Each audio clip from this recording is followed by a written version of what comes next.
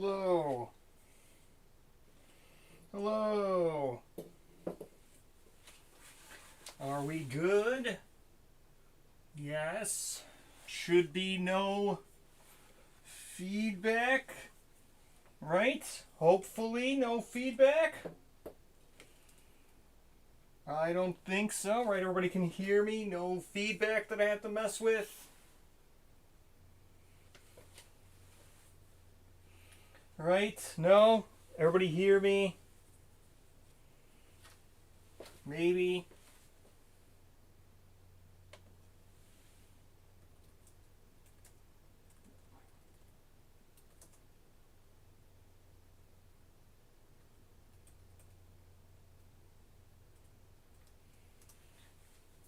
All right.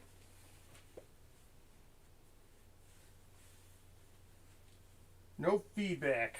Well, quiet? Yeah, I wasn't talking.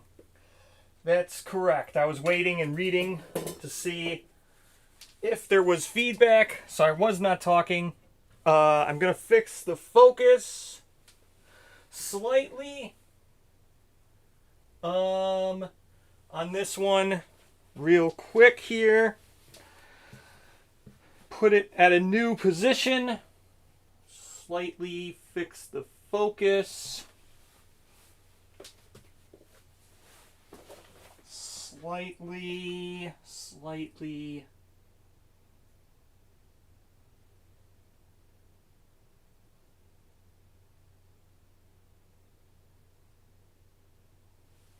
So maybe there. Looks pretty good.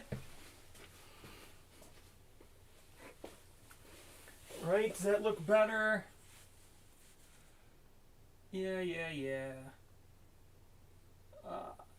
that looks better. All right. There we go. Hello, everyone. Whew. So, I'm going to start right where we left off. We have to do Fiend for Pariah. Then we'll get right back into it. But, let me quickly talk about something that I did with Hunt 65. So, Hunt 65 is the statue where you're told to make a new survivor, and they get all the milestones and stuff up to age, and they get a weapon specialization, and they get like understanding and stuff. So if anybody's wondering why I gave aluminum a philosophy, it's because it says that you're supposed to do all associated milestones. So that's why I gave him philosophy. It's not because you adopt philosophies when you hit the milestone. It's because specifically that was Hunt Event 65. And why they got a philosophy on the hunt. Because you're supposed to do all associated milestones. I don't know if that transfers to philosophy. I've never asked. Because the hunt events were made before philosophies. So I guess I've never asked Taste if you're supposed to adopt the philosophy right there. But it says you're supposed to do all associated milestones. Like, they have specialization and stuff. So, I don't know. I've always done it where you just give them age 1. Like, right away. And you roll on it as soon as you make the person. But either way, that's why. I saw comments asking why they got a philosophy on the hunt. That's why. That's a Hunt Event 65 specific thing. If it's wrong, well, I don't know. I don't know.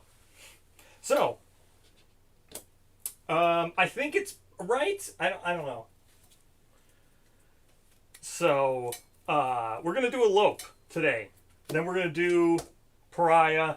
Then we're going to do some Goth stuff. So, let's do our return. I didn't give everybody their Hunt XP, so I got to do that.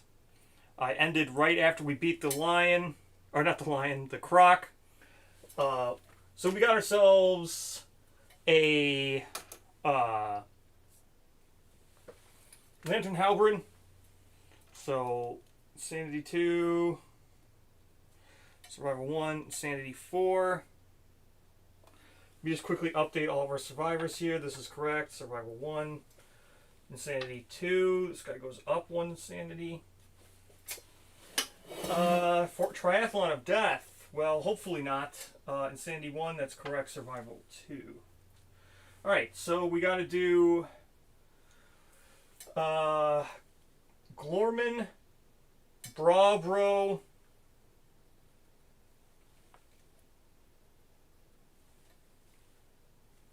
and Glorman and Brabro need to do a philosophy, and Brawford needs to do survivalism 2. I forgot to mark down the survivalism, so it's 3 then 3. So 1, 2, 3. Okay, so we got 2 people who need to adopt, 1 person who needs to go to rank 2. Good. Alright. So, let's clean up all this. Then, what are we doing?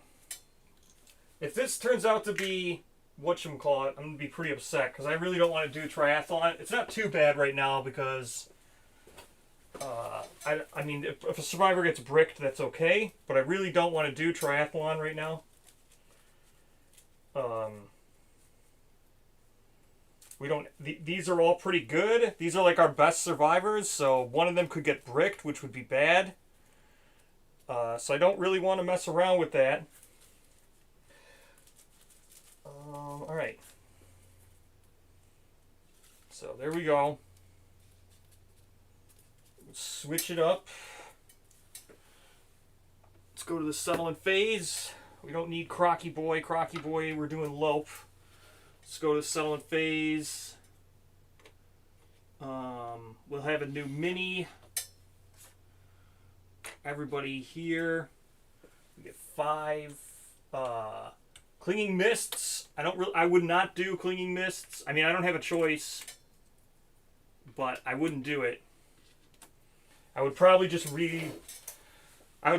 I would cheat. If we get Clinging Mist and it tells me to do a new settlement, I would cheat. I would legit cheat. 7th card. 1, 2, 3, 4. Oh, it's worse. Heat Wave. This sucks. Any returning survivors with heavy or fur gear have heat stroke and made out to part this lantern year. Croc stuff is not heavy. Hammer is not heavy. Oh, good. We don't have any heavy stuff, so all these people can depart. Heatwave prevents science and education, which sucks. If you depart with heavy gear in your grid, survival 0. So this is fine. Actually, everything here is really good. If we had fought in the Lope, that would have been bad. Heatwave before Pariah would have been really bad. Alright, so let me grab the Pariah book and let's do the Fiend. We're fiending it up. Fiending.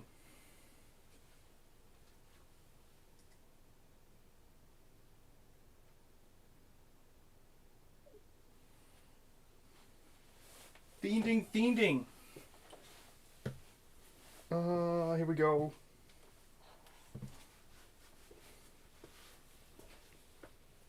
Here we go. All right. Didn't you finish the strain for Lump of Atnus? I actually don't own Satan, or whatever. Christmas Satan. I don't have. Or no, I do have Lump of Atnus.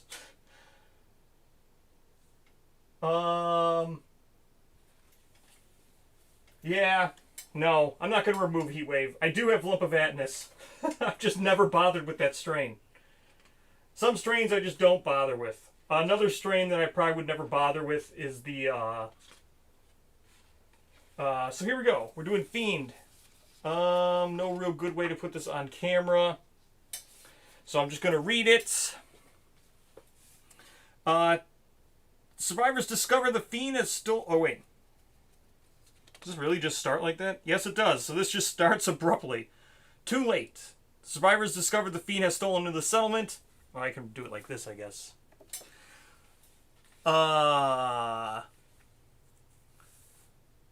It trembled their indignant anger, raising the... its pitiable gaze. In the heartbeat of the hesitation, the fiend leaps into its heart. Rage evaporated, leaving the survivors stumbling over one another to offer sympathy. Suffer -1 population. Nominate a survivor to flinch. They gain codependent. So we'll do that. The fiend begged for sanctuary, delighted in the secret at the enthusiastic welcome, even as it grew fat on their bottomless generosity. The cruel parasite continued to gaze, sightlessly searching the darkness. And gorged on the settlement's meager resources, the fiend remained restless. Soon it soaked away, magnanimously leaving its poison gifts of thanks. Archive 2 resources, so we'll do that. We got to kill someone. I'm archiving a skull and probably the lonely ant. That's probably correct. I'm just doing this off the top of my head, but it's probably going to be skull and lonely ant here. It's definitely going to be lonely ant, but this is so ridiculous. So, let me see here. With exaggerated kindness, the Pariah offered the settlement a gift and instructed them to use it. By stroking the jagged edges just so, the lacerated fingertips poured blood into the ornate bowl. The bowl sang with plaintive secrets, I mean. Not plaintive, or plaintive. Gained precious fragments and implanted memories. Any survivor with 9+ understanding attempts... I don't have anybody with 9+. The monster takes an effort to resist and kills them. Nominate a survivor to receive the poison chalice. Monster Statistic game begins. Add the following to the settlement timeline. Nemesis Pariah 1 to Lantern Year 4, 16 and 22. Gain the bow scab, halberd scab, knife scab, maul scab, sword scab patterns. We gotta nominate 2 survivors here. So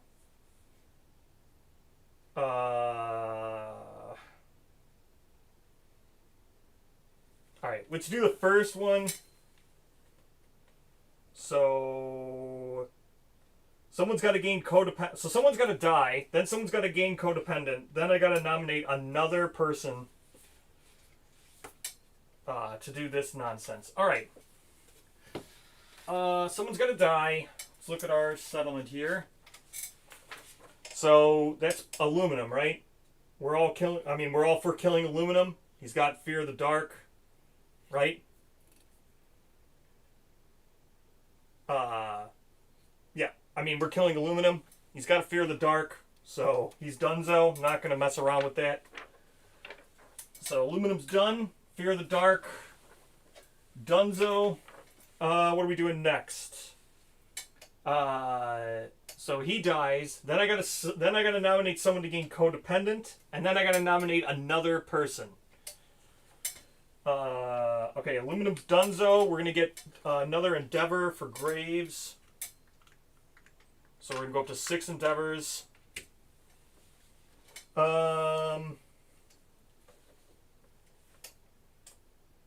Mop was good. Glorman's good. Brawcroc was good. I guess we're gonna go Brawism. I know Brawism. Okay. Your Brawism's gonna gain codependent and then also take one of these things. Probably gonna take the fletching.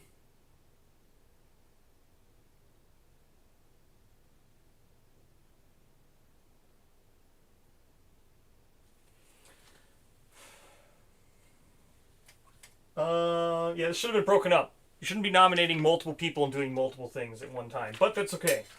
So what are we doing here?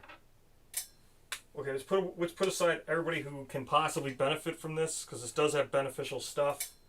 So Bucket is our savior. Everybody praise Bucket. Brawcroc is good. Everybody praise Brawcroc. Actually, Brawford is also really good, so everybody praise Brawford. This person, so Glorman also needs to, pretty much all these people, so Brawbro, Glorman, they gotta Oh, this is just ridiculous with arcs. Okay, so Brawl Bro, Glorman, I gotta adopt with them. Brawford needs to level up, so I can't mess with him. Brawcroc is gonna also level up. Bucket is amazing. She can't get any more disorders. I'll read the gifts here in a second. I still gotta figure out who I want to give Codependent to. Because Codependent kind of sucks because I kind of want Tinkers. So Codependent also kind of sucks. I'll grab Codependent. Or here's what Codependent does.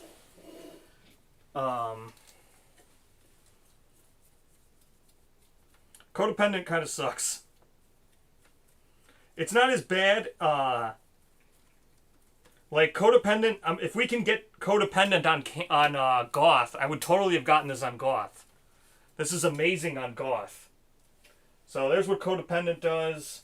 I'll do the gifts here in a second. You cannot gain understanding except from Pariah. That's what Codependent does. So they're just not going to be able to gain understanding. So that sucks. They'll never become Tinker or anything. So pretty much whoever I give this to kind of bricks them. Kind of. Not that much, but kind of. Probably going to give it to Brawism.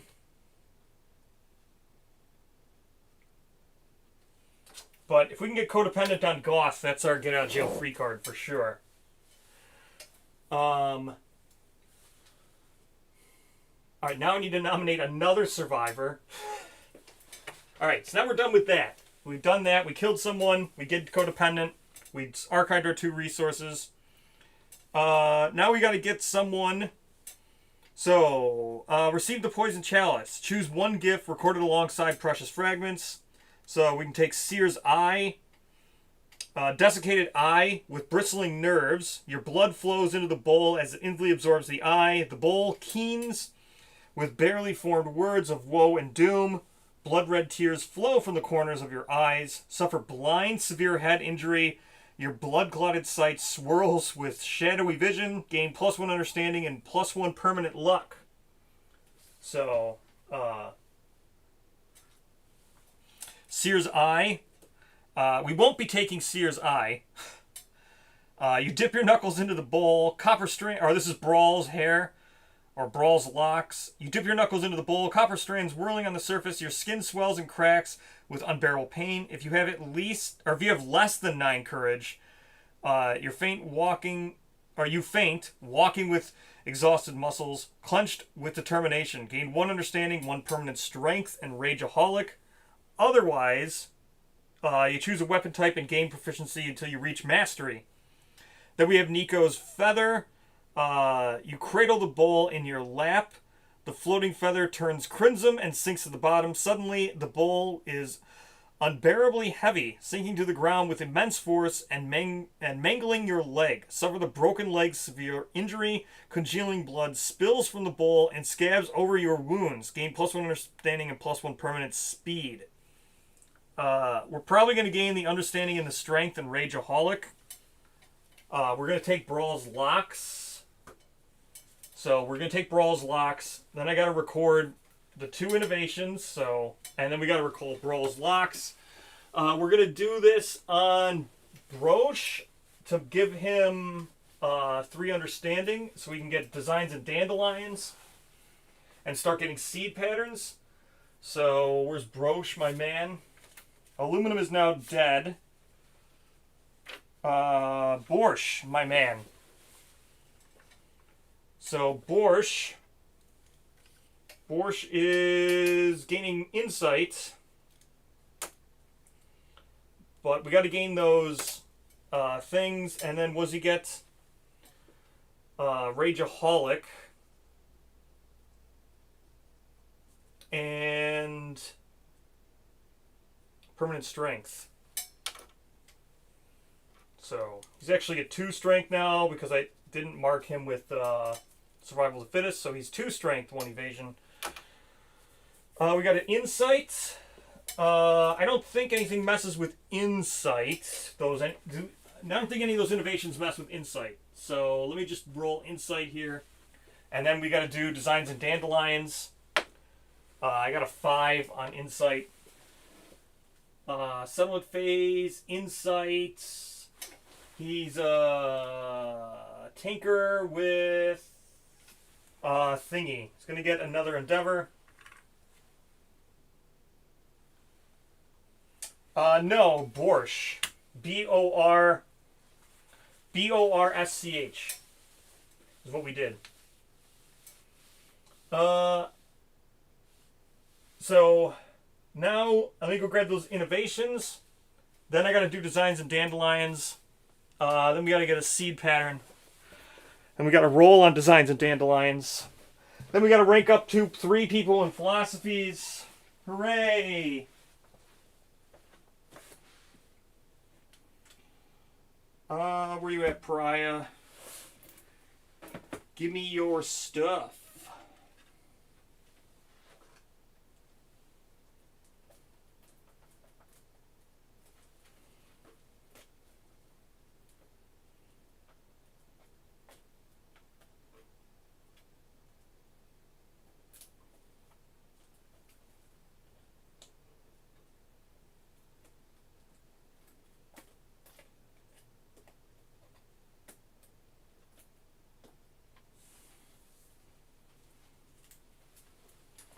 Okie dokie.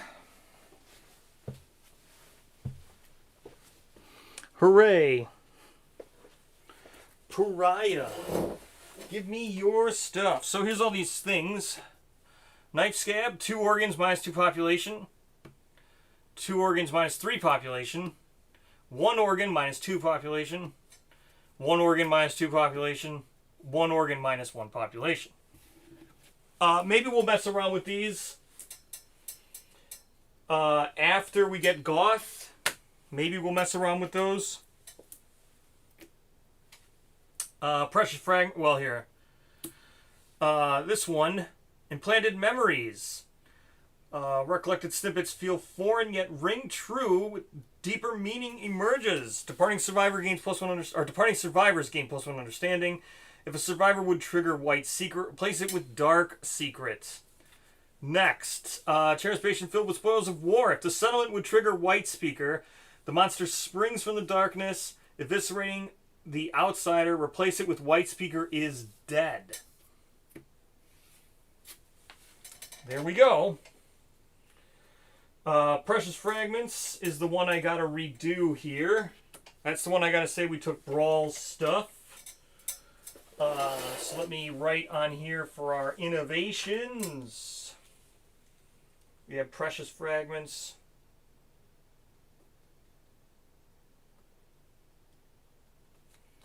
Brawl. All right, there we go. Departing survivors, they get +1 understanding now.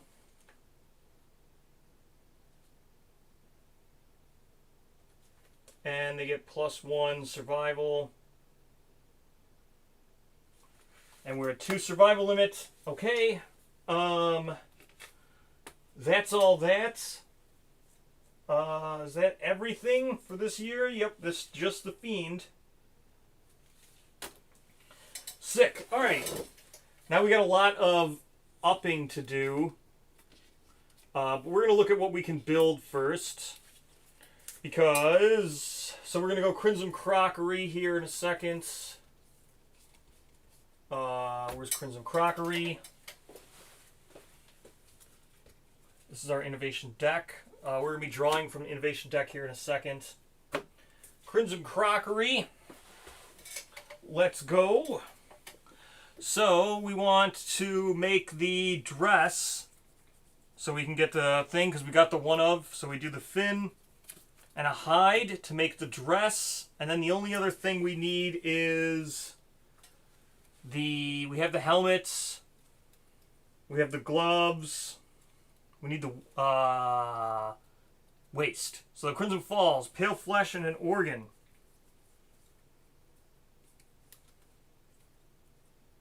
Right. So we could make that. I don't think we can make it because we're going to make the saw. Maybe we can make all of it. All right, so we're making the dress. Let's make the saw here. Crimson bone and 2 veined glass. So we have 1 veined glass we got last time. And then in our storage, We have another vein glass and a crimson bone. So we'll make the saw. Yep, so we're making the saw. Make the saw, make that. The only other thing is... Yeah, so we're one organ short, but I guess we can save the pale flesh. So we'll save the pale flesh. We'll go hunt a Lope level 1 and use one of the Lope organs to make the rest of the croc set. And then we'll innovate. Then we'll innovate with the flat vein. So innovating with the flat vein bone hide organ. Alright, so there we go. We'll spend these 3 to innovate, so these are spent, leaving us with a scrap and a pale finger. So let's innovate. Oh, we gotta do designs and dandelions too. Oh my gosh. Alright. I forgot we had to do designs, dandelions. But let's innovate first. Then we shall do designs and dandelions.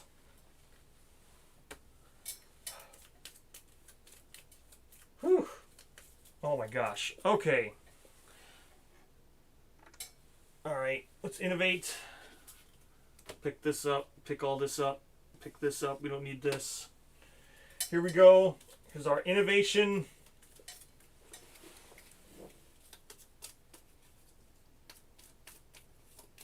We'll spend one of these. There we go. We spent it. That one. That one. Oops. Oh, well, this is easy. It's not easy, but symposium or face painting. It's pretty simple here. We're going symposium. I mean, face painting's great, but we're going symposium. Designs and dandelions is triggered from insight. We already did insight, and I got an extra endeavor. So, we're taking symposium. 100% symposium. Not even really a question here. Alright, symposium. Let's do it. I gotta add symposium things. Then we do drafting table because we just did this. Or, well, we gotta do designs and dandelions, but we got drafting table. We'll probably do this. We'll probably do drafting table. Let me do designs and dandelions now.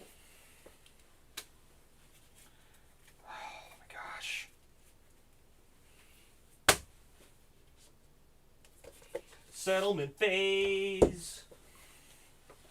Settlement phase, so very ridiculous. Alright, designs and dandelions.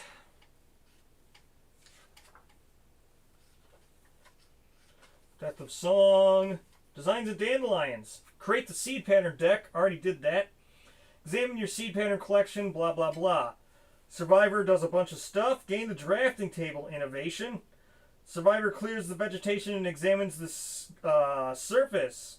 With a bit of spare cloth, they meticulously clean the table. I forget who did this. Someone did this. Oh, this is Borscht.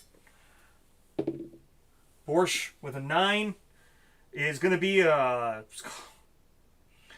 Okay, a 9. This is good. Gain 2 seed pattern cards and Mark of the Cyclops Knight. Mark of the Cyclops Knight. When you craft a seed pattern, gain +1 strength, +1 hunt XP. At 10 hunt XP, you leave the settlement. Alright. Well.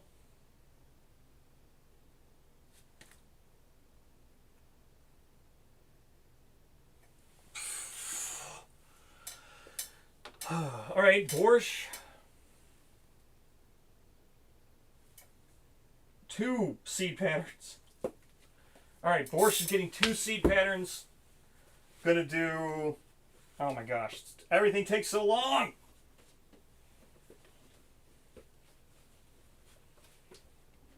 it'll be gifts when the sim automates all this stuff.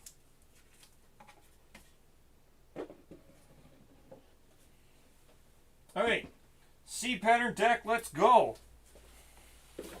Seed pattern deck. Seed pattern deck. Seed pattern deck. Getting 2 seed patterns. If we get the Aya one, this is going to be absolutely insane. Is Deno here? Oh my gosh. Deno said right when I said that. Deno talked. All right. This is going to be insane. Deno, if I draw Aya's spear, this is insane. Here we go. Well, we got one of the best ones in the game, but we didn't get Aya's spear, but we did get one of the best ones in the game, which is Armorsmith Tongs. Armorsmith Tongs is insane, and it's so cheap. Yeah, I think we might make Armorsmith Tongs. Bravely Pumpkin, I don't think we can make anymore. Oh no, we can, because it has Graves. We can't make the other one. We can't make Hollow Link, but we can do Brave Link. Yes, it's an axe. I meant yes, it's the halberd. It's actually an axe. Oh my gosh, we got Armorsmith Tongs. Oh my goodness. Okay. We're definitely going to be trying to make Armorsmith Tongs. We don't have enough... Well, we don't have enough Broken Lanterns. Yeah, Bravely Pumpkin is good. Yeah, it does. It turns the halberd into an axe. Even though the halberd is an axe. The halberd's both. It just removes it from being a spear and turns it into both. Alright, I gotta go get all this stuff now.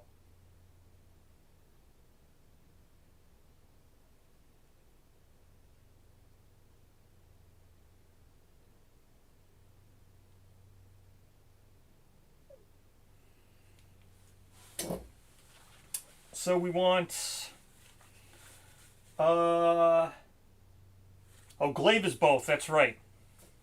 So it's only a spear and it turns it into an axe, that's correct. So what did I say here? So we spent this all to innovate, so I can clean all this up.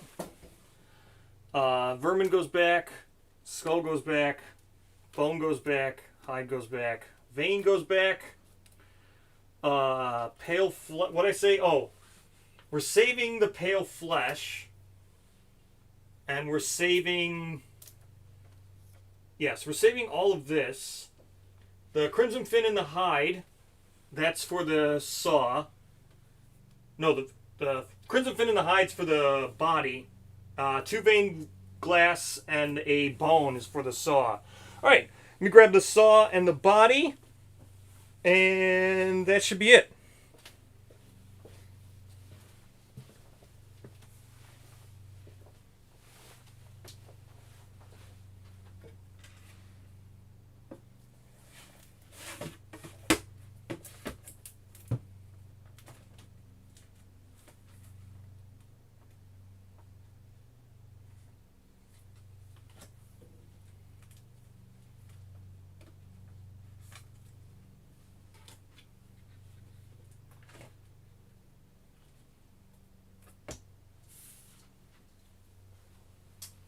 Wish I had that luck charm, because now I could activate it with the saw.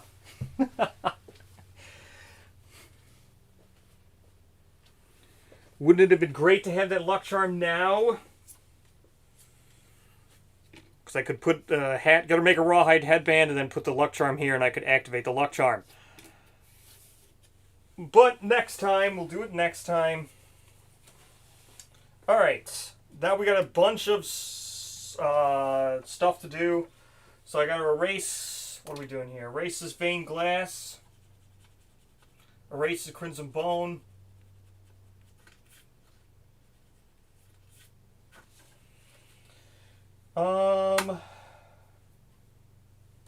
Alright.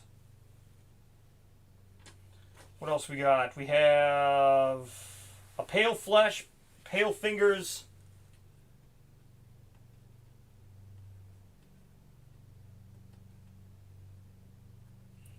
Pale Flesh, Pale Fingers, and a Broken Lantern. There we go. This is all recorded now.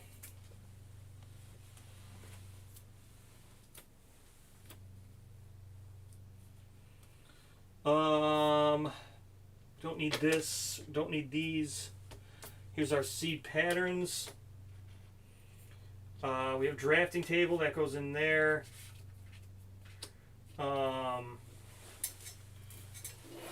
What else are we doing? Oh my gosh. Well, now we got to do a bunch of endeavors. We've got Symposium. I got to grab the Symposium things. Symposium consequences. Oh my gosh. All right, let's do Brawford. Survivalism rank 2. Let's go Brawford. Survivors and their tools are feeble. No one and nothing can protect you. So you give into fear. Electrifies your exhausted body. Gain +1 Lumi and roll 1d10.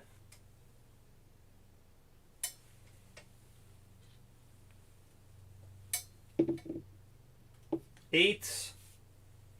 Man, almost. We got Death Sense, which is absolutely amazing. So, gain Death Sense. Death Sense is really good. But I kind of want to tumble if we were going to make any of the Black Knight stuff. But that's fine. We don't need tumble. We can get it eventually. Death Sense on Brawford. He's going to get rid of... Obviously going to get rid of Hunger 2. So Hunger 2 is gone. Goes Death Sense. I'll grab Death Sense in a minute. But Death Sense is absolutely amazing. Especially on the Rawhide guy. So that's going to be absolutely nuts. Next, we have... This is Bra Bro. So, Bra Bro. Here we go. From left to right. So we only have 4 cards. Let's go with this. Left to right.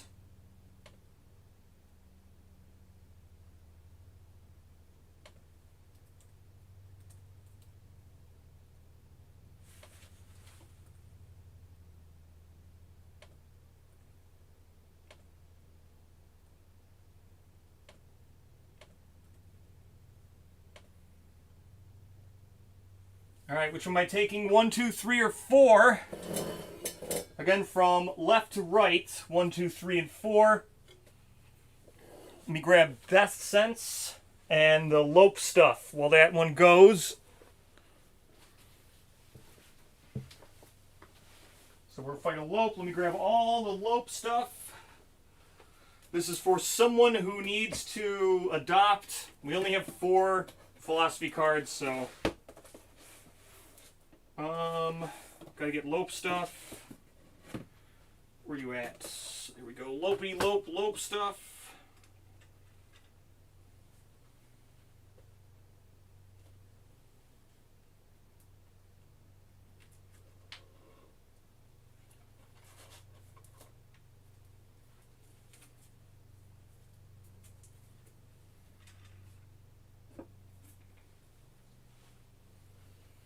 All right. There's all the Lope stuff. And Death Sense. Death Sense.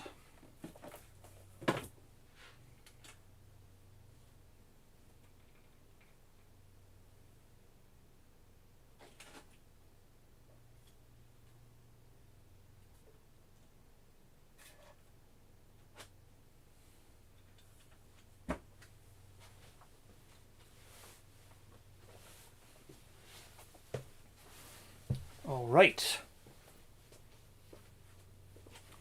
So there's Death Sense. It's just a theory, and we need to dodge 8 times. So Death Sense goes into the deck. Probably not going to want to get it with anybody right now. But we don't even have a forum, but if we had a forum, we wouldn't want to be getting it right now. Wait for it to level up. Oh, right, let me end this poll.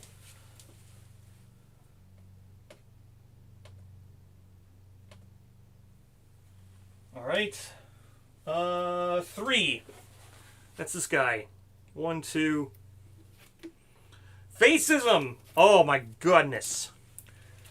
Good job, chat. Good job. That's the best one to get. I would call that a win. You guys win. That is a win.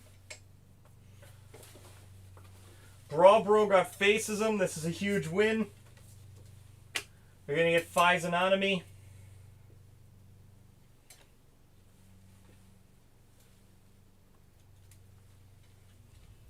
Or Physiognomy, whatever. Huge win. Where you at, bro? It's a huge win. Facism.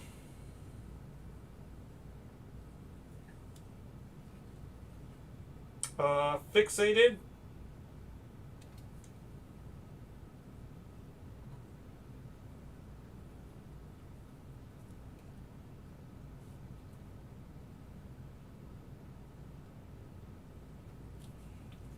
Okay.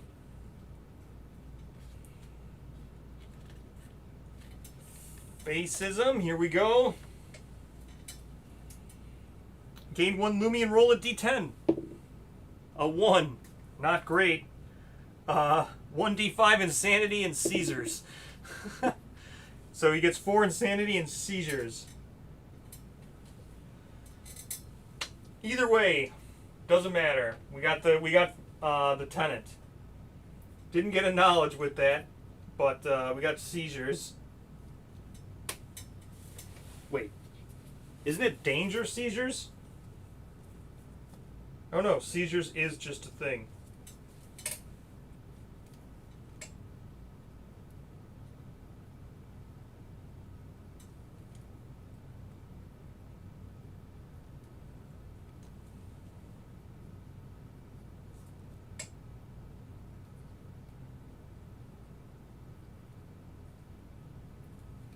All right. We recorded seizures. Good job, bro. He's got Physiognomy. That's definitely a good win. We got one more to do while I go grab Physiognomy.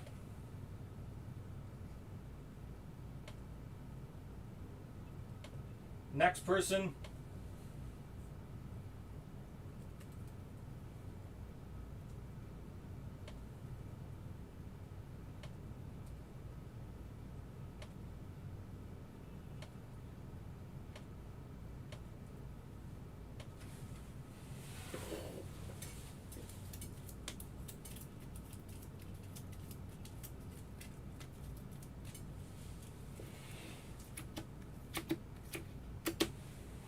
All right, let me grab Lope, and while I'm grabbing Lope, I'm going to grab Physiognomy.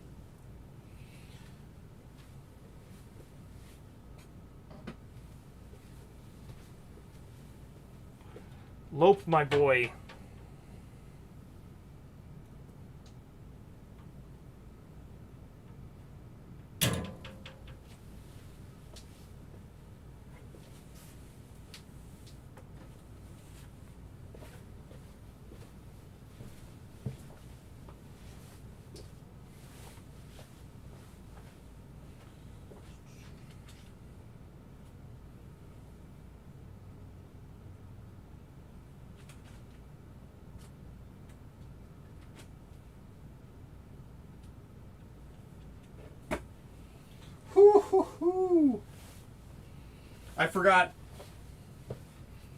I forgot how good Lope's about to be. Oh, Lope is going to be so good. So Physiognomy, observation is when you activate terrain. So some dude's about to run around and grab all that acanthus so we can level this up pyro just like super fast. You know, let's see. During the showdown, draw an additional terrain. Nope, we gotta fight Lope. So we're fighting Lope. I just got Physanotomy. We're going to activate a bunch of terrain, and then we're fighting Pariah. So we'll be fighting Pariah in about an hour. Give or take. Alright, here we go.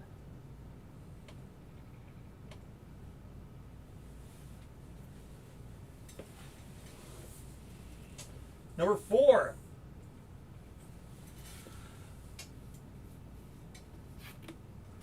Deadism. Let's go. Deadism. So Glorman has Deadism.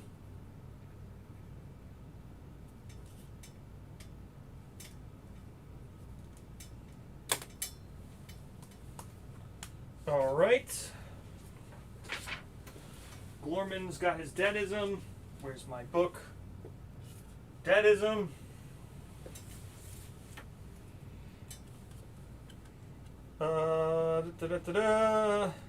Disembodied. You cannot gain insanity.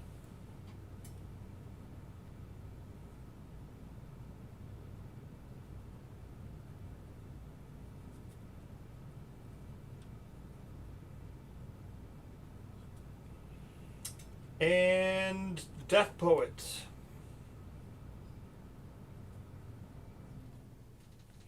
And let's roll.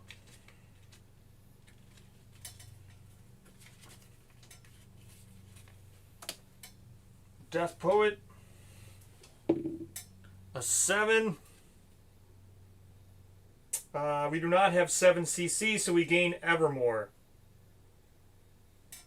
So I need to get Death Poet and Evermore.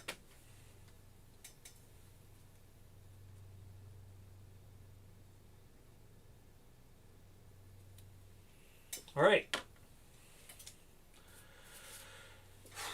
Death Poet, Evermore.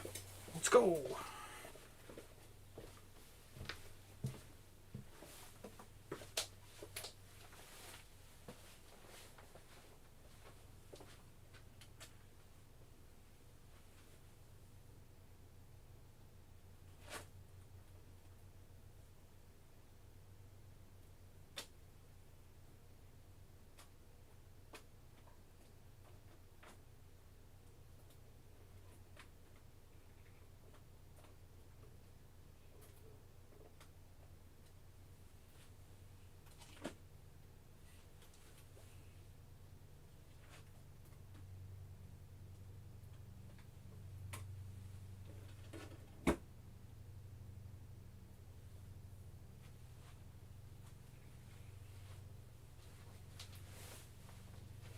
Okie doke.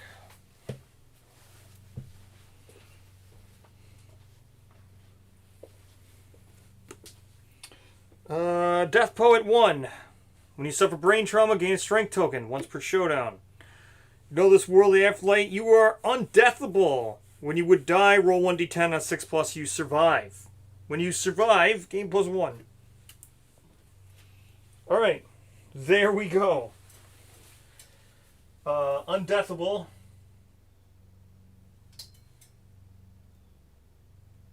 Ooh.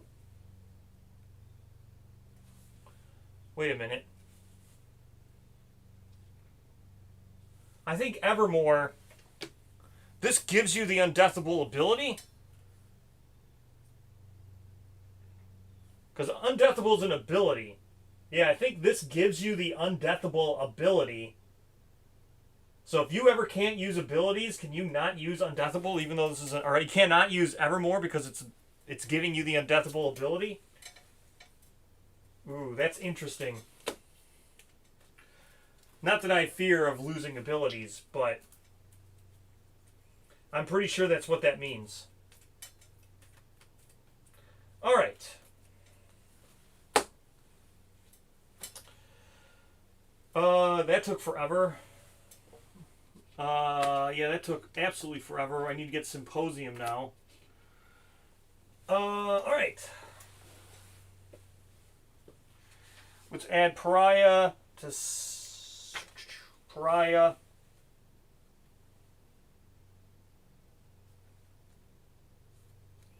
16 Pariah, and 22 Pariah.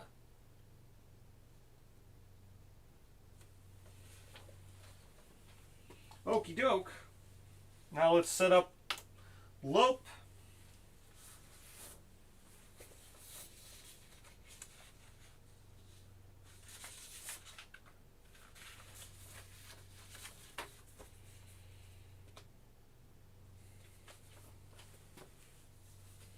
Do do do do do do do do do do do do do. All right.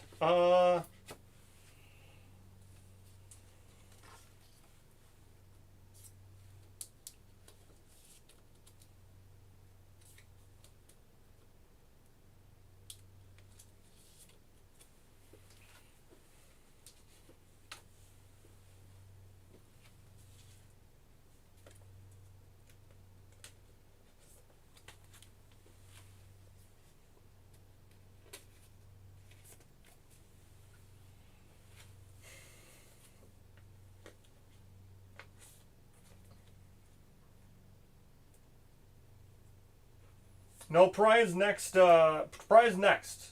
Like this is still only Lantern Year 3.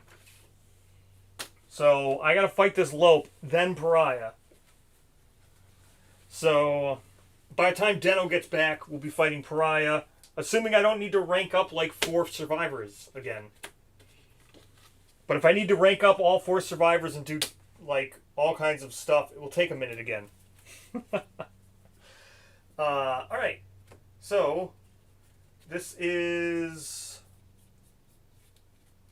So these are our innovations. These all go here.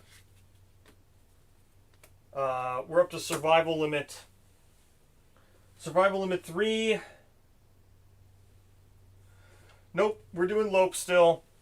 It takes forever to do arc settlements. I wish they would have found a way to make this faster, but I think they always play with 4 people, so playing solo is just not on the docket for them, which is fine. It is a 4-player game. All right, that's the end of that. We're gonna hunt this Lope now. I gotta clean up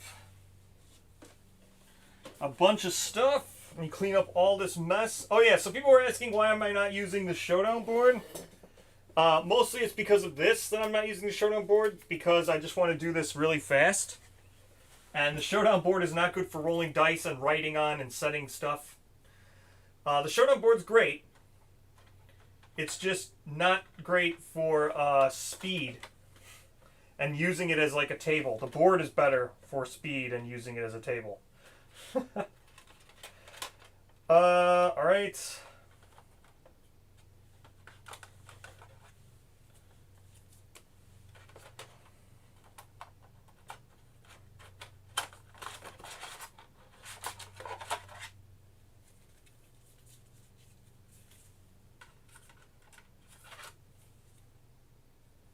I have not crafted any. I didn't craft any scav weapons yet. I will as soon as I get Goth. As soon as I get Goth, I'll try. Because Goth can't die. So, or well, she can die. So if I hit her with -1 population, there's no downside. So what I'm gonna end up doing, I'm gonna hit Goth with it. When I get Goth, I'll hit her with one of the -1 pops, and I'll keep hitting the Evermore people with -1 pops, and hopefully trigger Evermore. That's the plan. I didn't do it this time because I just want to kill this Lope and get onto Pariah. But that's the plan.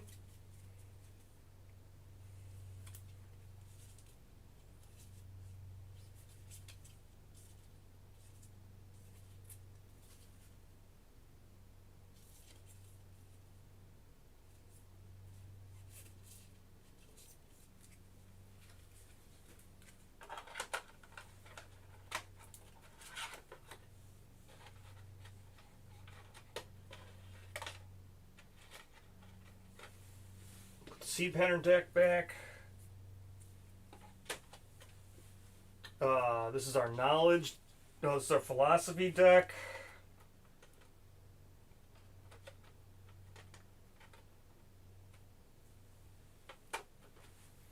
These are our knowledges. Well, the knowledges can stay out. These are our actual books. Alright. So there, I've kind of cleaned up, or not really. This has got to go all in here. This is our actual innovation deck. Which goes right there. Alright, now I've cleaned up. Okay. Let's get this out. Move this out of the way.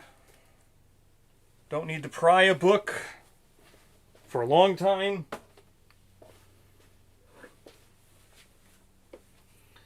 We got to figure out who's going out. It's probably going to be these people. Settlement events. Clean these up. Oh man, we got to spend stupid endeavors. Oh my gosh, I got to spend endeavors. What am I going to spend these stupid endeavors on? I guess I'm going to augur real quick. Oh my gosh, I hate settlement events. Or settlement phase. All right, let's just augur the hell. I don't care. I just don't care. Auguring with Borsch. So on a 7+, a 1, he's going to gain 1 understanding. Where's Borsch?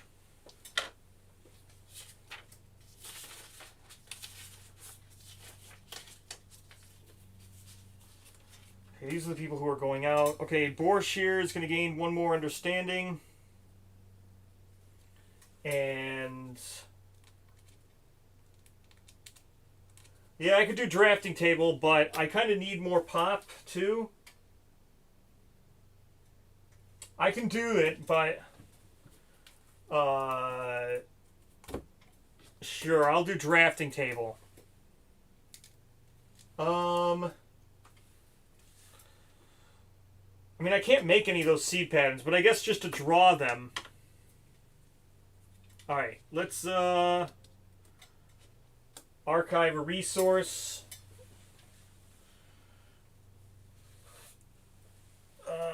Where the hell did I put my settlement sheet? Hold on, now I gotta archive a resource from this stupid augury.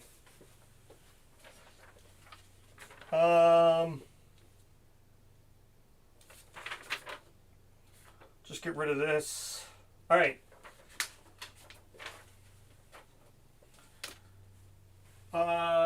Drafting table.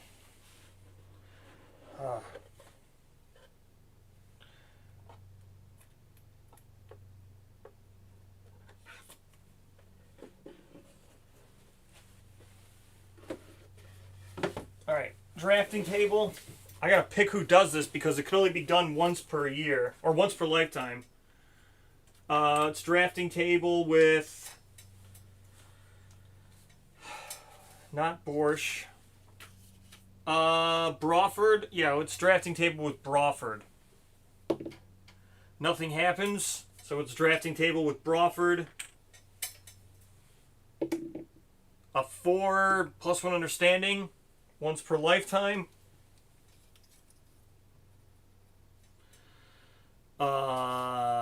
Table. Now I've marked down that he's got his table understanding. So we're done with Brawford. Let's go with... Oh yeah, I'm not going to let anybody hit 8+.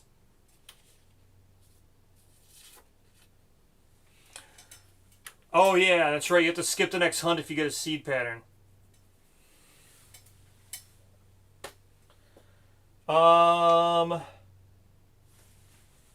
Let's go with some rando.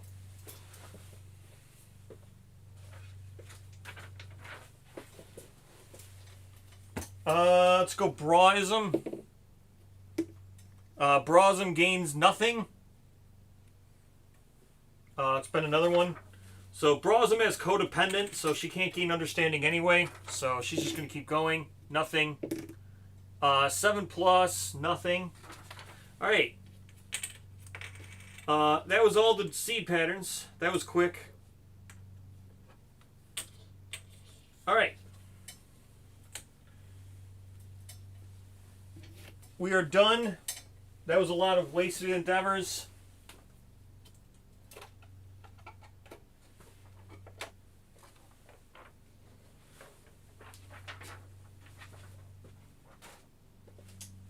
Yep, should definitely have done auger.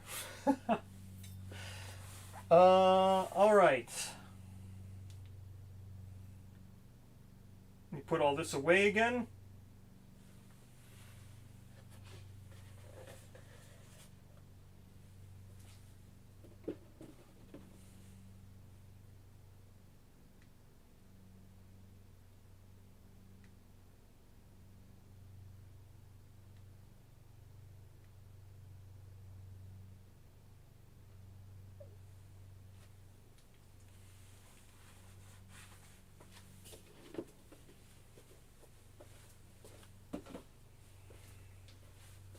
Alright, so we don't want crock stuff. We don't need crock stuff. These are all the scab stuff. Yep. Alright, let's clean up all this crock.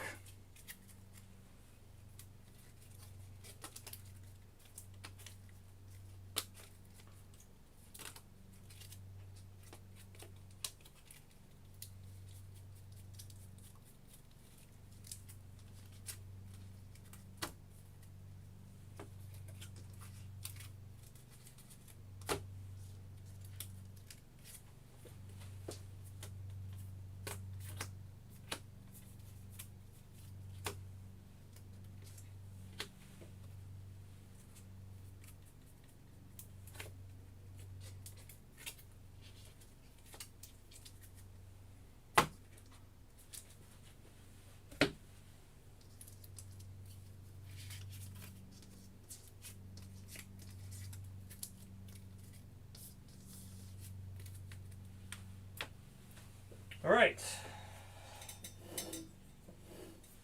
Let's go Lope-de-Lope.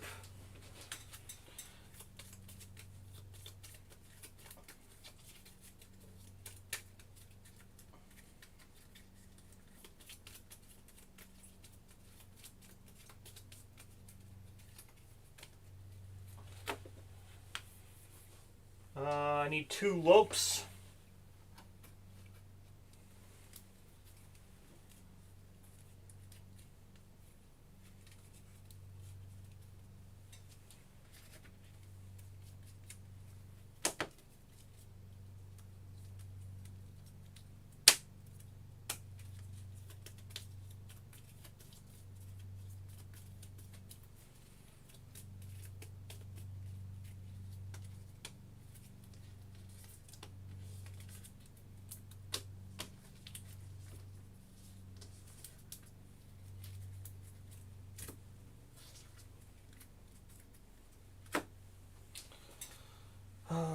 Okay, Borscht goes over here. Aluminum's dead. Aluminum can go over there. All right, here we go. Let's roll on the hunt here. Well, we need to switch people out. So we got Skrell the Scout, Crockbone Hammer, Rawhide. We got to switch people out. Who are we switching out? This I can switch out. We have a saw guy.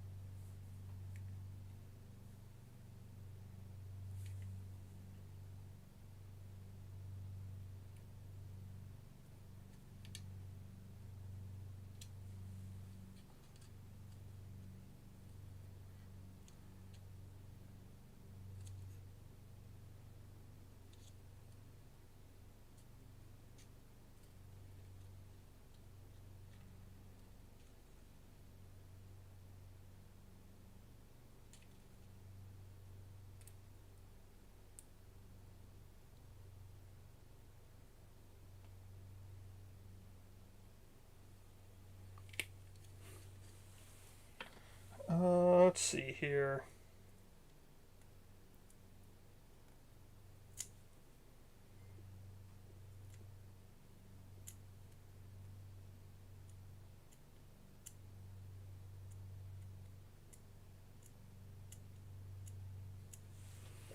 Alright, saw guy.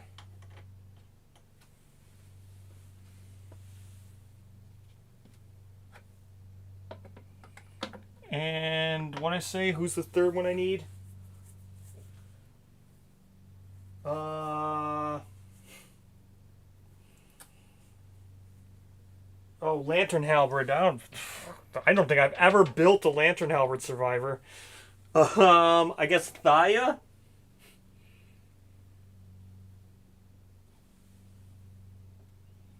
Oh wait, no, I have a Lantern Halberd survivor. I just haven't painted her yet. There we go.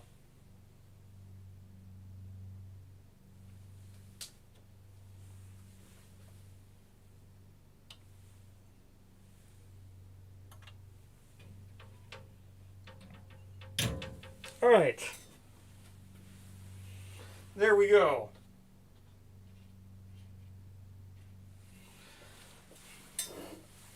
Alright. Let's figure out now who these people even are. So, oh yeah, so Rawhide Survivor's got to be Brawford because we got to dodge. Alright, Rawhide Survivor's Brawford, so we can dodge stuff. He's going to gain 1 understanding because we have that Pariah thing. He's got 3 survival because we went up because we got Symposium. And he's got 2 everywhere because he's in Rawhide. So we got to be dodging quite a bit. Next, we have...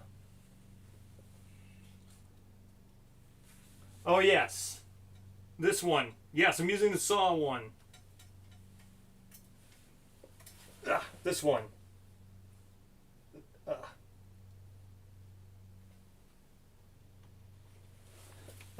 That was given to me by Califax, that survivor. Who do we use next? Bucket. Of course, we use Bucket. Bucket's going to gain 1 understanding. Bucket's got 10 insanity. 3 survival. And strength token. Because she's quixotic. And that is that.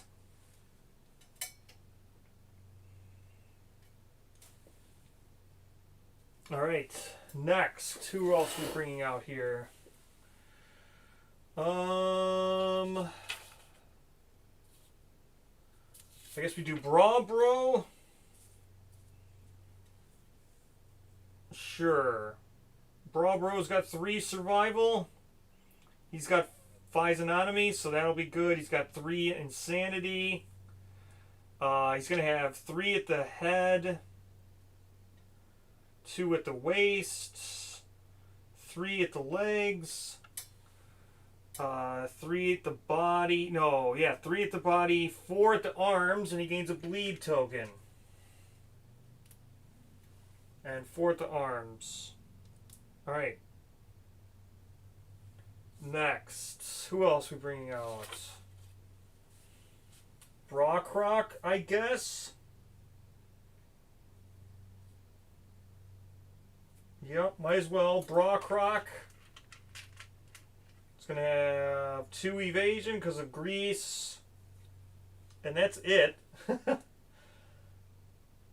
1 at the waist because of cloth. But that's it. On our... What do we got over here? Yeah. Scout will be Deadism.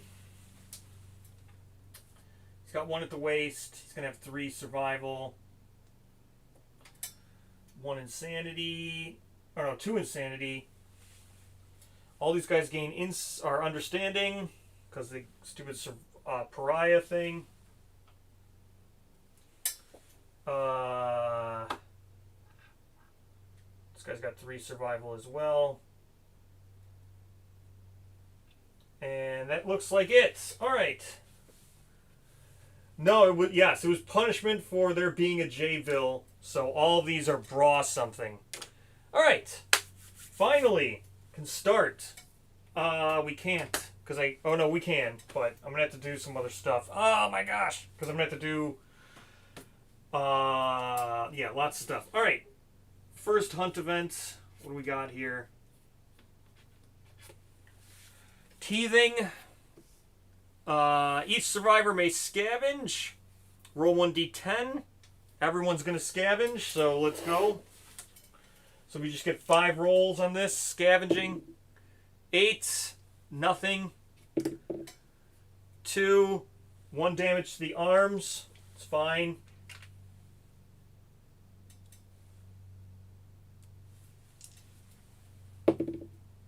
7. Nothing. 7. Nothing. 1 damage to the arms.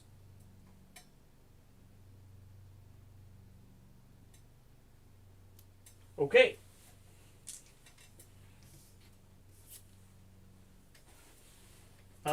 If no one scavenged, we did. Let's roll our random hunt events. Please not 65. 78.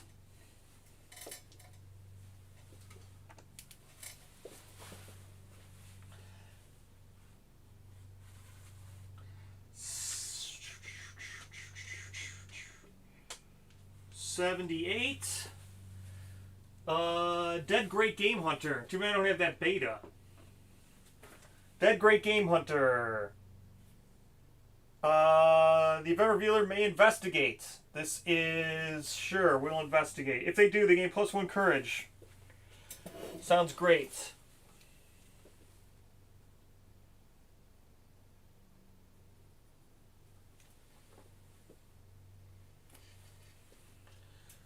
Alright. A 9. If the settlement has graves, +1 understanding. Great. And there we go. Last hunt.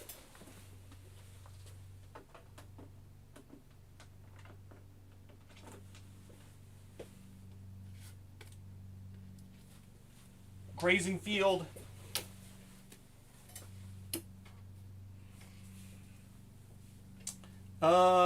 Each survivor may heal 1 location of their choice, restoring all injury and armor points. Okay. So the 1 damage we got from whatever. From that other one.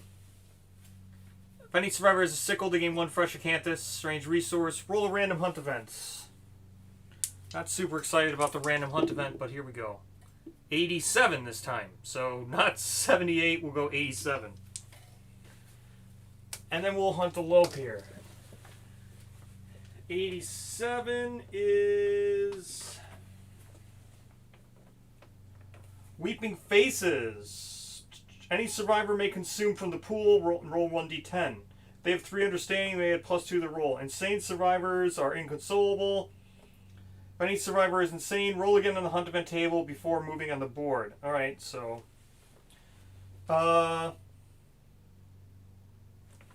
rolling again. No! 42. Oh no, am I about to get a Twilight Sword? Oh, I don't want a Twilight Sword.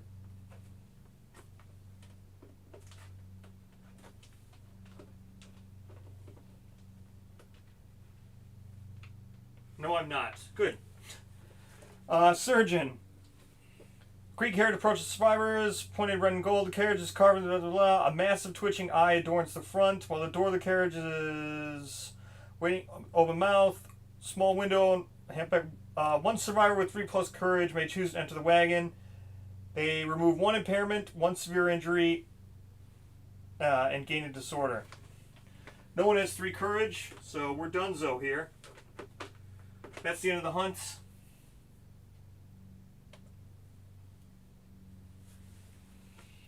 That's the end of the hunt. Let's set up for this Lope now.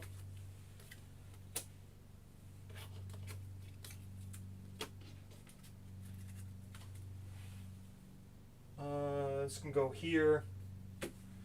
Hunt events can go here. We Lopin.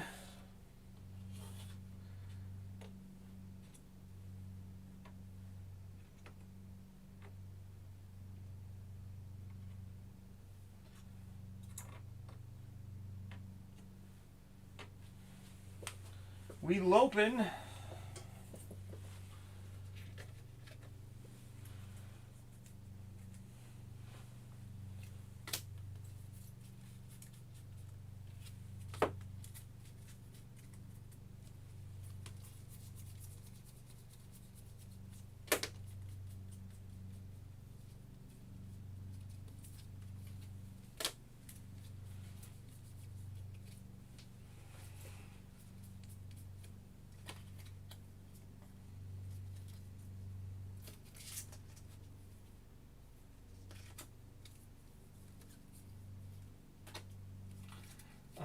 Just trample. That's all level 1's got. Got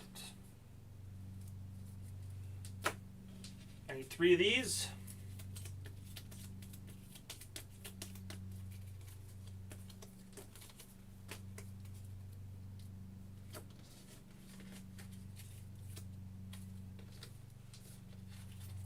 Seven of these.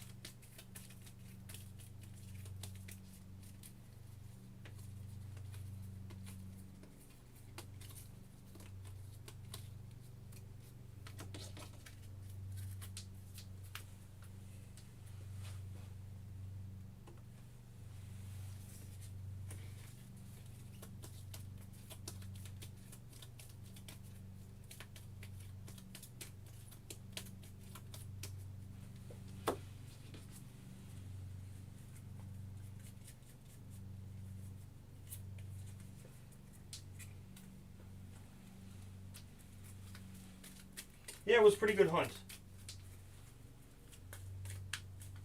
I would agree, pretty good hunt. I got to do a lot of setup here, though, because I'm going to have to draw extra terrain. I got to go get 6 acanthus. What else do I need? Do I need vermin? No, I don't need vermin. I got to get 6 acanthus.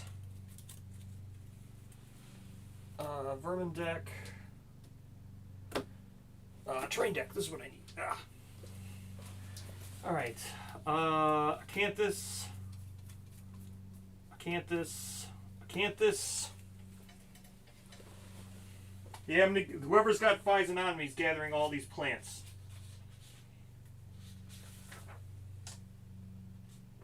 I do need the bug spot. 2 random terrain. Okay, so first I got to get bug patch. Got to pull that out. All right, now 2 random terrain, and then an extra one for Physonomy.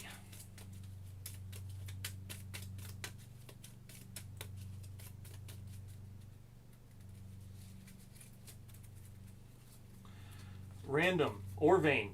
Random debris. Random for Physonomy. Giant stone face. Okay, that's a lot. I need 6 acanthus. The bug patch. Ore vein I've already got. Oh my gosh. Okay, giant stone face, 6 acanthus, bug patch, and debris.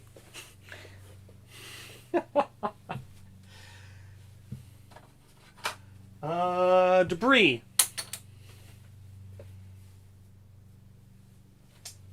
Giant stone face, 6 acanthus.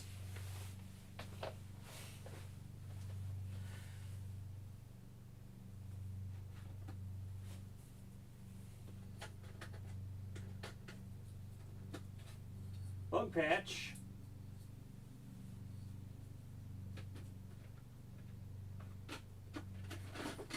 giant stone face, bug patch.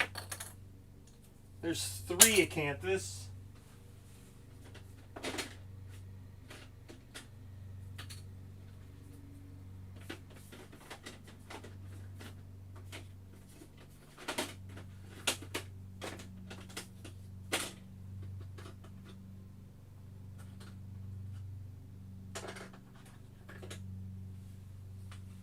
Six acanthus.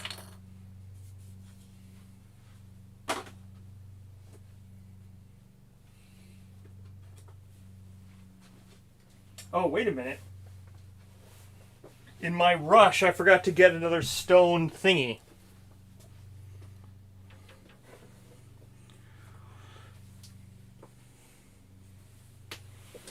I forgot to get the stone thing. So I'm going to use one of those endeavors to get the stone face or whatever from Outskirts. Stone, what is it? Hollow fate? Hollow stone? Yeah, I needed a hollow stone.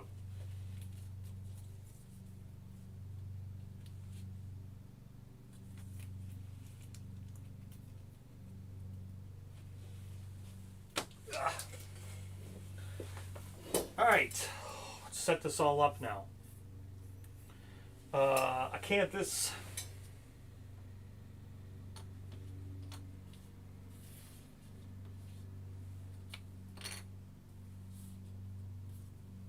Bug spot. I only need one of these cards, so I can put these other 2 back because I'm not drawing any more.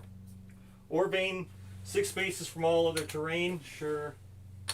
Here you go, Scout. Actually, who's got... Where is my Physiognomy person? Physiognomy person. Oh, it's the person with the saw. Ooh. Well, whatever. Physiognomy person can mess around with that. I don't mind. Oh my gosh, there's so much terrain. Okay, Bug Patch. Orvane. Debris. Set up adjacent to any board edge. Okay. Here.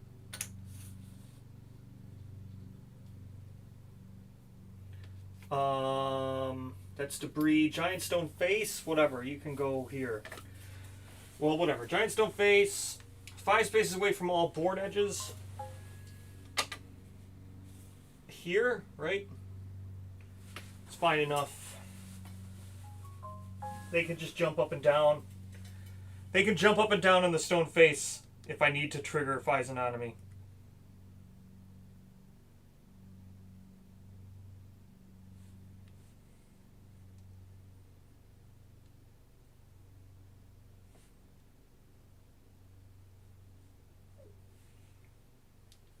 Alright. Let's go. That's a bunch. That is so much terrain. Wait for Deno for debris. What about for the Orvane? I'm not waiting for Deno for the Orvane. We're going Orvane right away. Alright. There we go. Let's go. First card. Closest threat in range. What's the range on this thing? I forget what level 1 is. 7 movement? 6 movement. 1, 2, 3, 4, 5, 6. Alright. Oh, wait. So, this is in blind spot. No one's there. Closest threat in range. That's no one. So, it's going to just graze. Graze is going to go here. Yomp. And that's that. Oh, here's Graze, if anybody wants to see Graze. Monster full moves to the closest Acanthus plants and ends its turn. If the monster is on or adjacent to the Acanthus plants, archive it, and it heals. But it hasn't done that yet, but that is one of our Acanthus plants, you jerk. Alright. Physiognomy guy. Well, Physiognomy guy is actually Califax's mini. So, Califax, you better, bring some luck. Look at that. Okay. Find nothing. Archive this terrain. Well. Alright, that is 1. Hey, we interacted with 1 terrain. Good enough.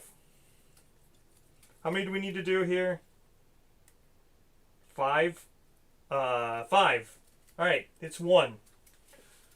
We're going to speed. No, we're not going to speed. 1, 2, 3, 4, 5. Alright. Next. Scouty Boy. Good job, Scouty Boy. 1, 2, 3, 4, 5. Good job. 1, 2, 3, 4, 5. Good job. 1, 2, 3, 4, 5. Good job. Who do I want to dash with? I guess I'll dash with the Lantern Halberd. Oh, wait.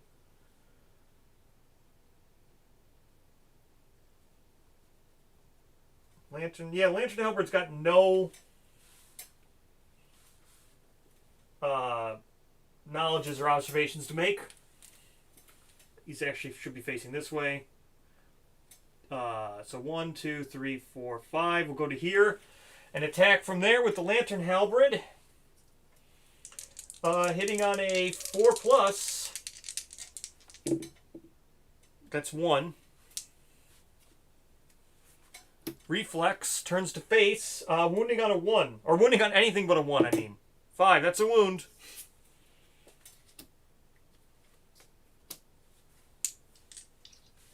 Lantern Halberd's probably going to tear this thing up, but what can you do? Lantern Halberd has 7 strength for everybody. And after attacking, I can move up to 2 spaces directly away from the monster, but I'm not going to.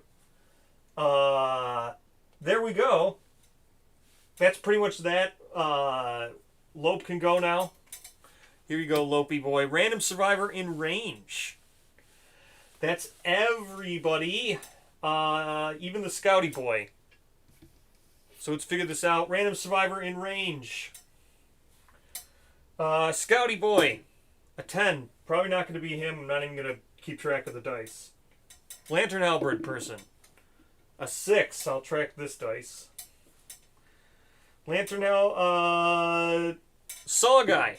A 2. Croc Bonehammer. A 2. I'm going to have to roll off there unless this person rolls a 1. They didn't. Going to have to roll off. Saw. 4. Croc Bonehammer. Saw guy. Getting targeted. Oh, wait. The reflex actually turned to face. There we go. Screaming antelope begins to stomp and snort excitably. A gurgled moans from its undermouth. Turn to face. And roll 1d10. On a result of 4+, we do. Target suffers 1 brain damage and is knocked down. In addition, if the target is insane, they are not actually insane. Because they're going to go down to 2 with the brain damage. So they're not insane now because of the brain damage. But they are knocked down. And we will encourage them. Encouraging with the Rawhide Survivor. Gets it back. Okie doke. Let's go here. And we will activate Acanthus Plant. A 9. Fresh Acanthus. Just going to put this here on Terrain Guy's thing. There you go. You've done 2 now with Physanotomy. I guess I should dash. I'm going to dash with Saw Guy. 1, 2, 3, 4, 5 to get him to here so he can do that next and then do the debris. So he's done 2 with Physanotomy. This will be 3, 4. So then he's got to do 1 more thing, and he'll be done with Physanotomy. All right. Croc Bone. Oh, no. We'll just attack again with the Lantern Halberd. 2 speed from where we are. Don't need to be in the blind spot. 2 speed, 4+. That's 2 hits. Figured we wouldn't need to be in the blind spot. Yep. Yep. Do the failure first because it's very unlikely. 5, good enough. It's a wound. Reflex. 9 might be a critical. It is not a critical, but that's still a wound. Reflex. If attacking with a melee weapon and a roll of 1 or 2. Oh my gosh! Oh my gosh!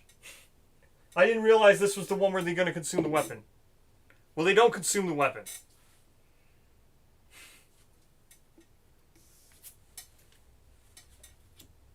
That was dangerous. I would have had to lifetime reroll that for sure.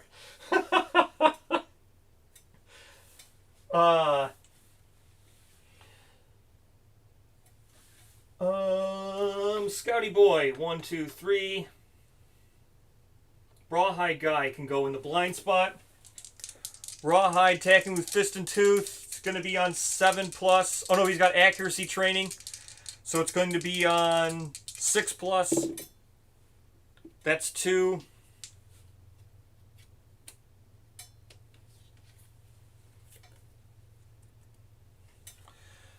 I'm going to do the super dense because it doesn't matter. So, critting on an 8, wounding on a 5, no, 6, wounding on a 6, critting on an 8. Didn't. Wounding on a 6, critting on an 8. Wounded on a 6. Wasn't a club or a shield. That's 1 wound. He's got 2 wounds under his belt for... Oh, no. This isn't strength training. Who had strength training?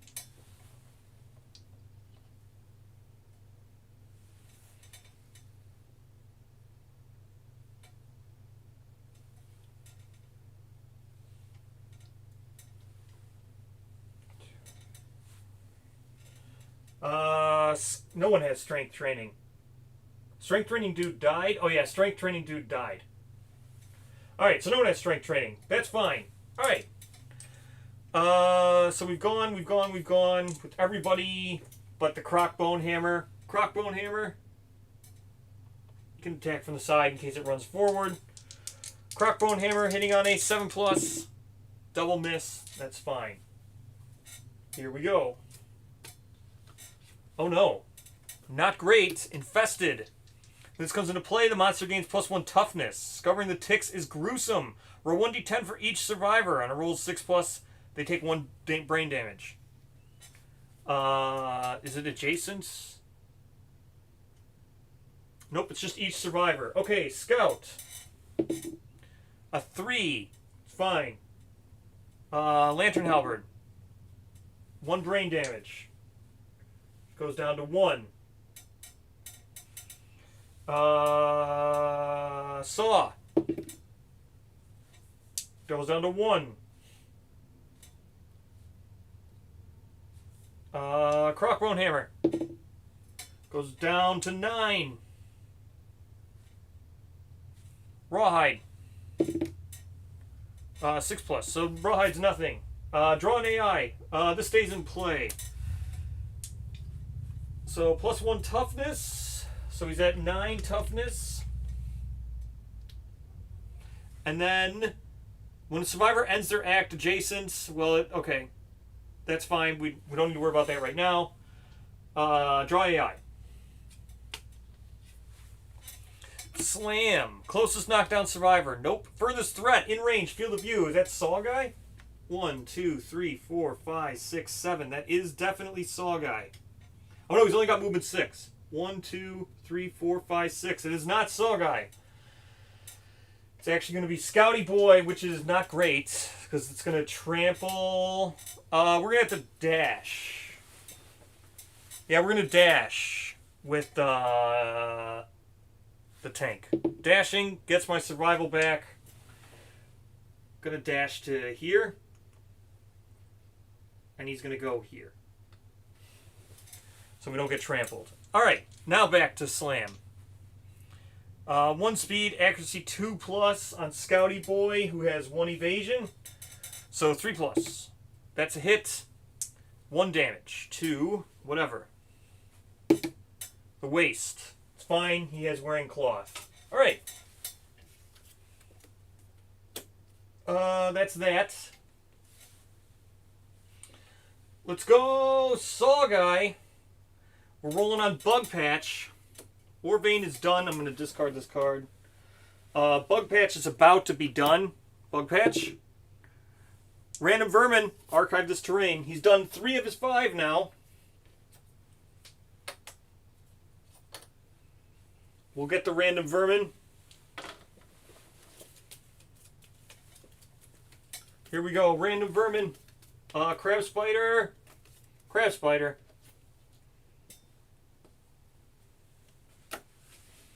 And he's going to move to here. So he can get debris. Putting him at 4. Alright.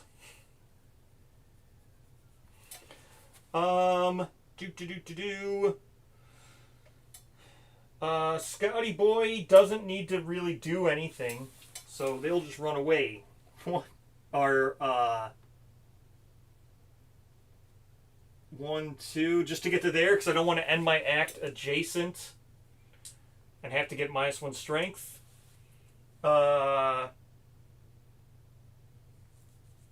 Start saving those 4 crabs. Yeah, maybe.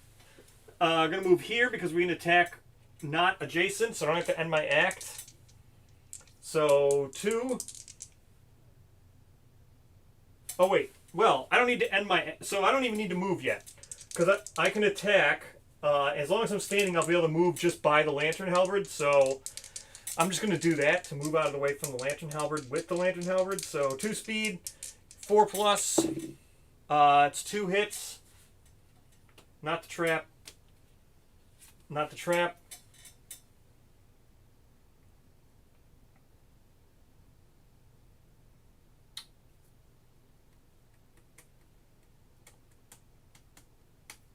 We'll do this one. This is going to probably happen. That's fine. It's going to get -2 toughness, so it is a 9 now. We're still winning on a 2+ with the Lantern Halberd. Doesn't matter. 9, that's not a crit, but that is a wound. 9, if the wound result is odd, gain 1 insanity. So, do the wound. We gain 1 insanity. She goes back up to 2. Next, again, still 2+ because it's at 9 toughness. Lantern Halberd has 7. She's got 1. She's got 2 strength. Still a wound. Doesn't matter. Only a 1 wouldn't have been a... this thing's almost dead. It's got 4 life left. I get to move 2 because of Lantern Halberd.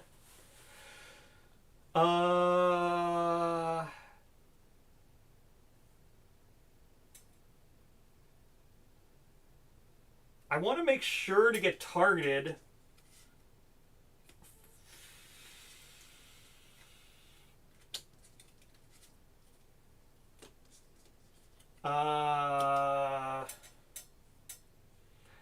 Should I get it down to basic? I think I might want to get it down to basic action.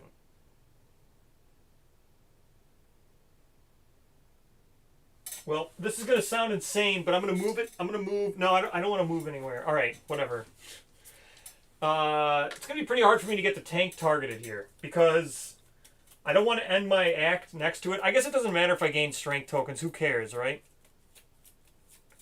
Do I want to move into blind spot so I can get attacked and dodge? I can't headband, because I just reshuffled the deck. I can't headband, unless I wound first. Or I just got done shuffling the deck. So all the decks, it was a discard. I can't headband. I need to wound to headband, and I don't have Surge. I think I can just pay. I was gonna move into the...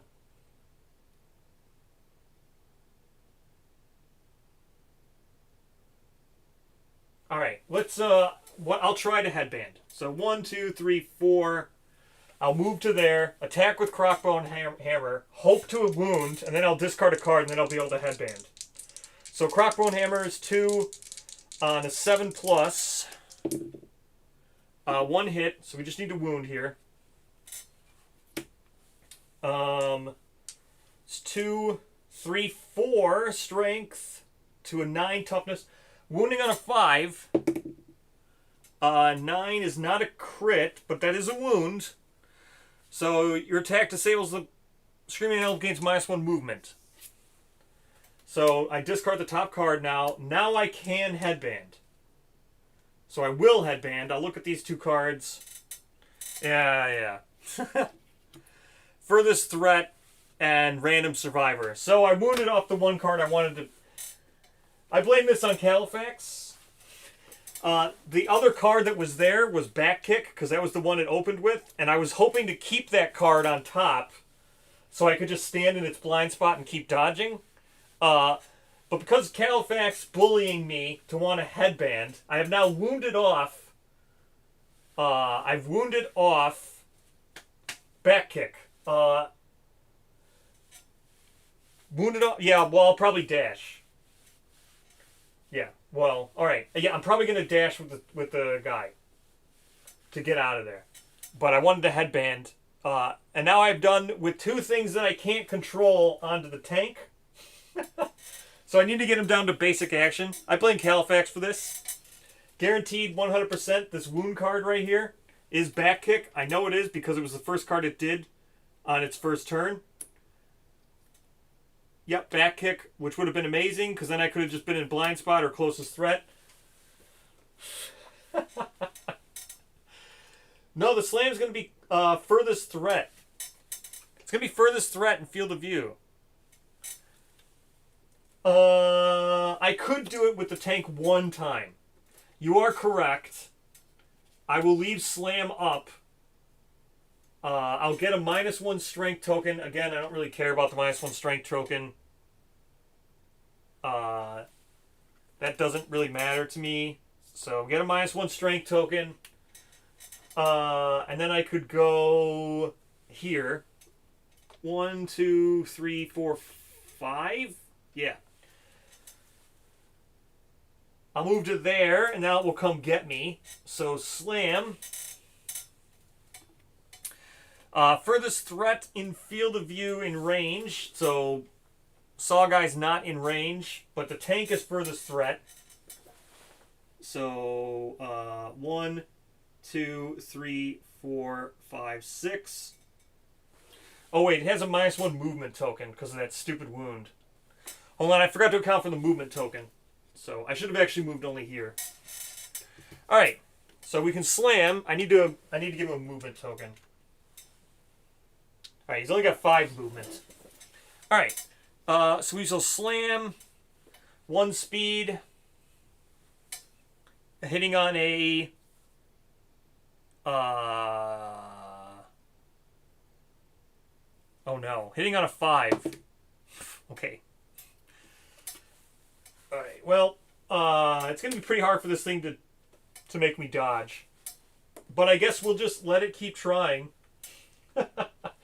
We're doing the debris. So Saw Guy doing the debris. An 8. Bone Blade. 8 is a Bone Blade. And we discard the card. That's the 4th. Fourth terrain interacted with. He needs to do 1 more. 1, 2, 3, 4, 5. He's going to dash.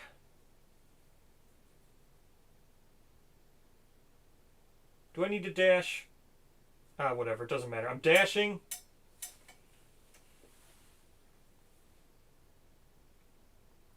Yeah, to there.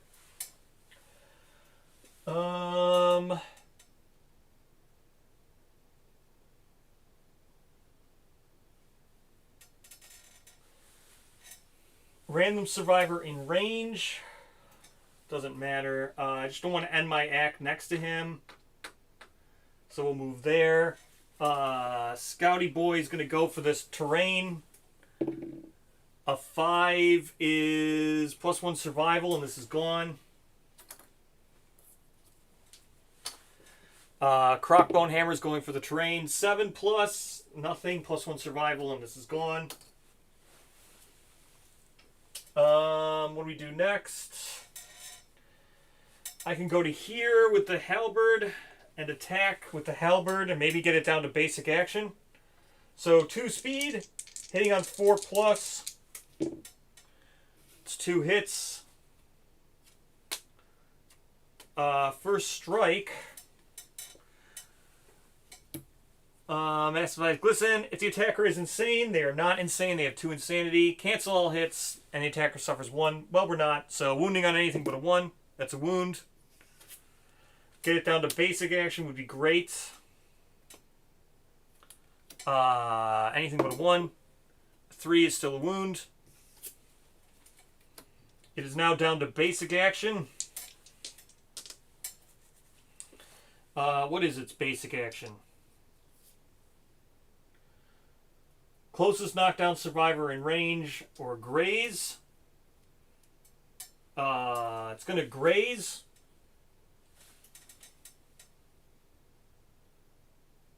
Oh, grazing's actually fine.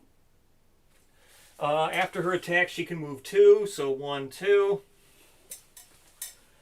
Grazing's fine because it's going to give me a chance to have something that I can get targeted with. So it's down to basic action. No one's knocked down, so it's just going to graze. Graze is going to move it to the acanthus plant. It's just going to be this one. And it's going to eat it and heal 1.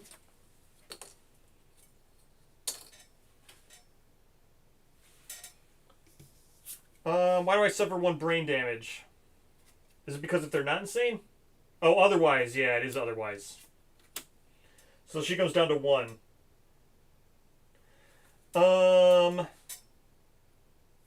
Heals 1. Takes the bottom card. Puts it there. I'm going to headband to look at this card. So this is what it's going to be doing now. Full move in the direction the monster is facing. This card sucks. So gotta wound that off. Well, anyway, we're pretty much done here. Saw Guy, a 3. I don't really care. Find nothing. Archive this terrain. Hooray! He's got Physiognomy 2 because he's interacted with 5 terrain. So that's that. We can end this showdown now. So let's go 1, 2, 3. Attack with Lantern Halberd. I missed. A 3 and a 5. So, okay. Attacks everything in the zone of death. I'm not in the zone of death because I attack with Reach 2. I actually failed. But nothing happens. That was embarrassing. Lantern Halberd didn't even wound it. Alright. I'll attack with Crockbone Hammer because I can move away. So 2 speed, hitting on 7 plus. Double whiff. I'll move away.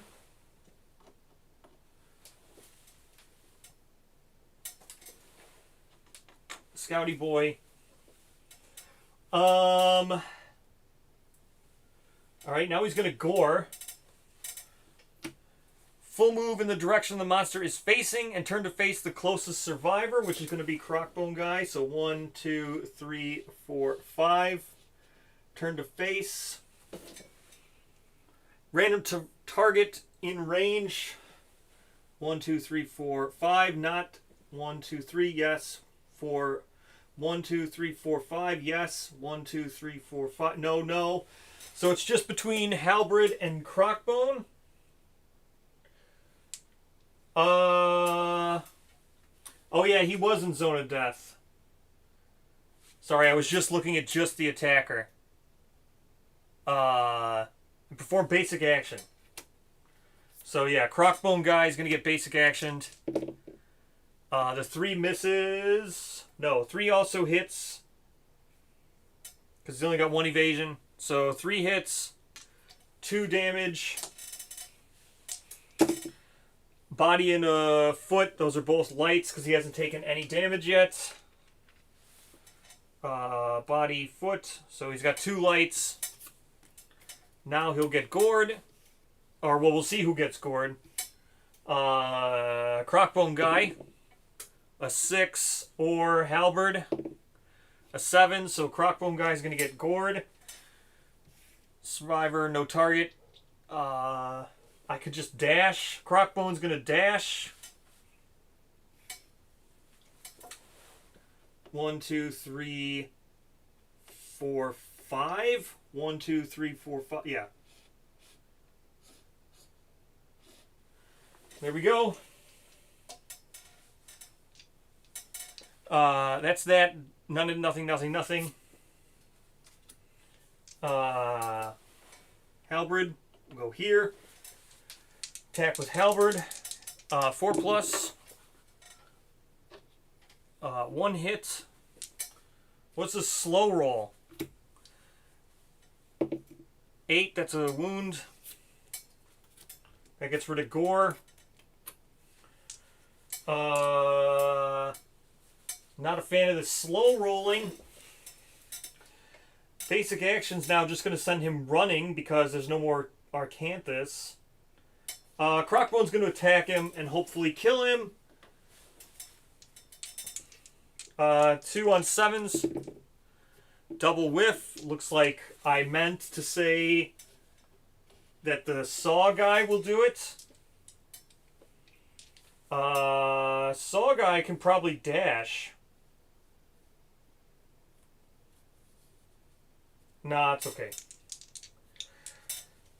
So Saw guy, 7 plus. That's 2. Please don't be trapped. Please don't be trapped. Okay. Nothing here. Clever shield, plus 2 luck. That's fine. What do we got? What do we got? So it's a 3. It's 6. Miss. 6. Miss. Gonna get himself a -1 toughness. Oh wait, no. What were those rolls? The 4 wounds. The 4 wounds. Because I forgot this is honed. He's got 2 strength. He's got +1 permanent strength, and then he's got 1 strength from survival of the fittest, which gives him 2 strength, which was 9 toughness would bring down to 7, but this is honed 3, so he wounds on a 4. The 4 was a wound. So the 4 was a wound. That was my bad. No, the 4 was a wound. I was just looking at it as 0 strength here, but I forgot that this thing's honed. So the 4's a wound. That's my bad. I was just looking at the weapon profile. And honed weapons have 0 strength. So that's the end of the Lope. Hooray, that's the end of the Lope. Yes, Deno, we absolutely destroyed this Lantern Halberd. With the Lantern Halberd, we absolutely destroyed. Got Phison Enemy 2 in one showdown because we did Lope. So, Phison Enemy 2, we're going to rank that up. So, Phison Enemy 2.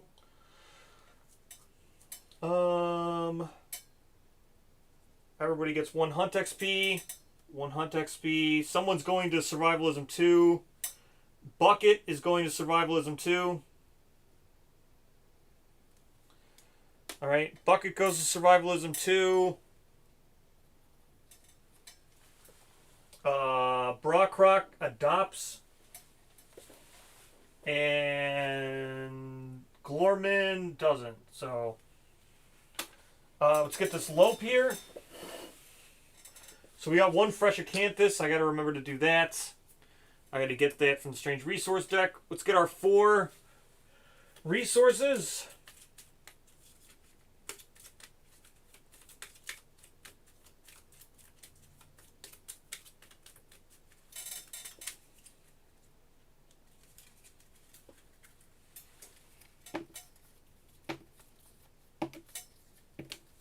Wow.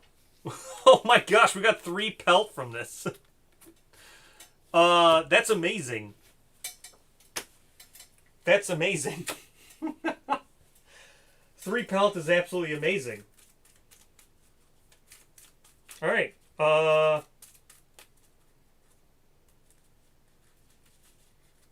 Is that all the pelt? Is there 4 pelt or only 3 pelt? I think we just got all the pelt. Alright. I mean, we need broken lanterns.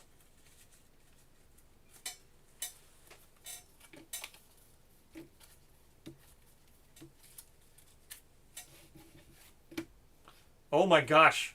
Look at all this hide. And we got a broken lantern.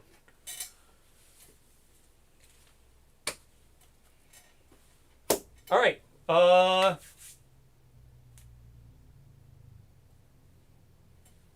That's 1 CC. So we go to 3 CC. I don't think there's a 3 CC reward, right? The next one's 5. Or is Forum 3? I think Forum is 3, right?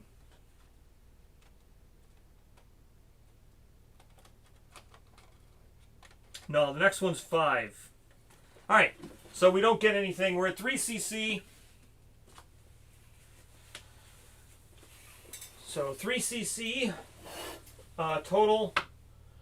And this is quite good. We got a crab spider and a fresh acanthus. I'm just going to put that there. I don't really need to get the card for it. Yeah, Forum's 5. So we'll get that after fighting Pariah here in a second. So, let's go.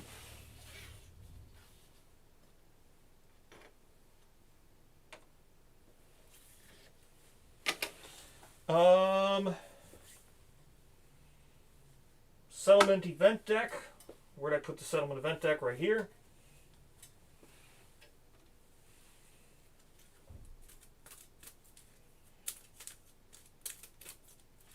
Settlement event deck.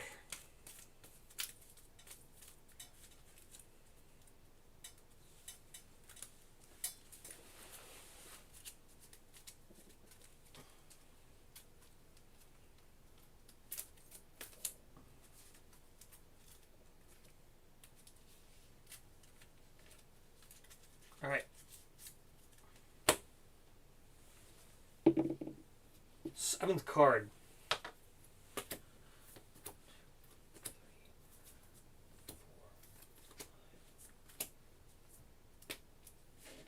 Oh. Well, would you looky here?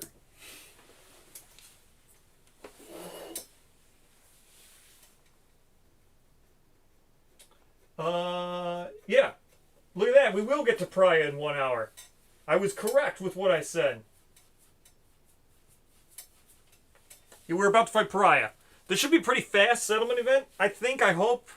I don't have any stories to do. So, Skull Eater. Nominate a random returning survivor to gain 3+ insanity. If there are no returning survivors, nominate a survivor from the settlement to gain 3.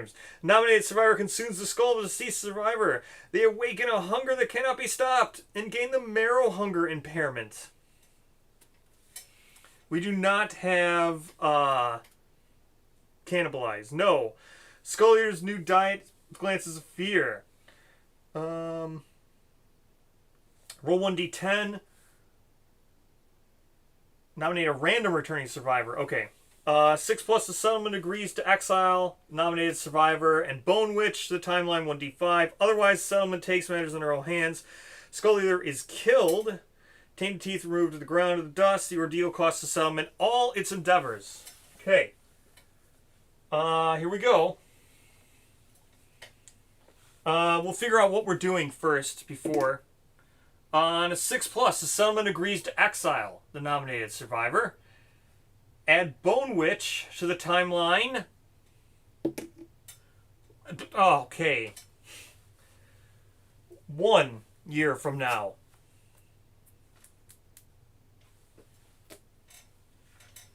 Great.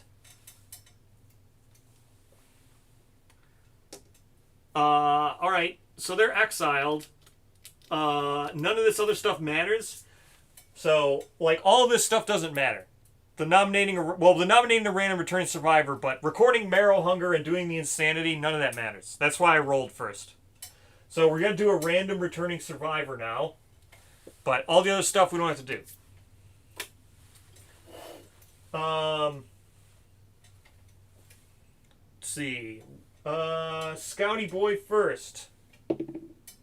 Lantern 10, not him. Brockrock. 4.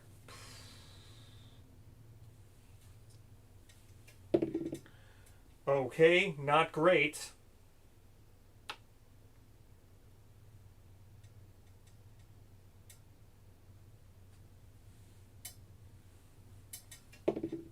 Five. I mean, the only way to do is roll 1, right? 4. Okay. Well, who's gone? Who is this? Oh. Oh, no! Oh, how do I work this? No, right? Alright, Califax. I'm going to let Califax decide this because I can't remember. So this is the Evermore person. This isn't a death, right? They're exiled. So I know when they're exiled, you don't gain the benefits of your death principle. But is it a death? Do I get to roll for Evermore?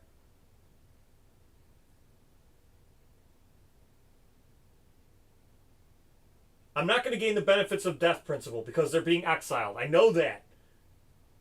Exiled is not dead. Alright. So I do not get to roll for Evermore, so that sucks. There goes the Evermore person.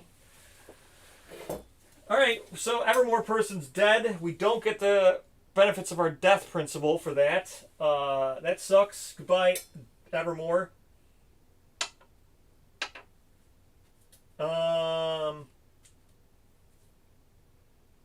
Yeah, alright. That sucks. No death principle, no nothing.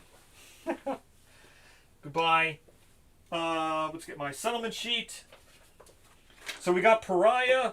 I lied. I do have story events to do. Who was that Evermore person? Hold on. Glorman. Oh, that was Glorman? Poor Glorman. Glorman gone.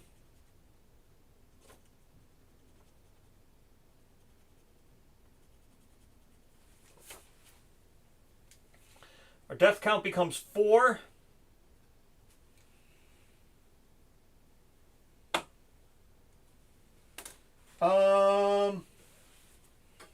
Re-roll the Skull Eater roll? I mean, I could, but he'd die either way.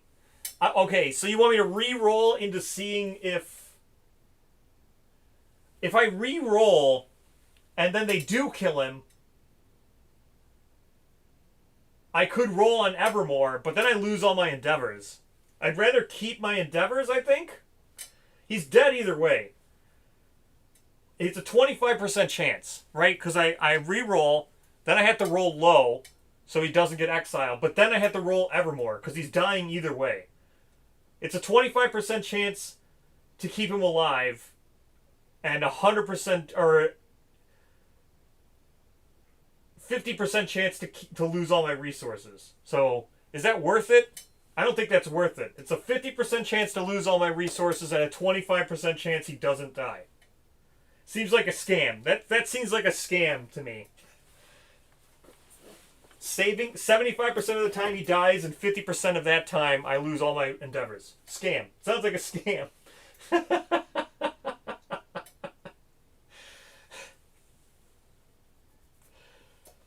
Because, yeah, the reroll is 50-50, because I'd have to be less than 6 to not, then for him to be killed, and then it'd have to be 6 or above for him to live.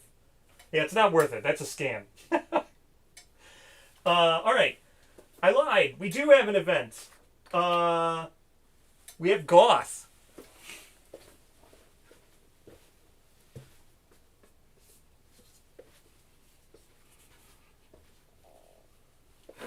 Hooray, Goth! Hooray!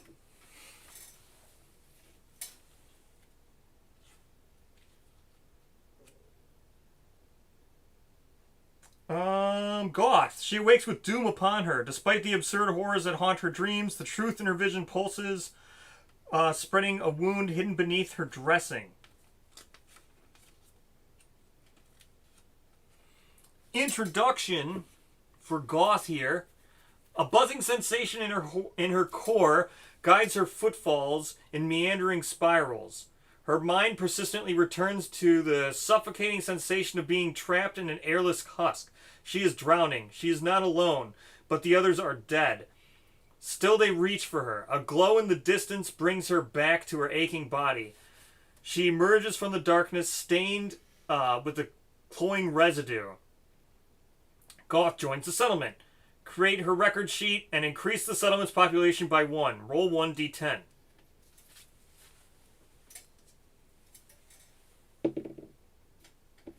A 9. Oh, the glare. Sorry. The longer I stream, the darker it gets, and I have to fix out the glare. There. I'm dimming it. Tell me if the dimming is working. Sorry. Now that it's night, there's more glare. Does it look better for this 9 here? 9. We don't have pottery.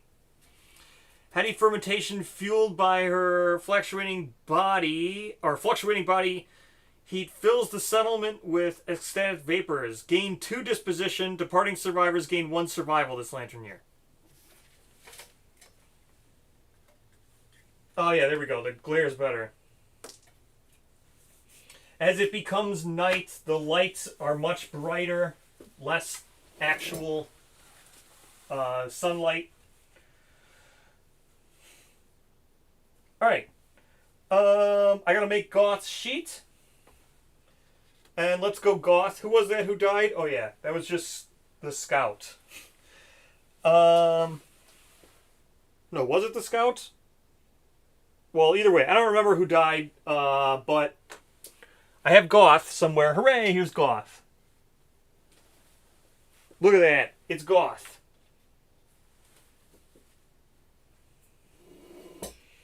Alright, Goth. And hey, look at this boy. Alright. Here we go. We now have Goth and our boyo. Alright. We make Goth's thing here.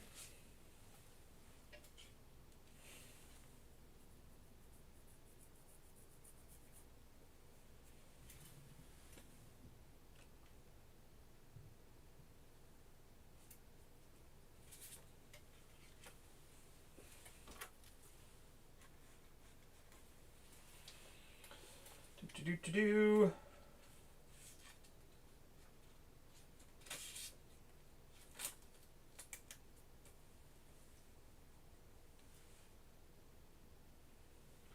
2 disposition. She got 2 disposition.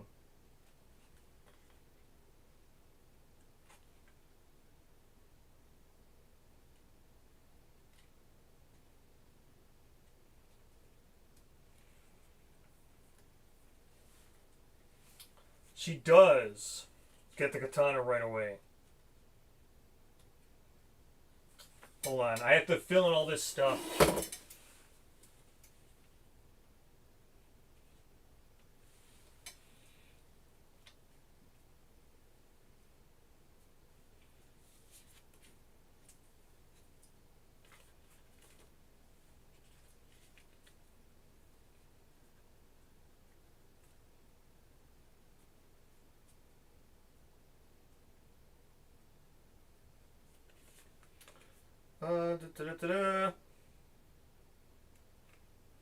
So,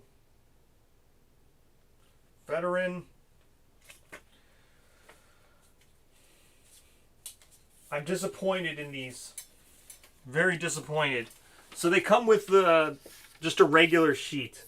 It's just folded nicely to make it look like it's a booklet, but it's not a booklet. It's just a regular sheet. I was thinking maybe they had like their own thing. They do have their own thing, though. Goth 100% does have her own sheet. As you can see here, with her knowledge here, look at all these boxes, because her knowledge is insane. So she does have a unique sheet just for her.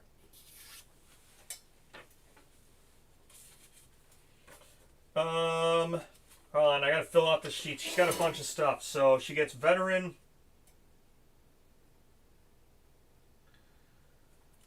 Rotter is her neurosis is Rotter. So Rotter is when you depart, set your armor points at each hit location to 0 after factoring all bonuses. When you're a returning survivor, you devour another. Suffer -1 population. The settlement does not gain the benefits of their death principle.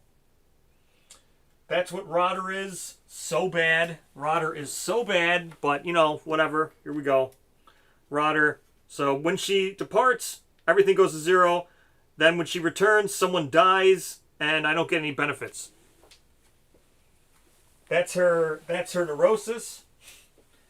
Adrenaline is her knowledge. I'll put that up here in a second. Let me just fill it all in. In hindsight, I guess I could have made her sheet before this because I knew this would be the sheet I was going to use. So in hindsight, yeah, this neurosis is really bad. In hindsight, I could have done all this. Because I knew this was going to be her. I'll get her knowledge in a second. She's got she's got -1 evasion, -1 evasion, 1 speed. Starts with 1 courage, 2 Lumi, so she can buy something at the forum when we get it. 1 torment, that's terrible. Disposition. Well, they didn't put any part here for disposition. So that's kind of annoying that like there's no disposition. This is a wanderer sheet that has no spot for disposition. The unique wanderer thing. That's annoying. Very annoying that they don't have a disposition spot. Why don't they have a disposition spot? So she's got +2 disposition.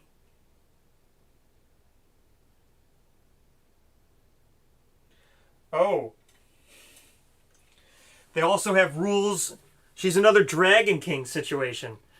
So when you're creating a record sheet, if you're using her, make sure to remember there's this hidden rule here. If your settlement does not have cannibalize, she gains 1. So she actually is at 3 disposition right now. There's a hidden disposition in the setup. It's like Dragon King. The fact that it can't be knocked down is in the rule book. So she's at 3 dispo right now.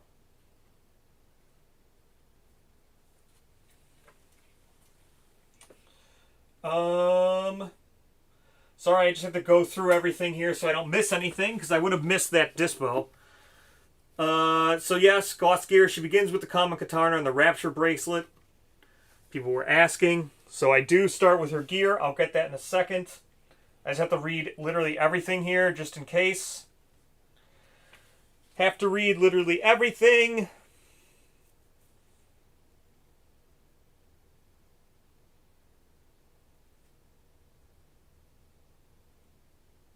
Adrenaline 1 does go into the forum.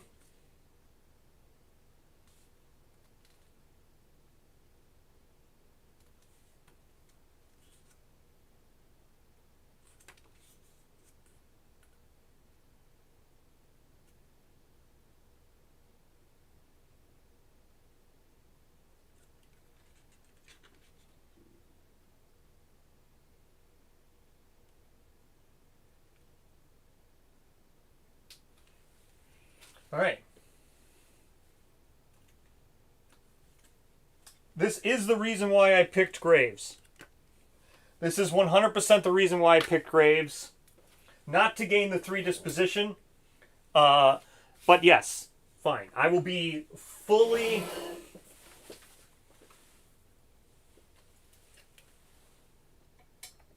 yes. The reason why I specifically pick Graves and not Cannibalize, specifically with Goth, is because when I review Goth, I want to have played with her and Graves, because I did read through some of this, and Graves looks to be crazy with her. It looks to be not great. Oh wait, hold on. I gotta turn up some of the light. Because if I don't turn up some of the light, it looks like the green screen's not completely picking out. Okay, there we go. There we go. Light's back a little bit. Green screen's done. Yeah, so I wanted to make sure when I suggest if people want to get Goth or not, I want to know what it's like to play with her with Graves, and Graves looks like it's pretty contentious for her. So we shall see. But yes, I did specifically pick Graves to play with Goth. Alright. That's everything. Let me go get her Adrenaline. And everyone's going to get 1 survival when they depart this Lanternier from her role. Do I want to depart with her for Pariah, though? That's harsh.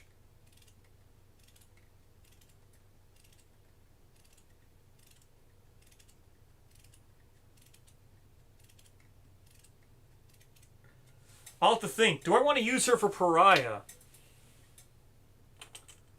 I guess I probably want to use her for Pariah. Oh, man, but Rodder's going to be pretty difficult. We should have 6 of these before the guy dying, because he was a returning survivor, and one of these guys is a tinker. So we still have 6. Her disposition gain is... I just read it too.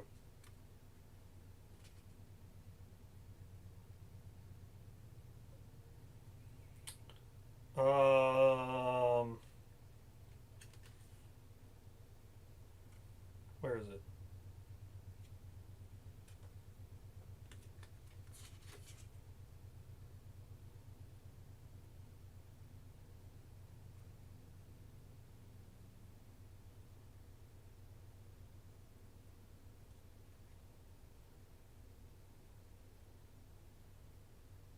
Does it not say? Actually, wait, hold on. It doesn't say how she gains disposition. Maybe that's why I can't remember, despite having just read all this.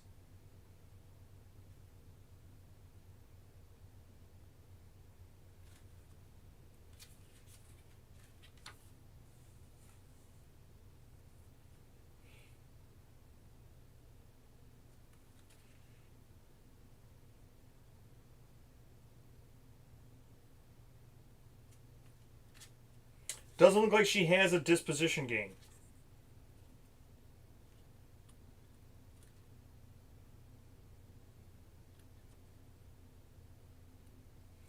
Yep, I'm not seeing a unique disposition gain. So it just says it here. Disposition represents Wanderer's feeling towards their adopted settlement. Can increase or decrease. Campaign is negative. Keep track of the Wanderer's disposition on their survivor record sheet. Disposition influences their story. When she reaches 1 understanding, she loses disposition. But nothing here mentions how she gains it. She loses another one for Revenant. So that's the only way she loses it, when she dies. So Revenant, she can't be killed. Revenant Goth cannot be killed. If she would die, she gains 1 understanding and inexplicably survives instead. First time Goth inexplicably survives each Lantern year, she archives all her tokens, erase all filled injury boxes, and heal all permanent injuries. Each subsequent time she inexplicably survives the same Lantern year, return her to the settlement and immediately -1 disposition. Doesn't look like she has a way of gaining disposition. Yep, I see nothing here that mentions her gaining it outside of her story events. She can lose it because of her neurosis, but... so that's that. Let's fight Pariah. Or, well, let's do all this other stuff here. All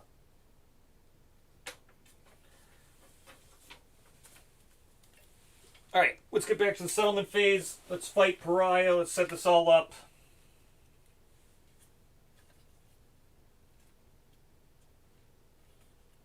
Oh, I gotta grab Adrenaline and her stuff.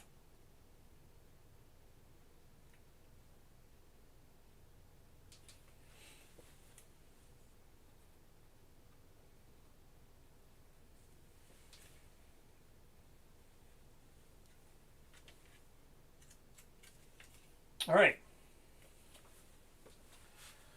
Goth can sit there. Let me grab Adrenaline. I guess we bring out Goth. Why the hell not? Let me fill in the rest of this year. We're done here.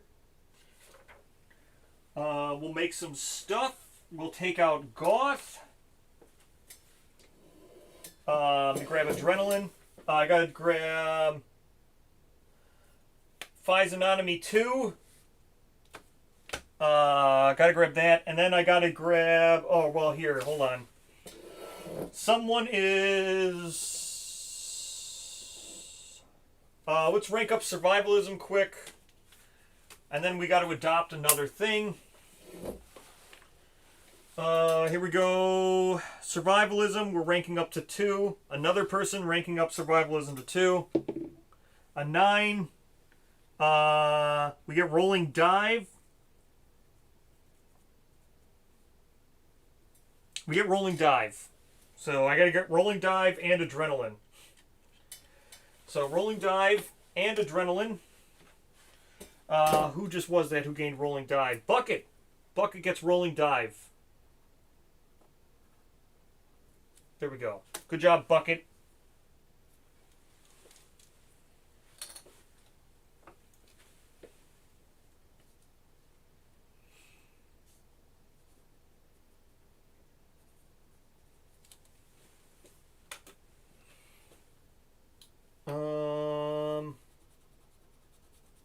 Oh, someone else needs to adopt too.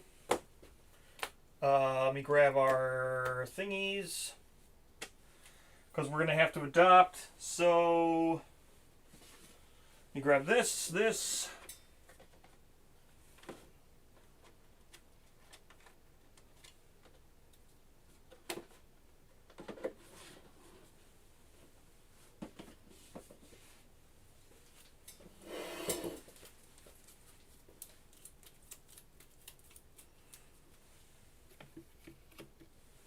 Adrenaline, Rolling Dive.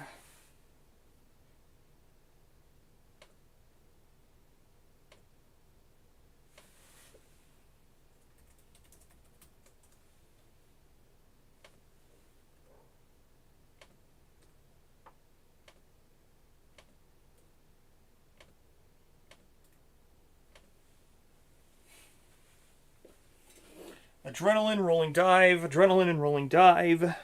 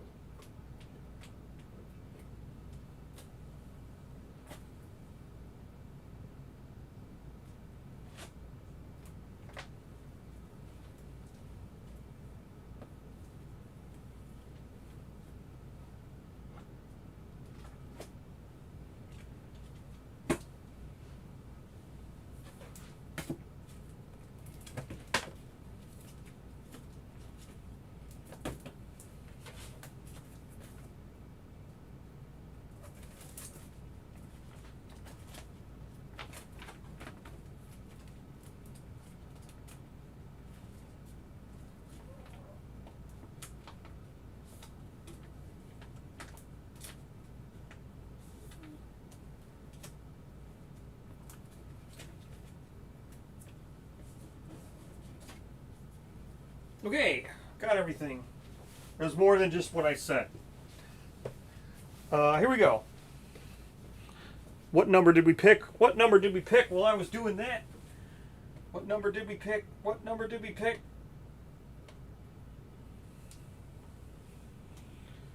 Number was it? What number?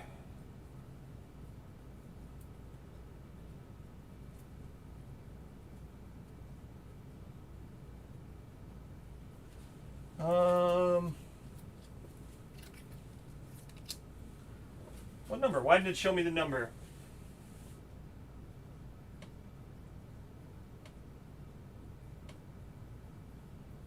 Was it 2? Why didn't it show me the number? Did I not? I hit end poll, right? Or did I cancel the poll? All right, I'm going with 2. I could have sworn it said 2. Oh, there it is. Okay. Yeah. Okay, it did say 2. I don't know what that was. 2. Survivalism. That's fine. I mean, probably going to get some stuff ranked up anyway. So having more survivalism is fine. Anyway, before we do that, let's go to this. So Physognomy, done. We got Physognomy 2. Draw an additional train and pick 1. So amazing. Physognomy, we're done with you. Physognomy 2, let's go. Who was that? Who had Physognomy? Physognomy 2. There you go. Good job, bro. Here's Adrenaline for Goth. At the start of your act, gain movement that may be used to move. Limit once per showdown. When you wound the monster, so she's going to try to wound stuff. That's Adrenaline. That also goes in our deck. We got Rolling Dive. +1 Torment. So 1 Torment here on Bucket. And when you are adjacent to the monster, you may spend movement to place your survivor in any unoccupied space adjacent to the monster. So pretty good. That's Rolling Dive. Alright. Here's Goth stuff. Common Katana. Silent Weapon. When you attack with this, cancel all failure reactions during your attack if you have no noisy gear. Rapture Bracelets. Accessory Selfish. At the end of your attack with a melee weapon, if you are standing, make another attack with the same weapon. It gains slow. Limit once per round. Crazy good. Both of those things are crazy good. Is it worth getting someone killed every single time? I don't know. Killing... I mean, we're just going to be killing off the settlement, I guess, because it doesn't need to be returning survivor. It just needs to be a person. So, we'll see how that goes. But, Goth pretty harsh here. Skull Eater, put this away. All this is all done. Put this over here. Yeah, we just need a few deadisms. That goes over there now. Lope, you can come with me. We'll get the Pariah stuff out.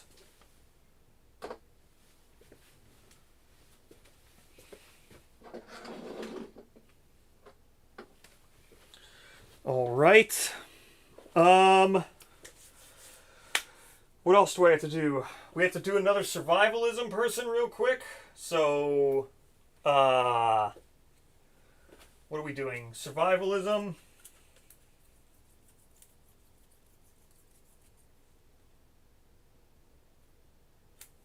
So they're going to get Tenacity 2, because we already have Tenacity 2.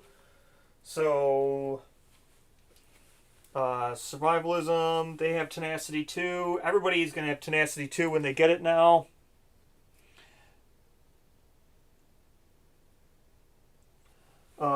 Bra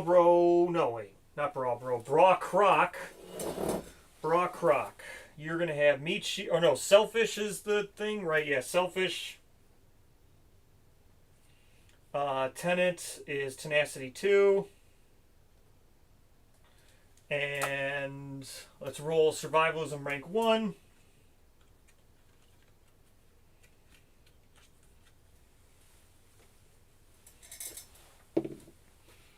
A 3. Okay, we get Desperate Strike, so now we've gotten all of these out of survivalism. Desperate Strike, the only one we didn't have. Okay, we get Desperate Strike. We shall use that. Brockrock, Desperate Strike. Need to monitor my perfect hits now. Alright. What else do we have here?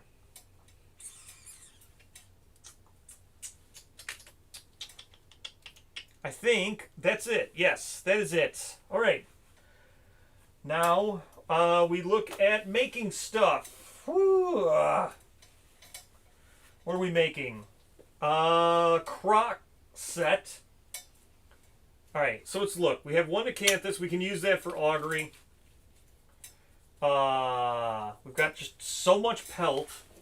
So we've got 3 pelts, a bone, a stake, and a crab spider we'll use for... bone, crab spider, we'll use that for innovating. We've got pale flesh. Oh, what was the other thing? So we needed to make the last bit of the croc armor, which was the waist. Yeah. So we need to make the Crimson Falls, which is a flesh, which we saved, and then just an organ.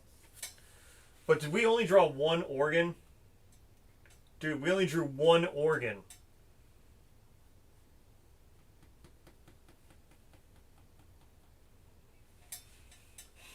We only drew 1 organ? Are you kidding me? So now we have we either innovate or make the rest of the croc stuff. I think it's not worth it. I think we innovate.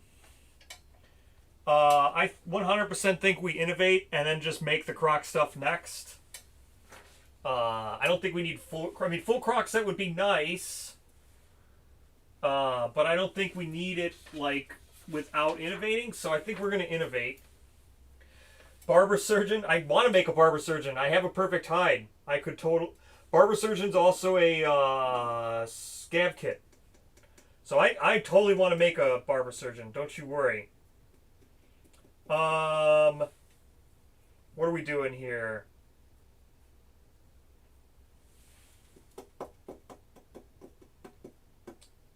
Leather. Leather? Yeah, we can make leather. Leather worker, 3 hide, and... Oh, I don't have an organ. Make barber surgeon? Barber surgeon's 3 organs and a hide. Don't have any organs. I don't have any organs. Weapon crafter, 3 bone and a hide. I don't have any organs. Oh yeah, I forgot to grab the stone circle. I could get stone circle.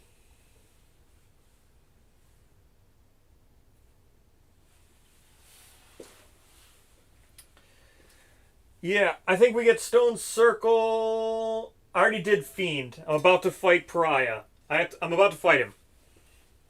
I just have to decide what I'm making. But I'm about to fight Pariah, yes. Everyone who's waiting, I am about to fight Pariah. I just need to decide. I don't have any organs. I think we're going to innovate and then literally probably save everything and then go hunt a level 2 croc.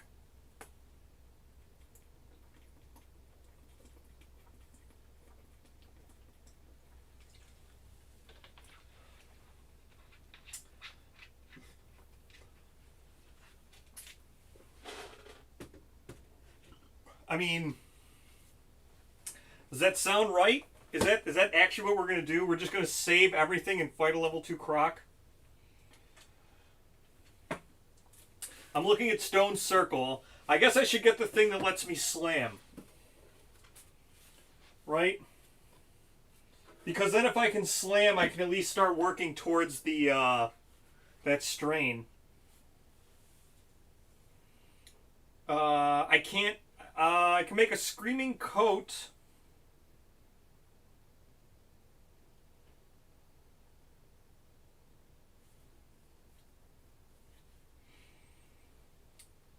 Do I just make screaming? Should I just make screaming set? I think I should just make screaming set. Right? Let's make. I guess we make screaming set. Yeah, screaming armor. That's what I'm thinking. I just got back. I'm like, yeah, screaming set.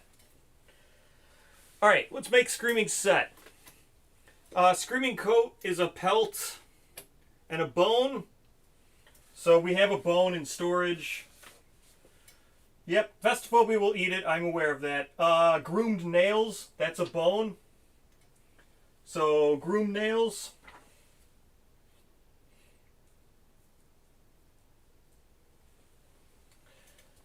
Groomed nails is my bone that I'm going to use with this pelt.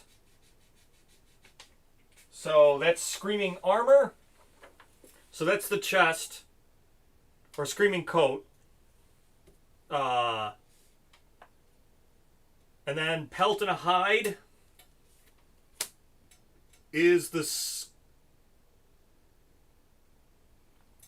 skirt. Pelt and a hide is the skirt.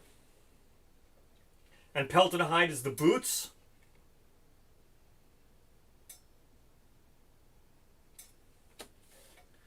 Coat, waist, boots. Yeah, it looks like I'm making coat, waist, boots. Alright, making coat, waist, boots, and then we're saving yet another broken lantern. Let's also get this. So first things first, we're spending this to get the stone hollow. Or the hollow stone, not the stone hollow. Hollow stone. That gives us 3 hollow stones. I don't have any organs. But I could make the... as soon as we get another organ, I can make the cloak. The scout thing. So no more... we have their 3 hollow stones now. We're going to innovate. Let's just innovate right now with that stuff. Let's see if we can get Inner Lantern. Inner Lantern would be great, especially with Goth who needs to do all these wounds.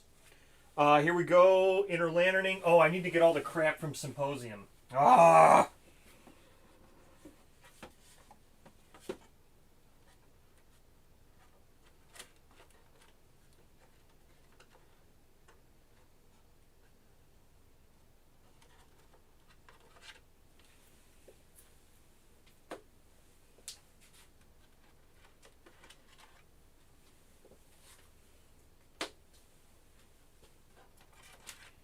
Getting all the stuff from Symposium.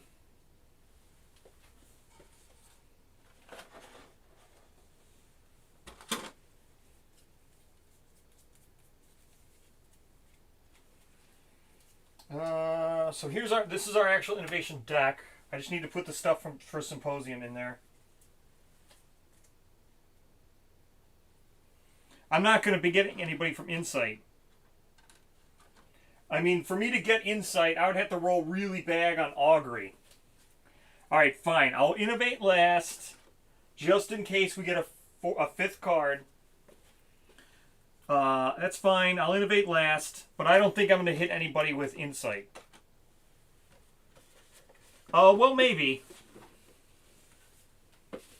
Maybe I'll hit someone with Insight. Alright, so we have a fresh Acanthus to burn. Let's roll on Augury. We'll go Brawford rolling on Augury. So that's one intimacy. Brawford rolling on Augury. 5 is nothing. Brawford rolling on Augury. A 1. Okay, so he hit Insight. He's going to trigger Insight. Let's see what he rolls now. A 2. What is Insight? Settlements. A 2. 1 card. Look at that. It actually worked out the way it was supposed to work out. Let's do this one more. One more last augury, and we'll do it with Bra Bro. So we got two. Oh, I have to discard this Fresh Acanthus. So I have to discard, or no. So we have to do 2 augury rolls now, and we get a 5th card when innovating. Let's do the 2 intimacy rolls. Who's going to do intimacy? I'm going to do Mop and Braism. Taking the lowest, a 2. So what's a 2 on? Oh wait, I have this thing. I always forget I have this so everybody can see. Arc Intimacy. Here we go. Arc Intimacy. Rolled a 2. But we have Well Fed. It's a survivor's gain at least 1 CC. We did. Add +1. So the 2 becomes a 3 and 3 becomes a 4. Newborn dies shortly. A random parent, now broken husk, wanders into the darkness, never be seen again. The other gives loss. Gaining 1 Lumi in a random disorder. So 1 parent is Dunzo.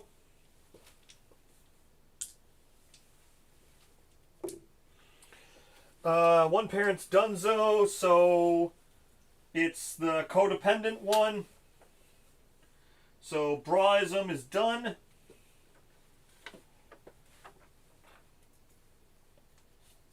Death count goes to 5. Braism is dead.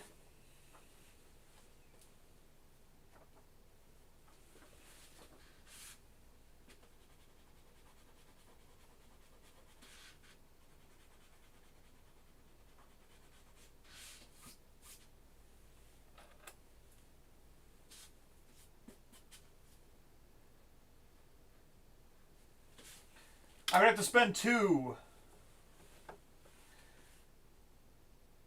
You want me to spend 2? A 2 and a 3. So I'd have to spend 2. It's a 2 and a 3. Oh wait, no, I wouldn't have to spend 2. The 4 was good. That's right. Sorry, I can re-roll this. Sorry, my bad. When I saw this was a 2 and a 3, I'd have to spend 2 re-rolls.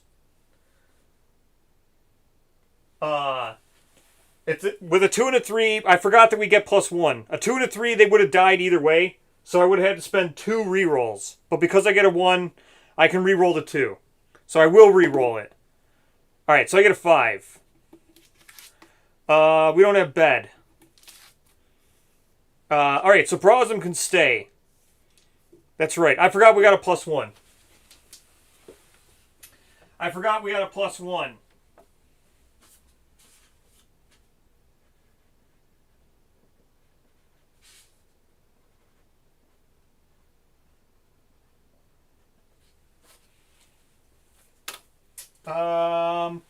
So let's do the second one.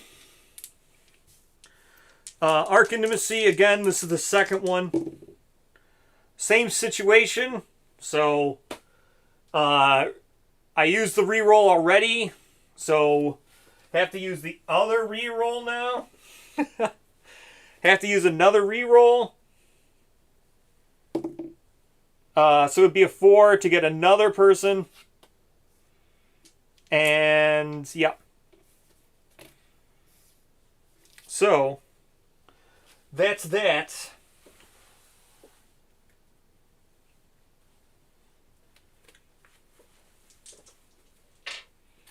So we get +2 pop with the cost of 2 rerolls, which is crazy.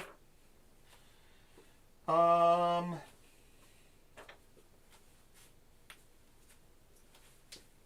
we need 2 names. I have to mark off reroll spent here.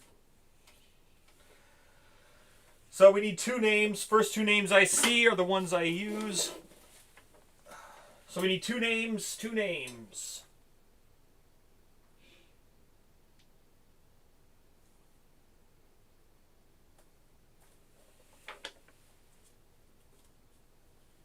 Bread and toast. All right. there we go. Bread and toast. Bread's a female. Toast is a male. Mop and Brosm have both used their rerolls. All right. They get no benefits, so I'm not gonna make them up right now. I'll make them up later. Until we get Saga, I don't need to make them on birth. So how much population do we have?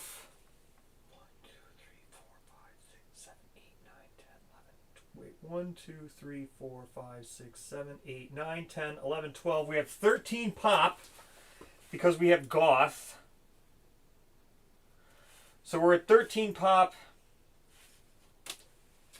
All right.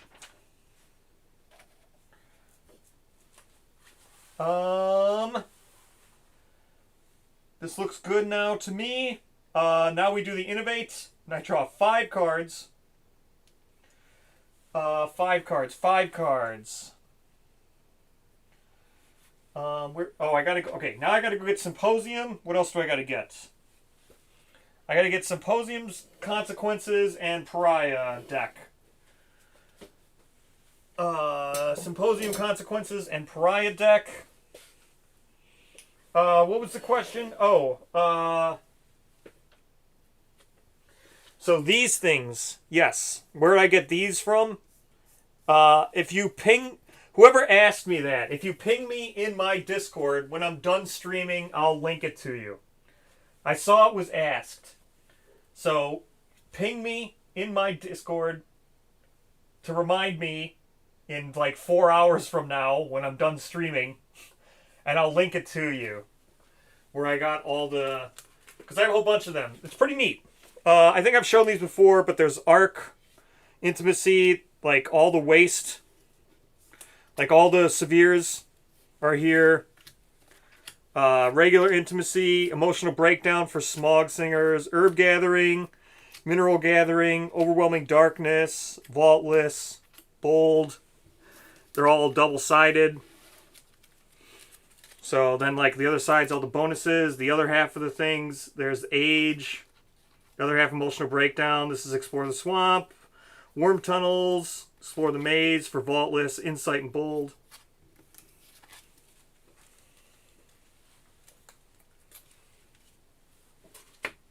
Alright.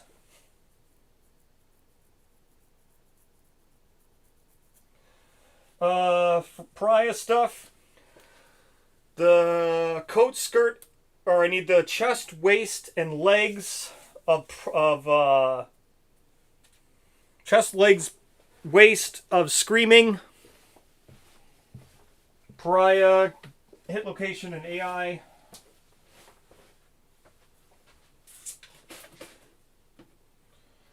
Alright. Symposium. Consequence.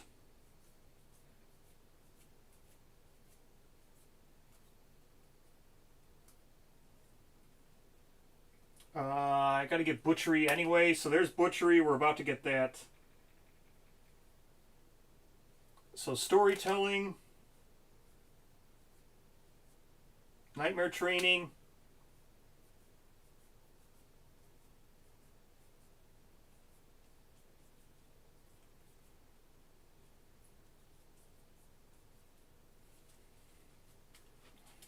Alright. What am I doing now? Screaming. Screaming Coat. Screaming Boots.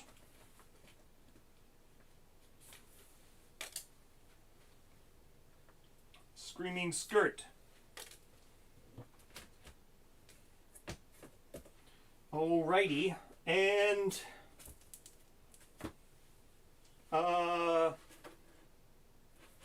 Pariah. Let's get all the Pariah stuff.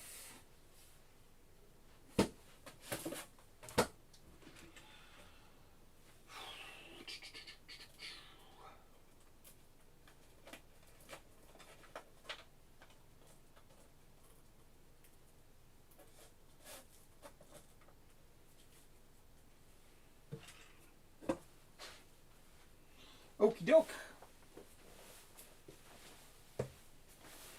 Okie dokie. Do. Okay, so there's Pariah. And all his stuff and all his glory.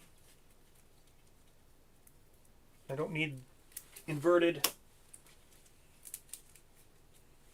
Okay, there's Pariah. Okay, this is all spent. This is all spent. This is all spent.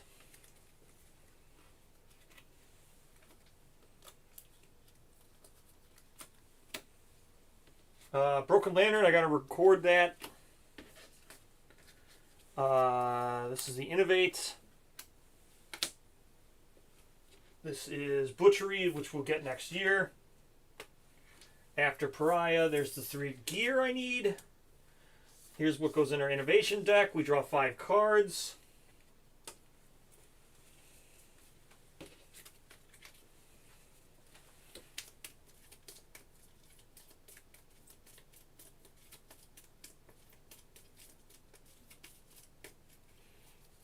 One, 2, 3, 4, 5. Okay, this is the easy choice. I mean, with 5 cards, we still drew total crap. Hovel, Bloodletting, Lantern Oven, Face Painting, or Storytelling. We drew garbage. Even with 5 cards, I still drew absolute garbage. This is an easy face painting.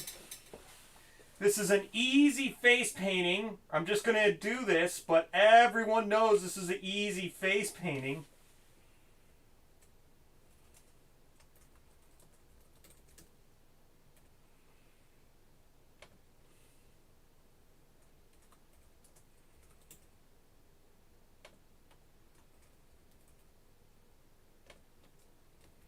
This is an easy face painting. Let's not blow this vote here.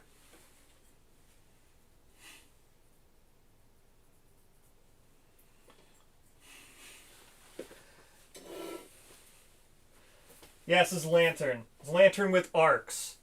All right, I'm gonna let that poll run. This is an easy face painting. Please don't mess this up.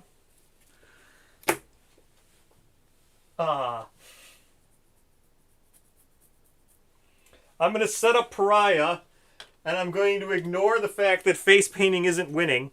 If the poll ends and face painting isn't winning, oh my gosh.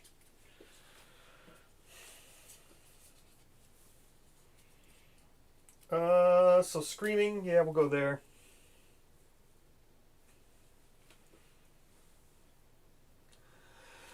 So let's set up Pariah. Easy face painting. It's a very easy face painting. No, storytelling doesn't work, Halifax. Storytelling doesn't work. Pariah's a dick. I can't get Cult Knife. Pariah's a dick. He comes in and messes with storytelling. I can't white secret or white speaker.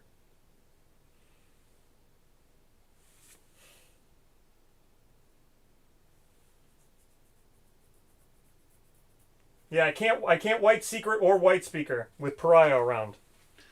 I can still get Cult Knife because I can get it from the Red Witches, but I can't get it that way.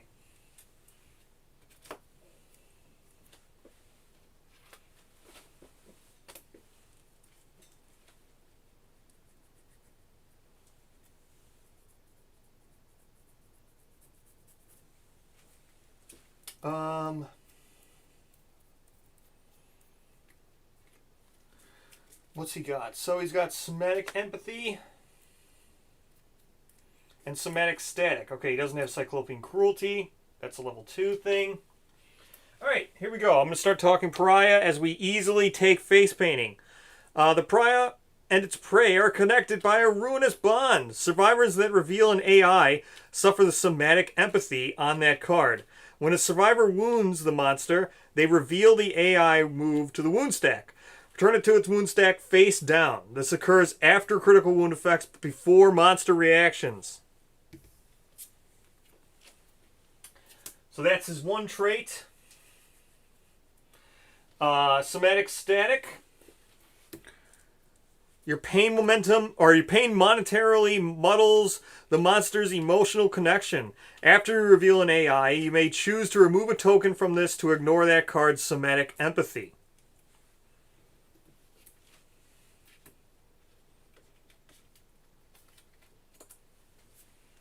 So,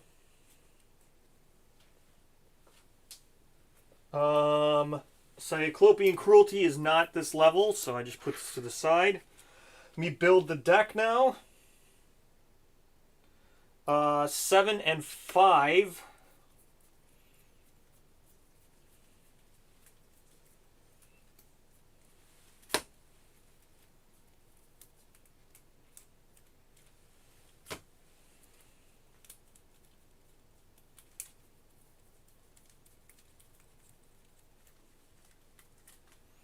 Okay. 7 basic. There are not 5 copies of Somatic Static. What do you think this is? Of course there's only 4 copies of Somatic Static. 5 copies of Somatic Static? You must be dreaming.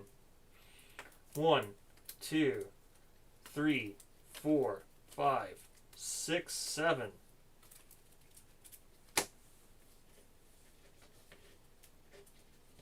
This guy. 5 copies of Somatic Static.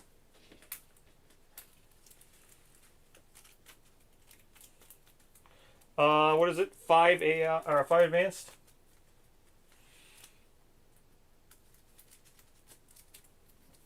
One, 2, 3, 4, 5.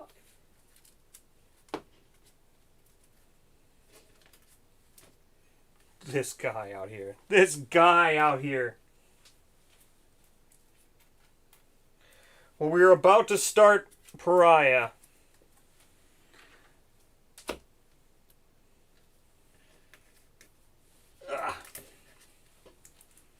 Alright. I just gotta shuffle this deck up.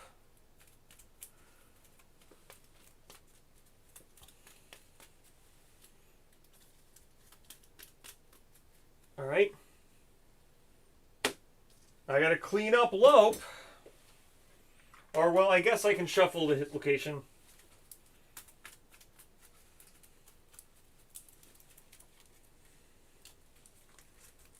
Alright, with this shuffle, this is it. This is it.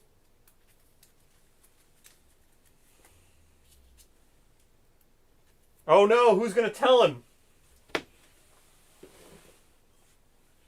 Who's going to tell him? Yeah, in a way you're unretired. In a way.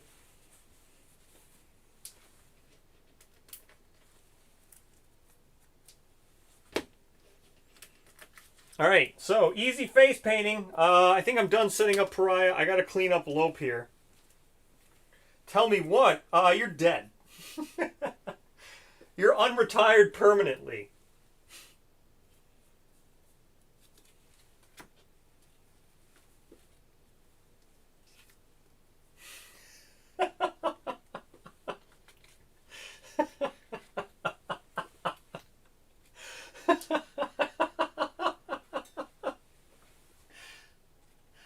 Yeah, there's -1 pop, man.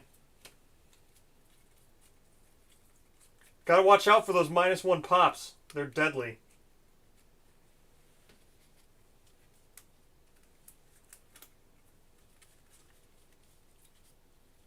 What's going on with this pole? Gobbled up. Trample. Screaming Lope.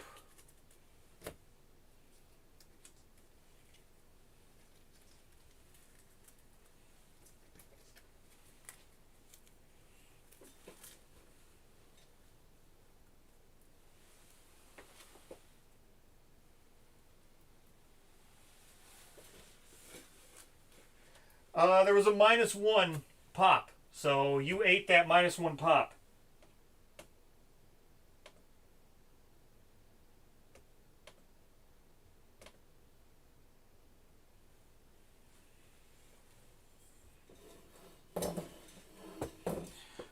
Someone had to die. Someone has to take that -1 pop. I mean, would you rather be Goth? You could be Goth. Goth kills people too. It was either you're going to get Pariah or you were going to get Goth. Alright, we got face painting. Easy face painting.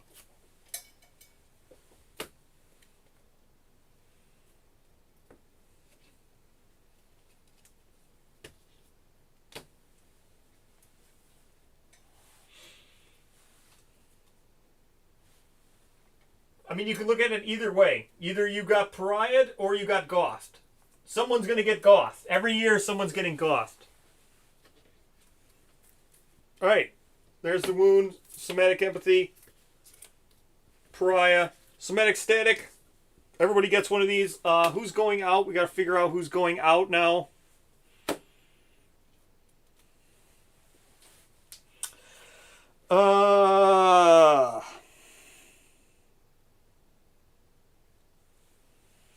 Let's see, who's going out?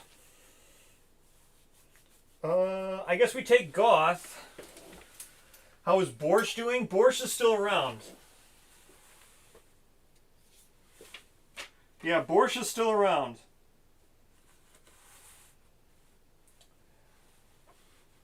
Borscht got Rageaholic. Borscht could come out.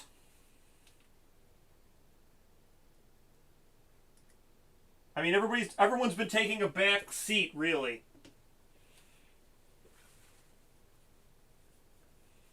Everybody gets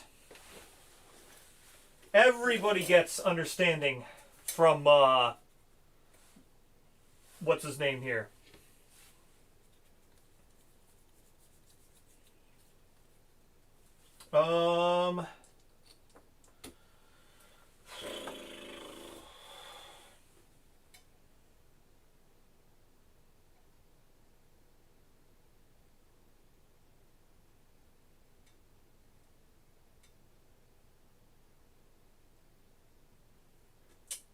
What do we do? What do we do? What do we do here?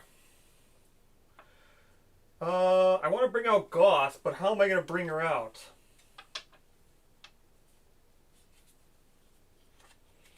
Oh yeah, I know it's bad for Goth. Everything is bad for Goth.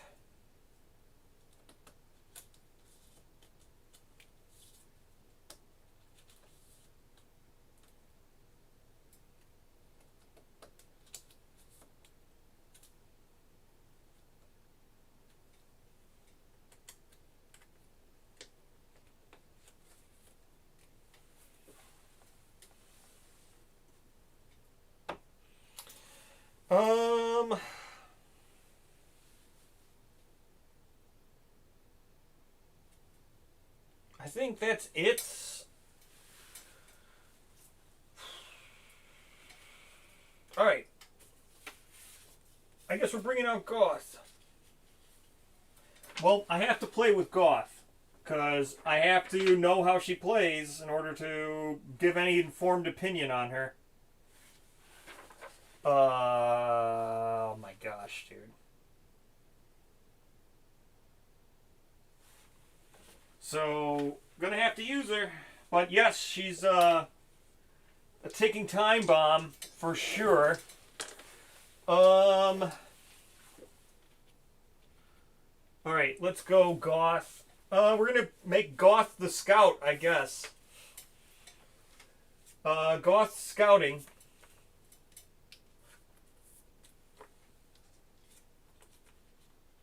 Good job, Goth. You scouted up.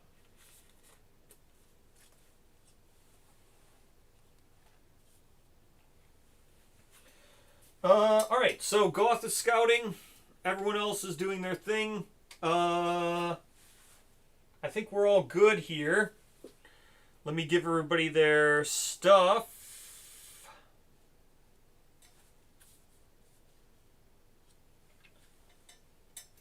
Goth is going to scout. Why not? We took Brawl's Locks. Why not have Goth scout? I don't see why that's bad. Goth can scout all she wants.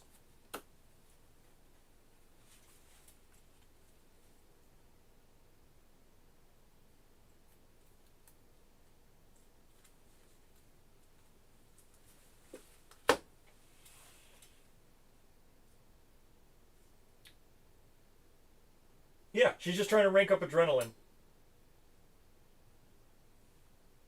I don't want anybody else to die. She can't die. Everyone else needs gear. If I put her in, if I do any, like, she can scout. It's fine. I don't see why it doesn't matter. She can't wear armor. She can't have armor. So she doesn't need to be a non-scout. Like, her armor gets set to 0. That's just what her thing is. Her armor's always set to 0. The only thing that sucks is she has -1 movement. Or she has -2 movement. So she only has 3. But, I mean, that doesn't really matter that much. It doesn't really matter that much, I don't think. She's got a thing that lets her move more. She can dash. She can do all kinds of fun stuff.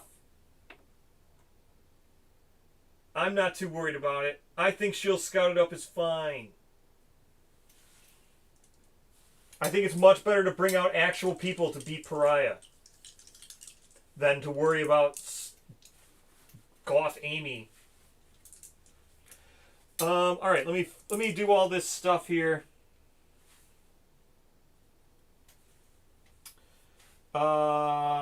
So everyone's gonna be. I gotta get survival up. Everyone's gonna gain understanding, or yeah, everyone's gonna gain understanding. 3, 4, 3, 2, 3. That is correct. 3, 9. That's correct. 2, 2, 2, 2, 2. That's correct. 3, 4. This is all correct. Goth, doesn't matter what she's wearing. She goes down to 0 everywhere. So that's fine. And now we've got, so 1,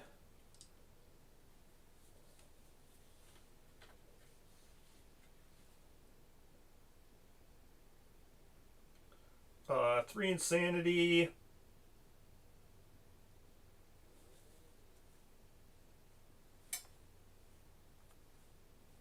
1, 1, 3, 3. 3.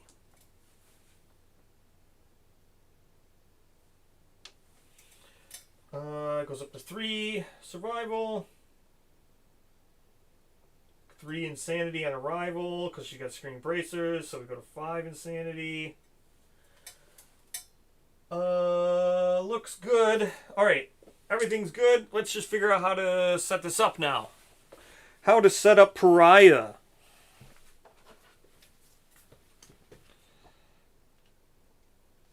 Alright, Showdown with Pariah.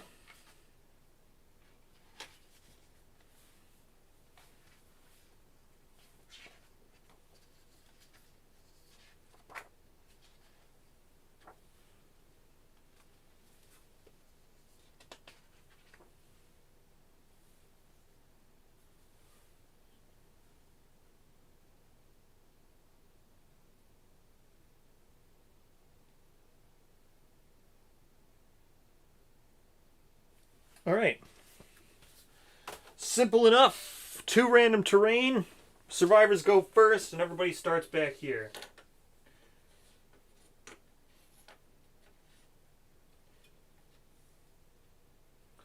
Yep. We're good. Survivors go first. We'll rush him. That's fine. What are we doing? We got 2 random terrain.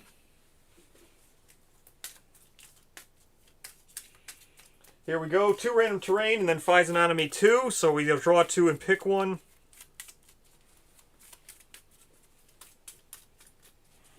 So, 2 random. There they are. Debris and Bug Patch, alright. Shuffle these up a little bit more. Draw 2 and pick 1. That one. This one. Canthus plants.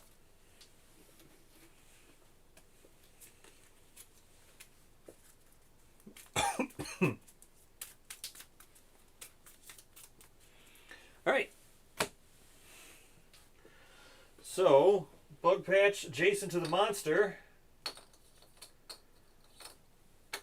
Bug Patch. Canthus. Bug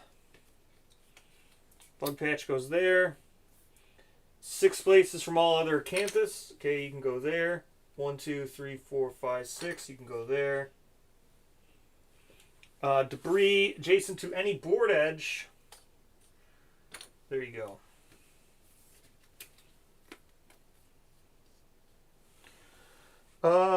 Yeah, that's fine. Scrap sword's better than stupid crockbone hammer.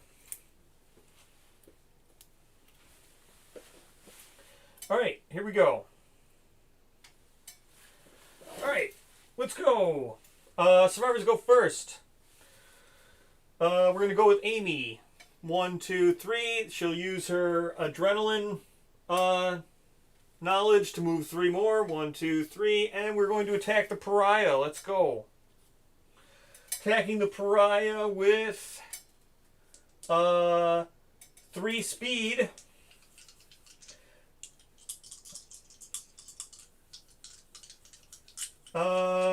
Three speed and was it 3 speed and that's it. 3 speed hitting on a 6+. So nothing. Great, awesome. At the end of your attack with a melee weapon, if you're standing, make another attack with the same weapon. It gains slow. Another miss. Good job. Good job, Amy. That was awesome. 1, 2, 3, 4, 5. We'll attack with the halberd. I could probably slam, actually.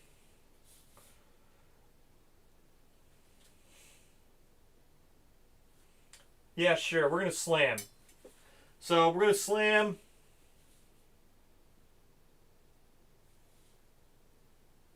Well, no, I can't stop adjacent.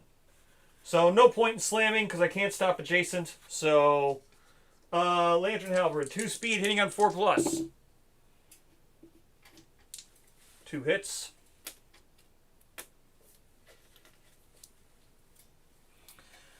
Double reflex. If the attacker is adjacent, we're not adjacent. So we'll do this reflex first because we're not adjacent. Wounding on 2s. With the Lantern Halberd. That's a wound.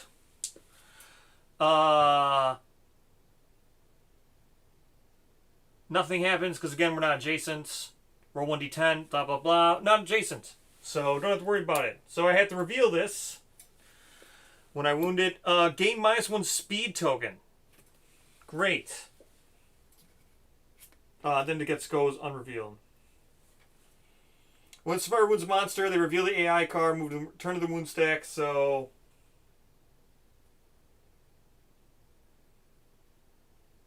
Somatic Static gets a -1 speed token.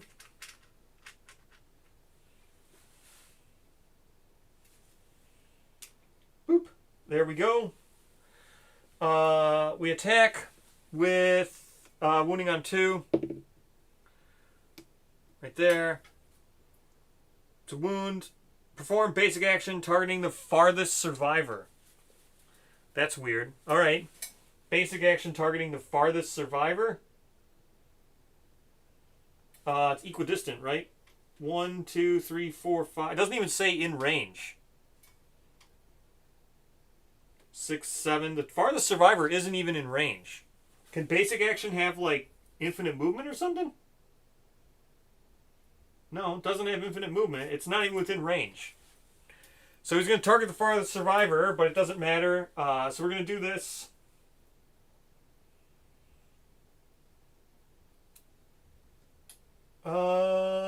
Suffer brain damage equal to your bleed tokens. No bleed tokens.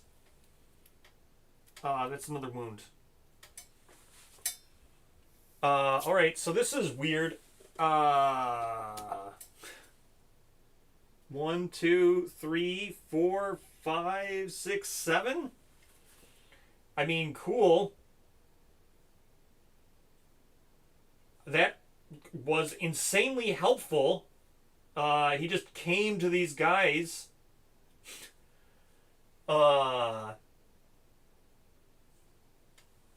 That's really insanely helpful. Okay. Awesome.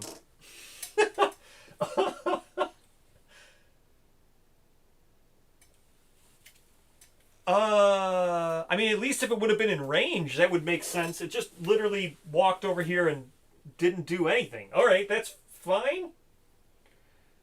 Alright. Super weird. Alright.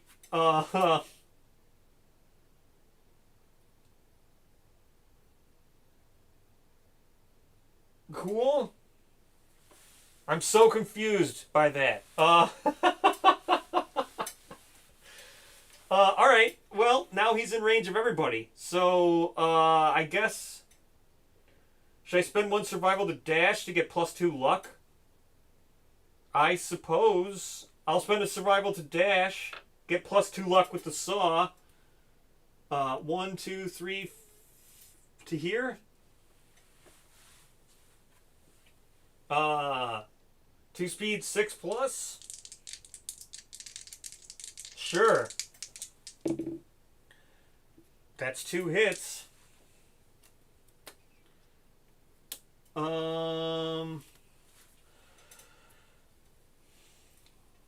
Snow crit on this.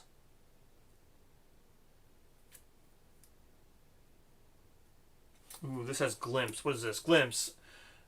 The attack reveals the top 1 card of the AI deck, suffering some accident, then discards. Gains 1 understanding if I fail. I think I should just go for the parry super dense here and try to crit.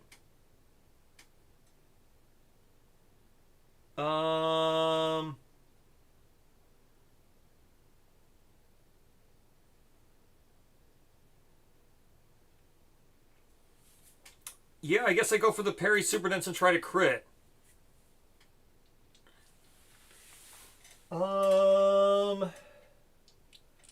Yeah, I can read basic action. Female survivor in range. Survivor with the highest understanding.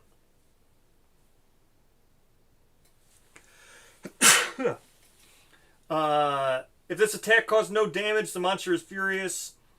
All survivors suffer 2 brain damage. That's the basic. Alright, let's see. I should probably attack this first and hope to crit on a 7. That's what I'm hoping here. Or do I try to wound and not fail? So I wound on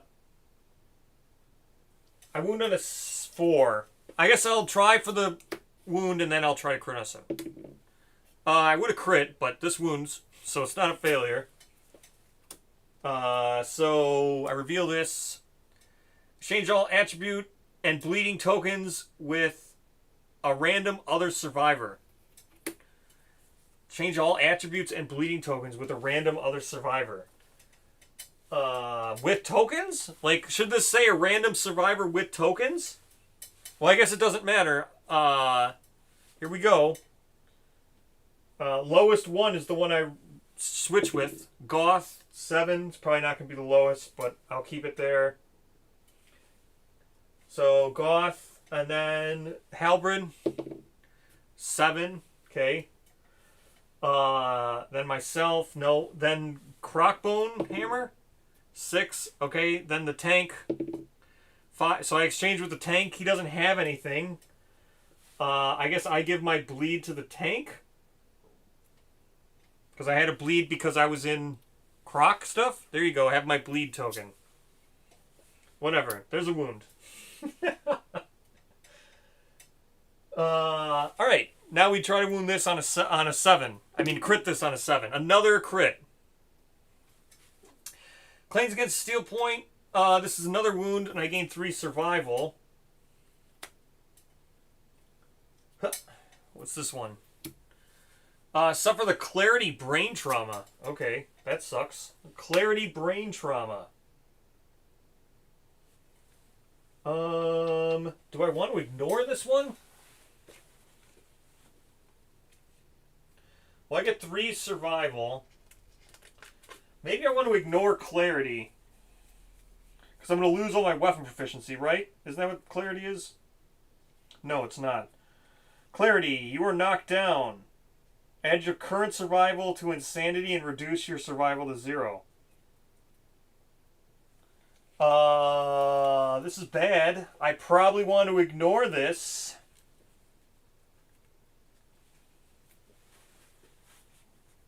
You were knocked down. Add your current survival to insanity. Reduce your survival to 0. Wait a minute. Hold on, I have to go back to where... When does it say this happens? After critical wound effects. Okay, so I gained the 3 survival from the critical wound effect, but before the reaction. So I would go up to 3 survival, then I would do the wound. This would transfer insanity.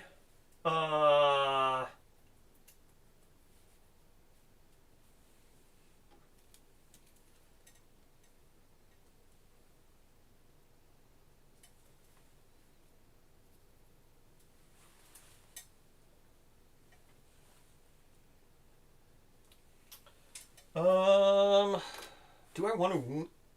I probably want to ignore this. I'm thinking I definitely want to ignore this. But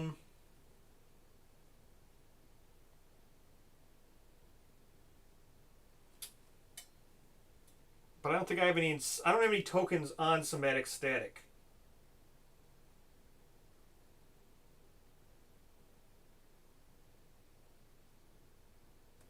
Yeah, so I don't have any tokens to ignore this.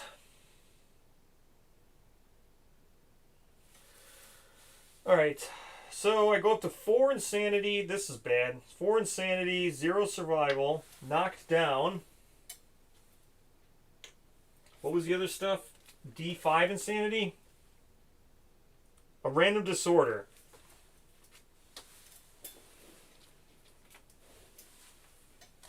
Oof. Random disorder is a big oof here, because this deck is terrible.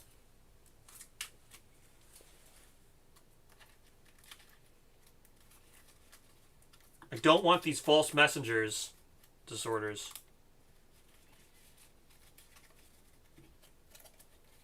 That one. Hemophobia. During the showdown, whenever a survivor gains a bleed token, you are knocked down. Outstanding. That's a terrible one to have. That's a terrible one to have. Hemophobia.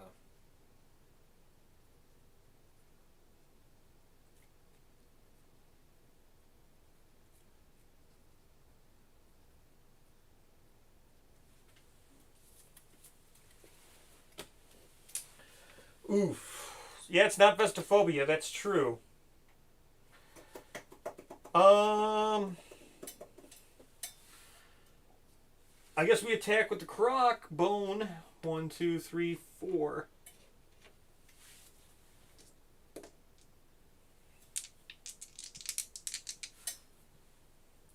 Two speed hitting on 7+.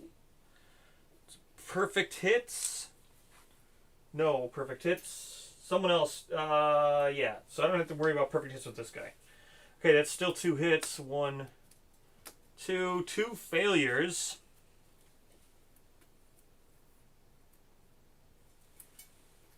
They're both going to glimpse, which is bad. Both of these glimpse. +1 understanding, sundering. Flip one of your negative flip one of your negative attribute tokens to its opposite side. I don't have a negative attribute token, so I'll go with this one first. So 2, 4, 5+. That's a crit.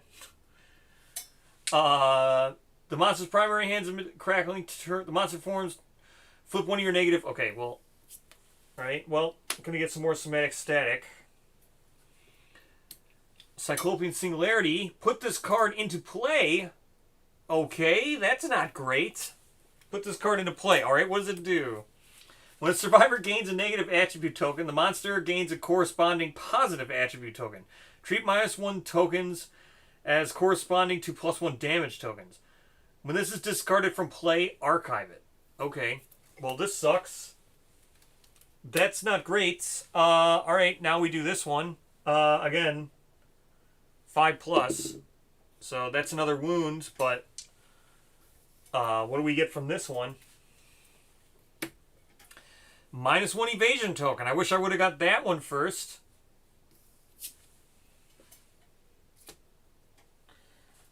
When a survivor gains a negative attribute token, the monster gains the corresponding positive attribute token. Oh, great. So I just gave it a +1 evasion. Okay, that's fucking great.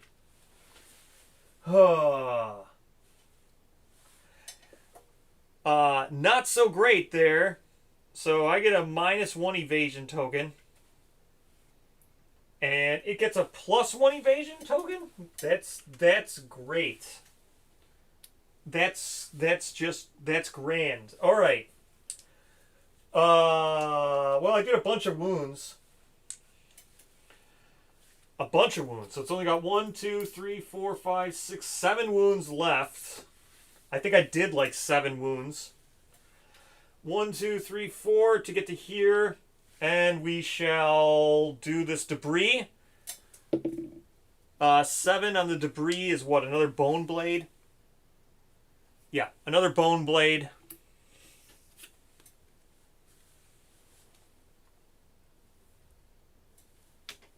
Another bone blade.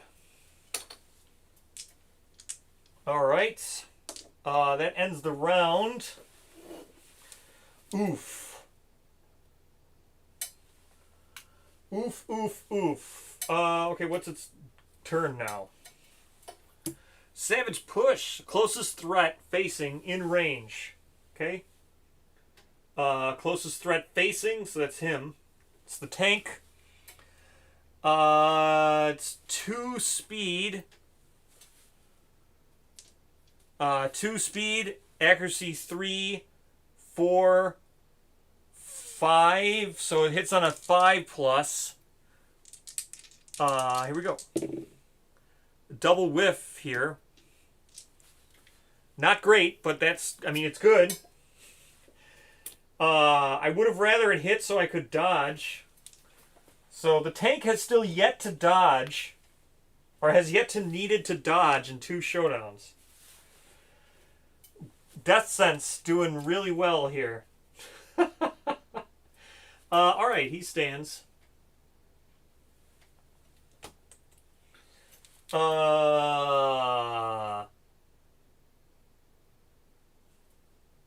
Let's go Goth.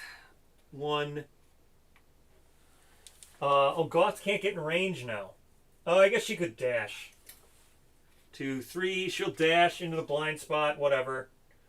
Spend survival. Dashes into the blind spot. Let's go Goth. Her gaining understanding is probably pretty bad, but what can you do? So it's going to be 3 speed, hitting on a 5+. That's 2 hits. Let's go Goth.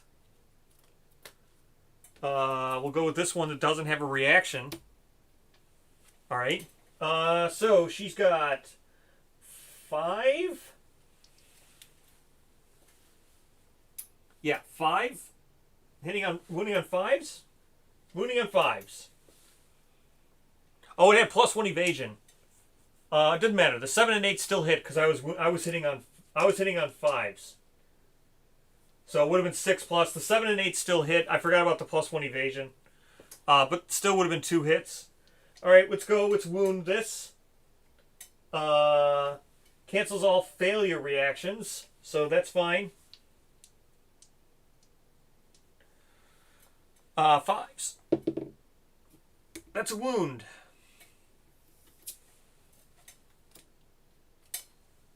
-1 accuracy token. Great. So she's wounded the monster once. This is canceled. Failure reaction. Is it a crit? Do you have any luck? It's not a crit. It's another wound, though. She's wounded the monster twice. Suffer 1 damage to the head hit location that ignores armor. Great. 1 damage to the head hit location that ignores armor. That's a heavy...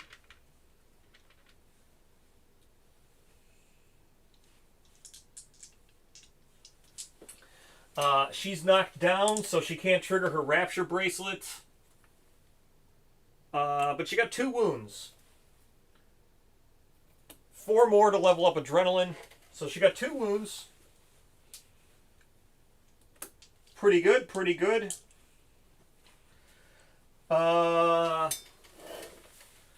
So she gets a -1 accuracy. Well, yeah, I didn't do the accuracy yet because she was still attacking.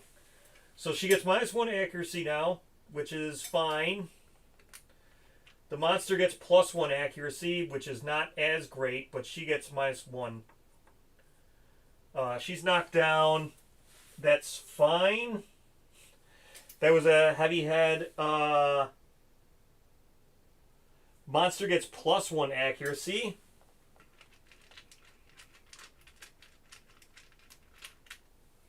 Okay, +1 accuracy token. That's fine. All right.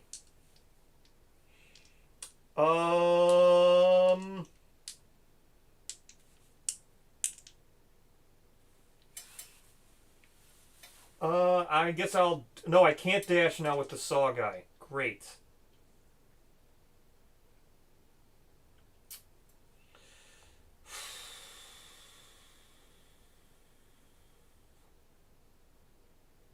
Crockbone Hammer? No, I kind of want to attack with the saw guy, but I can't dash.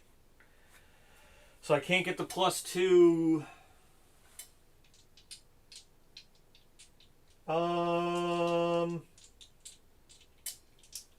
I guess we're going...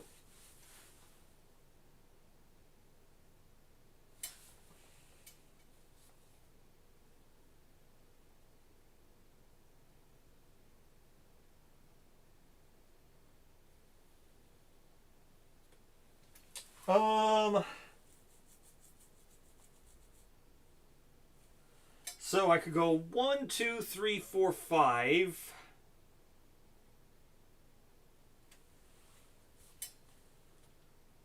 I don't think it matters. So 1, 2, 3, 4. 1, 2, 3, 4. 5.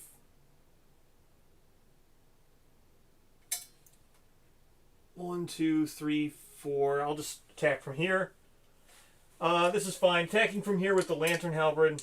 So 2 speed, 4+. Only 1 hit. It's going to be a reflex regardless. Still wounding on 2s. It's a wound. Reflex. But I gotta do the somatic static first. Fuck me. Gain Corporal Lila. Are you kidding? That's done. So she's donezo. Or he's donezo. Corporal Lila is like donezo. Thank God that wasn't Goth. Corporal Lila and -1 evasion token. So now it's got 2 evasion tokens.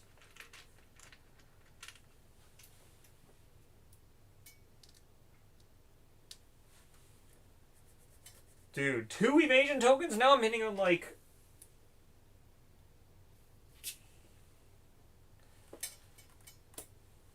that's another wound. What's this reflex now? Well, hold on. I gotta... Corporal Lila. No, Corporal Lila makes you noisy, meaning I can't really hunt with you, because if I ever roll...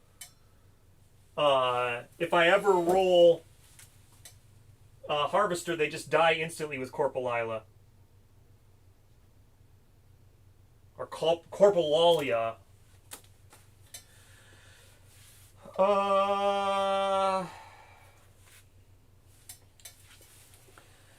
Alright.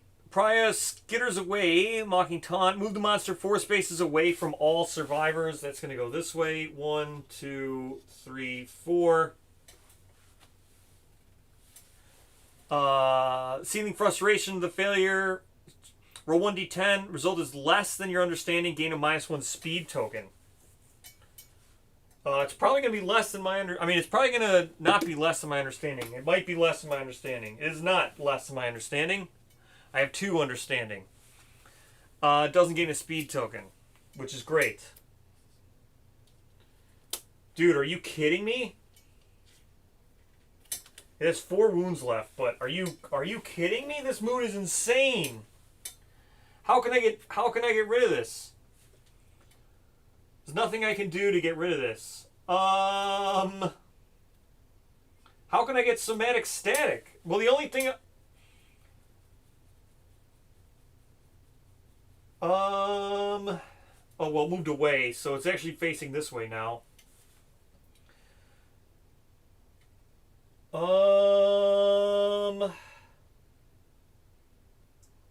Yeah, it's +2. It's +2 evasion, +1 accuracy right now. I can't get rid of it. I mean, if I would have had like a lion harp or something, I can't get rid of it. I don't have anything to get rid of moods. It's discarded when someone dies, right? When a survivor gains a negative. No. It's not even when someone dies. I don't know how to get rid of this mood. It's terrible. This mood is absolutely terrible. I guess we go with Crockbone into the blind spot. So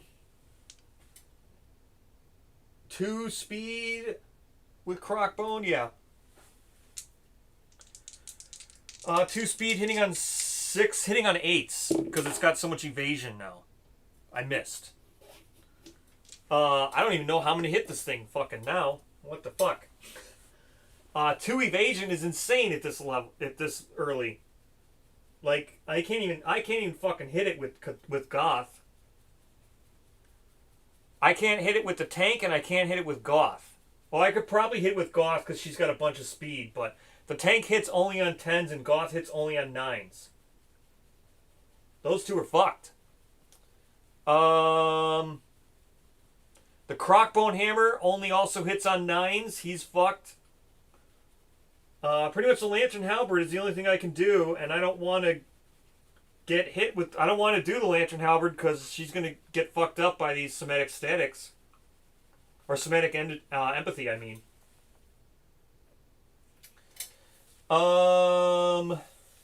Just going to move here with the tank into the blind spot. Maybe he'll hit on 9s. He's fist and tooth. Hitting on 7. Yeah, so now he hits on 9s. Maybe I can do it.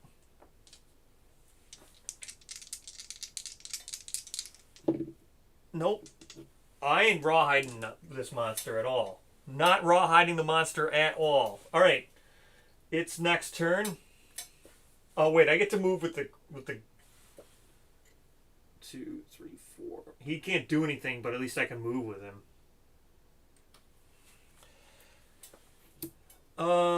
Gain 3 disorders. Are you fucking kidding me? Random threat. Facing. Random threat. Field of view. Not in range. So this one doesn't care about range either. Random threat in field of view. So that's literally everybody but Goth.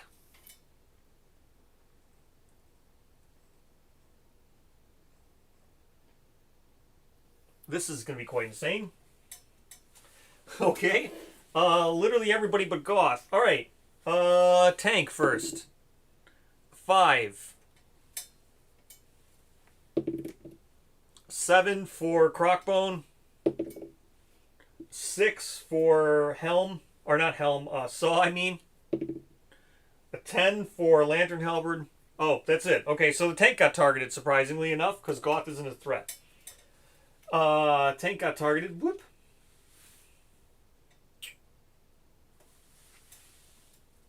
And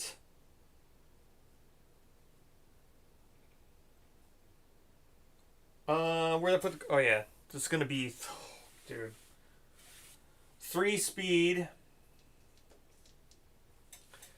It's got 1 accuracy, so it's a 2+. He's got 3 evasion, so it's a 5+.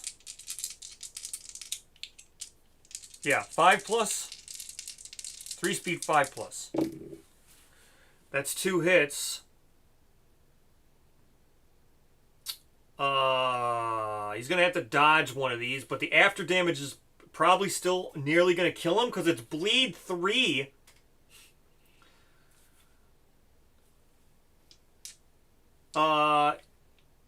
So he's going to dodge one of these and get bleed 3. Are you kidding me?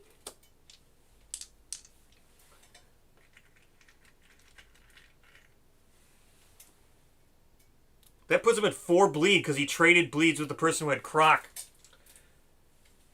Oh my gosh, 3 bleed? Are you kidding me? Okay. So where does he take this damage?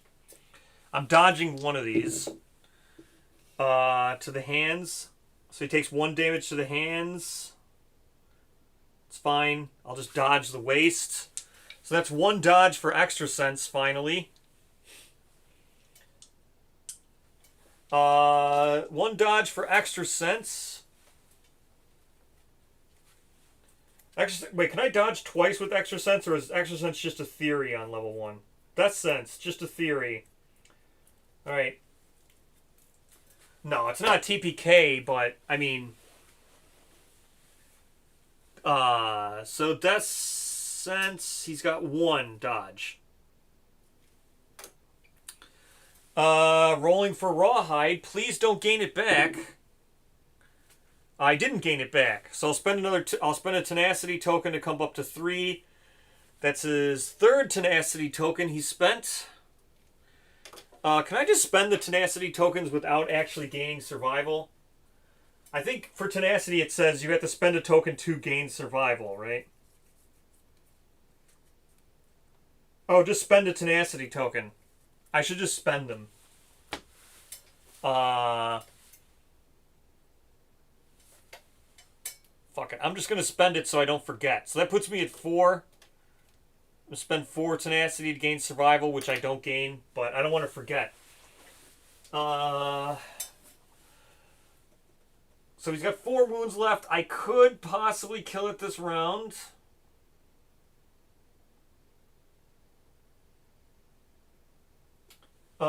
This guy, the tank can just move out of the way. We shall slam. Let's slam. 1, 2, 3, 4, 5. That put us adjacent. It's going to get knockback 1, -1 toughness. Yeah, knockback 1, -1 toughness. So that will help. And then we attack with the Lantern Halberd. But the Lantern Halberd hits on 6s now. So Lantern Halberd hitting on 6. Okay, 2 hits with the Lantern Halberd. Still good. That's a perfect hit. So Desperate Strike triggers. 1 trigger for Desperate Strike. Barb 2, right? I forget. Desperate Strike 1 is Barb 2.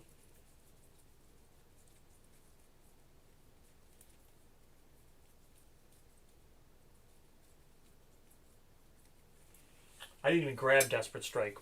Where did I put it? Oh, well. I know she has it because I wrote it down. So Desperate Strike triggers. I think it's Barb 2. Doesn't matter. She already was wounding on 1 or 2s. She got 2 hits. Crap. There's a first strike. That sucks. Oh my gosh, this first strike sucks.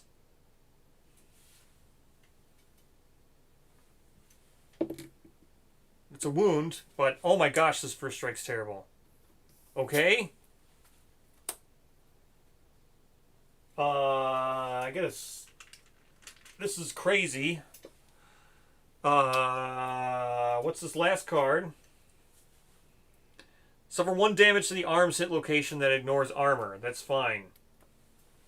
She has a light on arms now. Whatever. Alright. Now for this kick. discarded the wrong one. This one's the one I wanted to discard. So I did the wound. He's got 3 wounds left. Turn to face the attacker. Already is. The Pariah's nimble legs lashes out in a sweeping arc. All survivors in the kick zone suffer 2 damage, knockback 5, and gain a somatic static token. Oh, okay. Well, at least we're gaining somatic static tokens. Does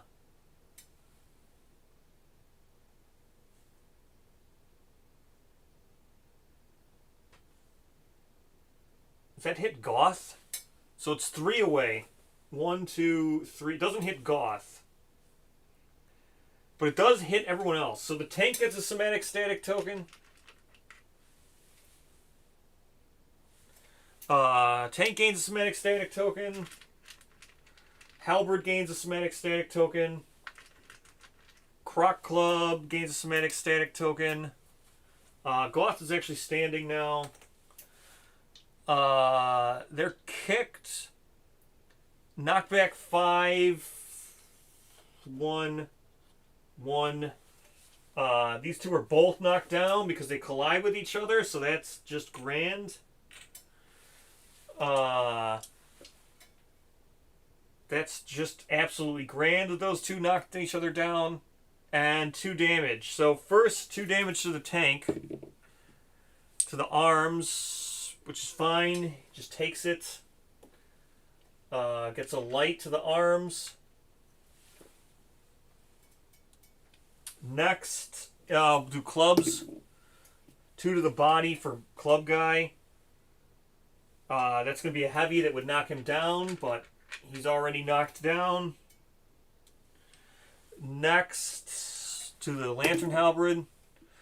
2 legs, which is fine. She's got boots on. That's 1. Oh, I'm not winning yet, but I mean I am winning. She's got 3 wounds left. There's 3 wounds left. With that being ridiculous, I'm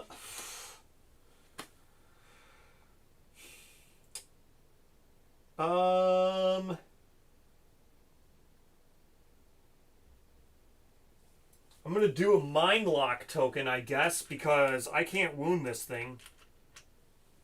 Or, well, I guess I could try to wound it. I'll try to wound it. I don't think I'm gonna be able to hit it.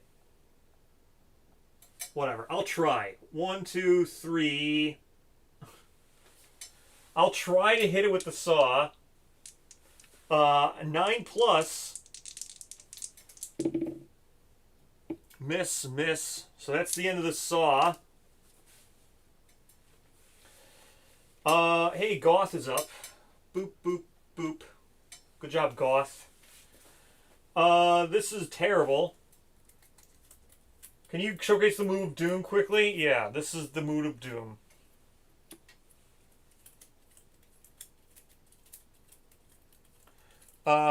Survivor gains a negative attribute token. The monster gains a corresponding positive attribute token. So, very bad.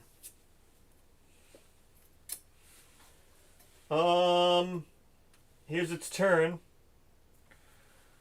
Savage Push, closest threat facing in range. Dude, are you kidding?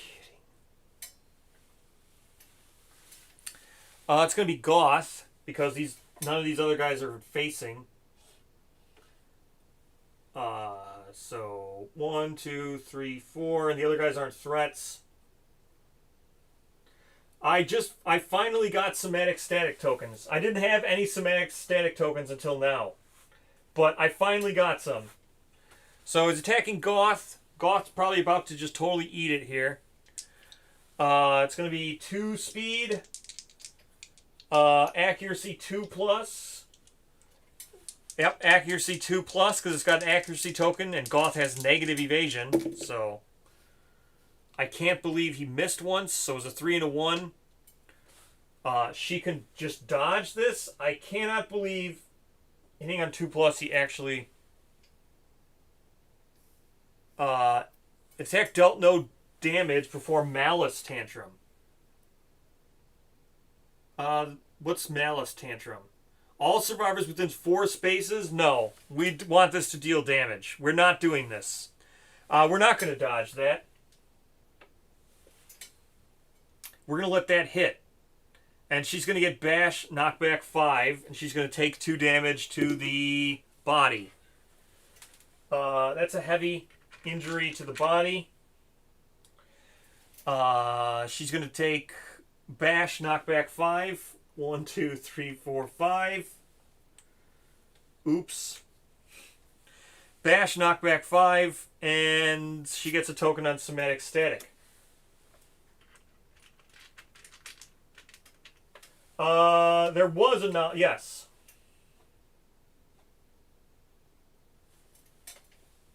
Okay, these two stand. Saw Guy does not stand. Which is fine, though, because we're going to Lantern Halberd. 1, 2, 3... Yeah, so we're going to go 1, 2, 3... Oops. 4, 5. We are actually going to go into the blind spot, even though we have reach. We are literally going to go into the blind spot, even though I have reach, because I need the accuracy, because he's got 2 evasion. So, accuracy comes down to 3+. He's got 2 evasion, so it's a 5+. I need to hit twice with this. Please. Hit none. Fucking great. Fucking fantastic that I hit none. That's really bad. Alright. 1, 2, 3, 4, 5. Gonna go here. This next, I need to wound this. I know this card is really bad. The next AI card I know is really bad. It's gonna kill someone. It's a really, really, really bad AI. Crockbone Hammer needs to hit on 9s because he's got 2 evasion. Nothing. I'm going to encourage the Saw Guy. Spend Survival with the Rawhide Guy. Gets it back. He's encouraged. I have to roll 6+. I rolled 6+ because he's encouraging. Rawhide Guy's selfish. So it does work. 1, 2, 3. He's going to dash to get the saw luck. And then attack from the blind spot. So he's hitting on 6s plus 2. Hitting on 8s. Double perfect hit. I wish this was the guy who had perfect hits, but please no trap because I really need to wound this off. Impervious, super dense. 5 is nothing. 3, 4, 5. So I wound on a 5, crit on a 7 here because of the saw. That's a crit. Small arm swings across Pariah's abdomen while your lumbar strings main phantom limb. You and the monster both gain a -1 speed token. So it's a wash for the monster.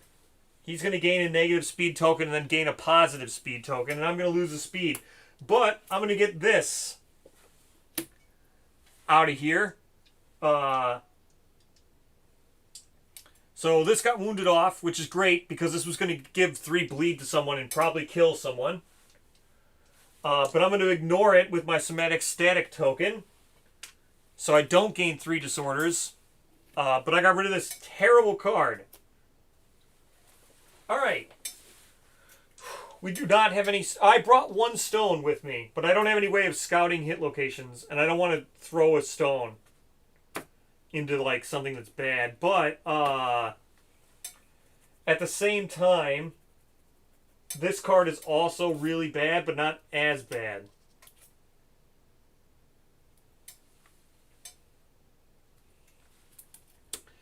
Alright, that's the end of the round. I'm going to encourage Goth.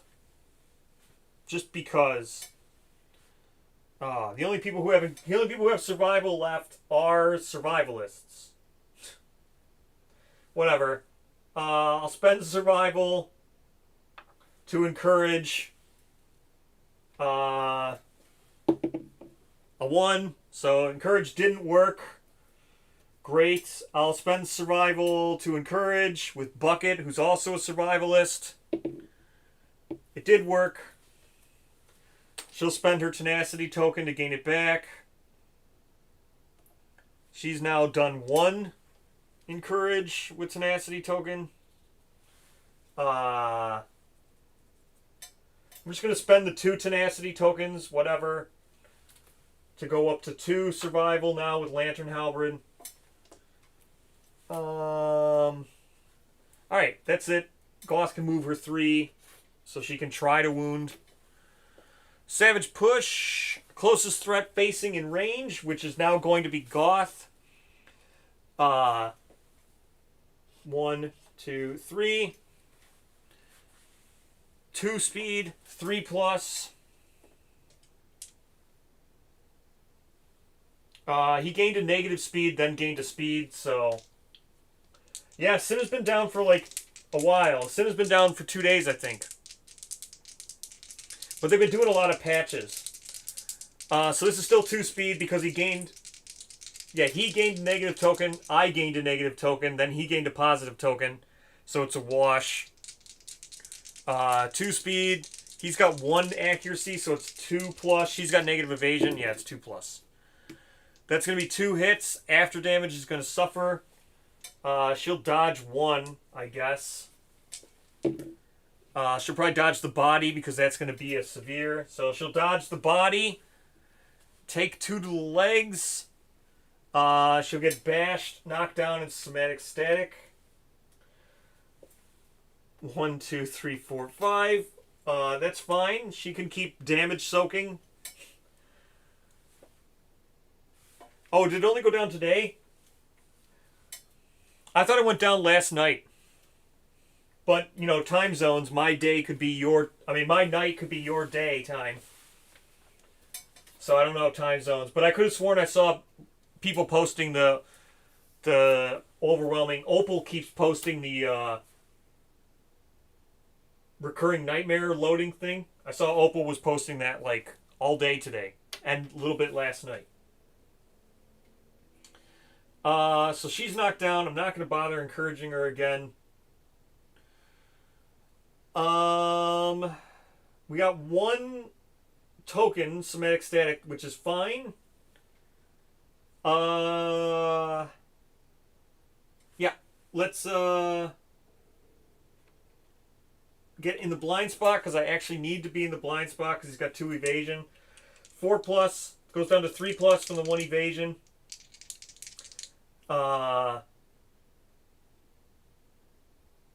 So 3 he gets 2 evasion, so it's 5s again. This doesn't hit, but the 9 does, which isn't a perfect hit. I wish it was. Please don't be the trap. It's not the trap. Failure 9. That's on a 2 plus. 6. That's a wound, not a failure. Get rid of this card. Suffer 1 damage to the body location that ignores armor. I don't care. I'm going to just discard the somatic static token because it's the last one. Just need to do a wound now. Don't need to worry about somatic static tokens. So let's go 1, 2, 3. Try to hit with the Saw's got 1 speed, hitting on 8s. No. 2 speed hitting on 9s. No. 2 speed hitting on 9s. Hey, got 1 finally.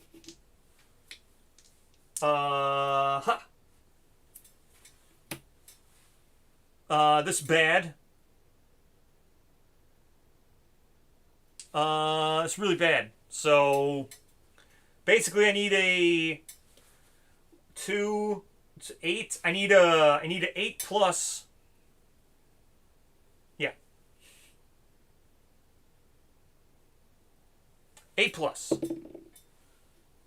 No, let me recount that. So I got 2 strength.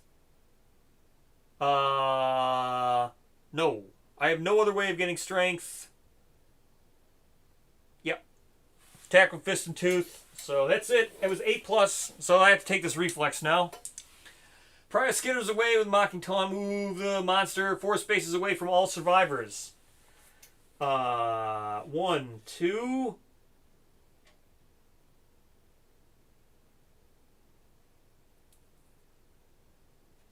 3, 4, I think is what it's going to be.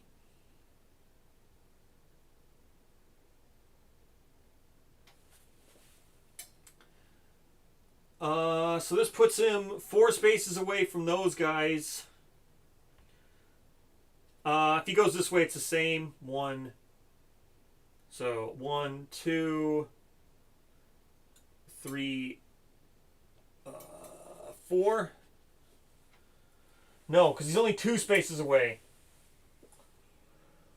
It's the end of the fight. I'm on the last wound. That's not putting him far away from all survivors.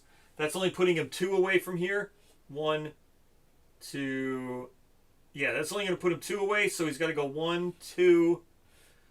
So that's the farthest he can get away from all survivors. He could go up as well. That's it. All right.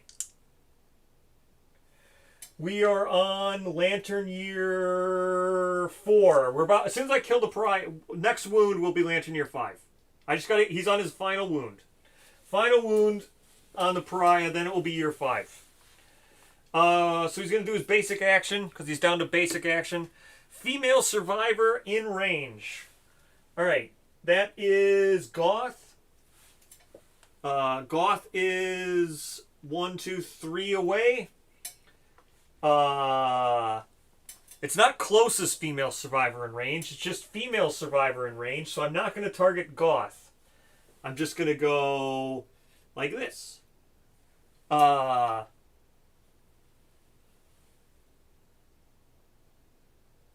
Yeah, we get the Lantern Halberd girl. 1.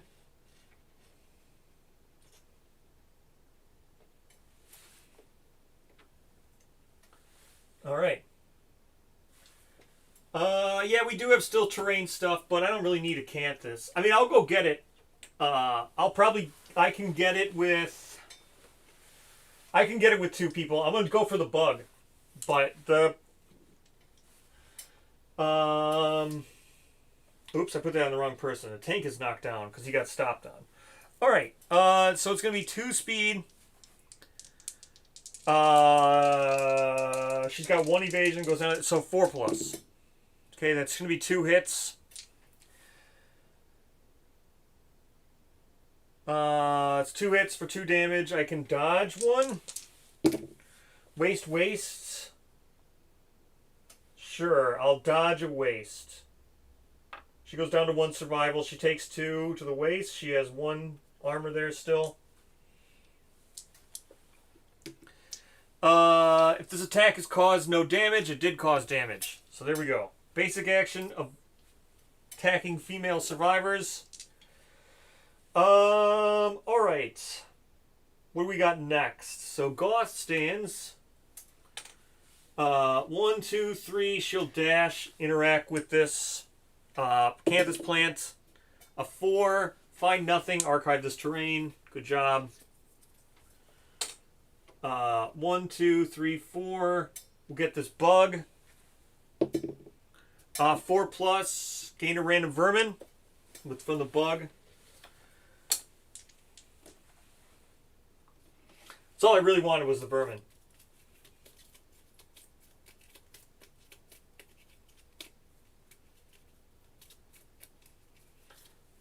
Crab spider, awesome. Lantern Halberd girl, please. She'll move here and attack. So Lantern Halberd could kill him. Please, let me switch dice. We'll use some Squire dice. He's got, again, so 4+, 2 evasions, gonna be 6+. 1 hit, that's all that matters. Don't be the trap. Don't be the trap. Not the trap. Wounding on a 2+. Got the 2. Doesn't matter anything else after that. Reflex doesn't trigger. He's donezo. That was wild. That was wild. All right. He's donezo. So that's good enough for me. We got some crazy stuff to do with stuff, Goth and stuff. But let me do all this. Hunt XP. Hunt XP. Or I guess I should look to see if we get Hunt XP before I start filling it in. Alright, let's see what the rewards are. Before I just start filling in Hunt XP. Showdown, Pariah. +1 Hunt XP, +1 weapon proficiency. It's a shame that, like, none of the Nemesis do the weapon proficiency specializations anymore. Like, why couldn't he be whip or, like, something? Whip or dagger? Whip or fist and tooth? I wonder why they dropped that. I wonder why they just decided that, hey, we'll do it for the old Nemesis, but who the hell cares? So, Pariah, Hunt XP, we get that. Rewards. Squeeze dry the last drop of empathy. The hollow survivors shamble back to the settlement. Oops. I meant to leave that there. Spirited monster lies catatonic in the settlement center, inviting pity. The settlement exerts itself to comfort the Pariah. Gain 2 for each survivor killed this showdown. Well, no one was killed. Okay. Okay.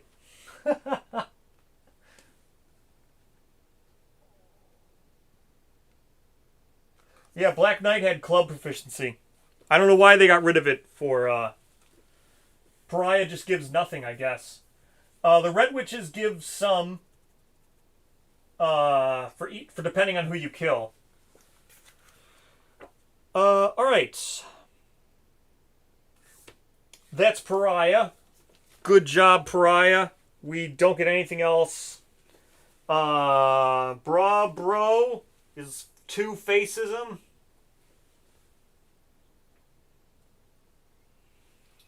Goth is going to rank up. Goth is going to give everybody a shitty time. But, fun stuff.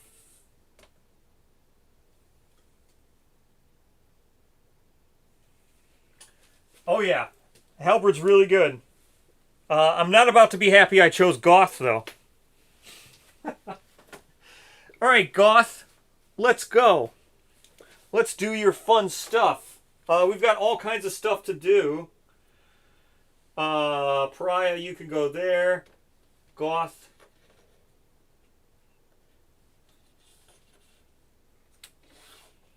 Let's get our endeavors here. I think we got like so many tinkerers. There's 2. Or there's 1 tinker. Bucket is not a tinker. Bro is a tinker. Who else are tinkers?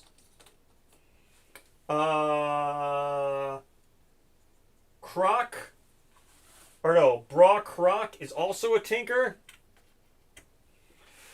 This giving out understanding is kind of crazy. You are not a tinker.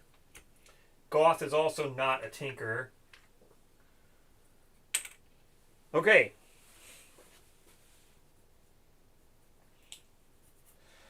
What are we doing now? Oh, this is gonna be hell. This is gonna be absolute hell.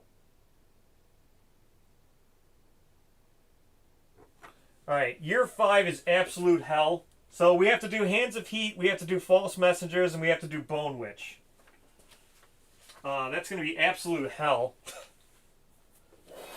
Hands of Heat, False Messengers, and Bone Witch, plus another settlement event, too, on top of that.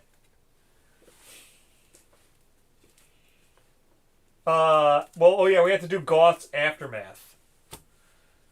Goth, where you at? Goth, Goth, Goth.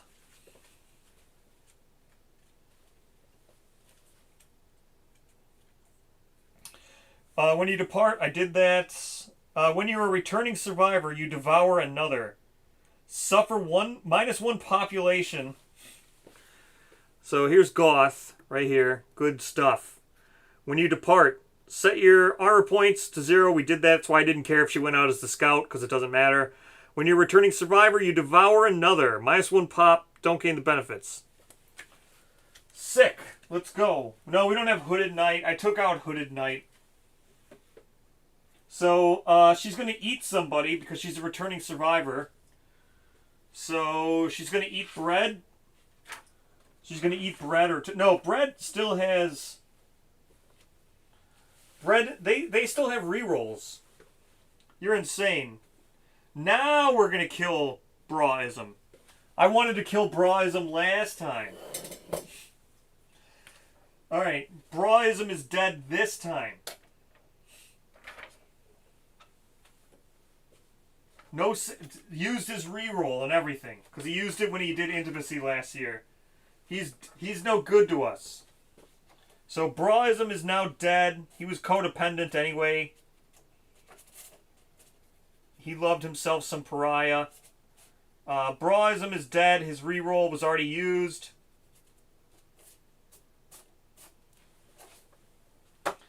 Nah, we don't need Protect the Young.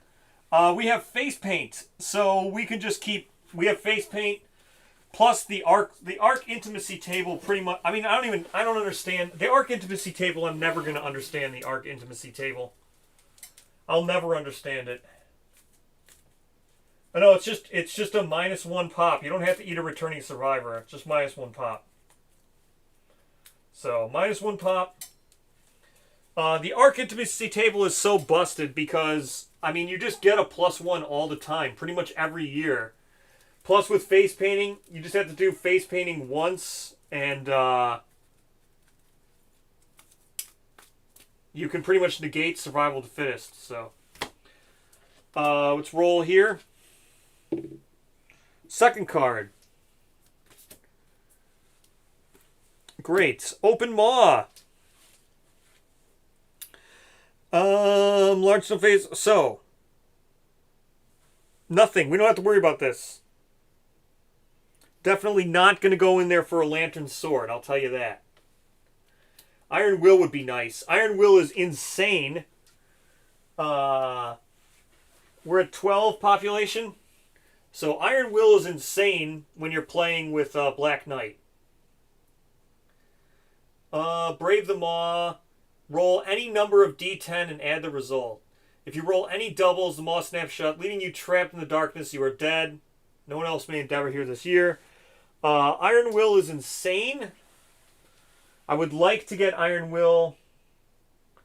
Iron Will is insane. It's pretty much a guaranteed win against Black Knight if you have someone with Iron Will. They can't be knocked down.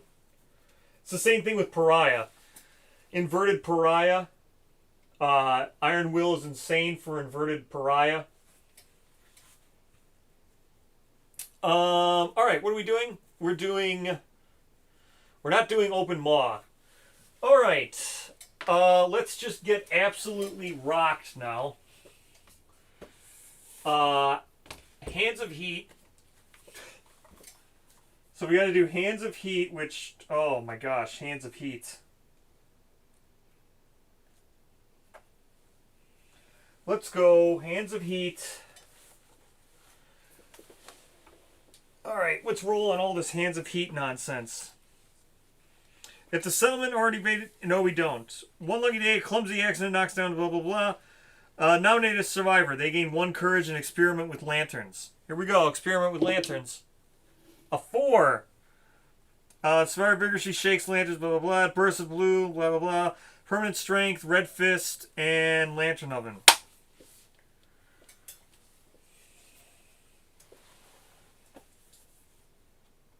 No, I think I rolled good enough.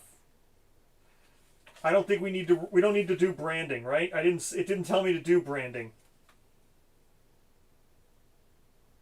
Yeah. I rolled good enough. We don't have to do branding.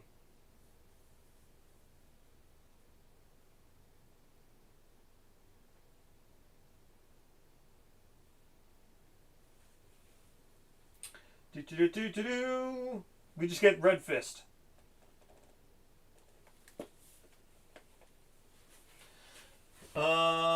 Oops. What was it? I forgot to nominate a survivor. I guess we do Bucket. Because Deno's here, right? Deno, should we make Bucket our, just absolutely insane girl with Red Fist? Bucket is Deno's like bestie.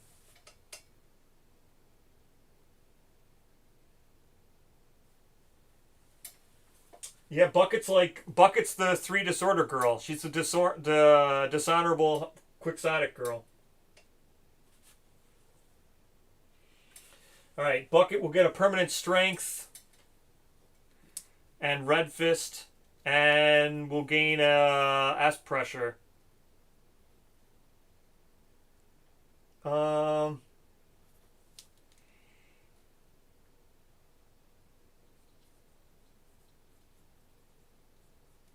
And she has Red Fist.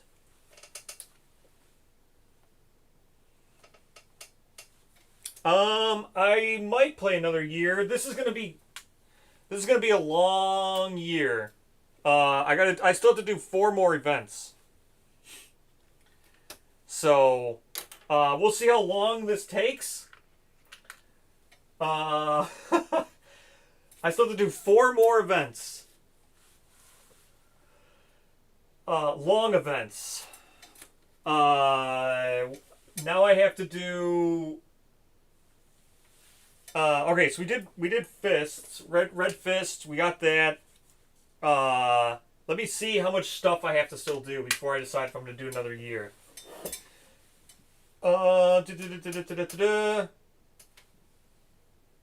Yeah. So before we go into all the other CC and all that stuff, I still got to do another event. Where's my timeline? False messengers. Oh no. I have to do false messengers.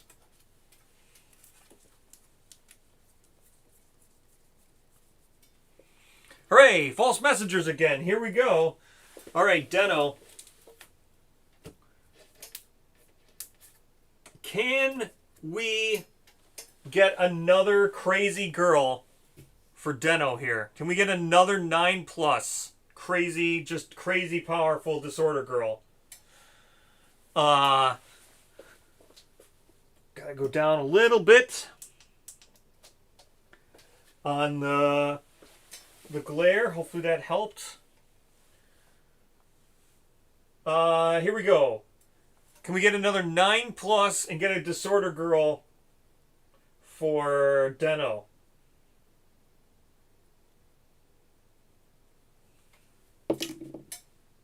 Six. I thought it was a 9, but it's a 6.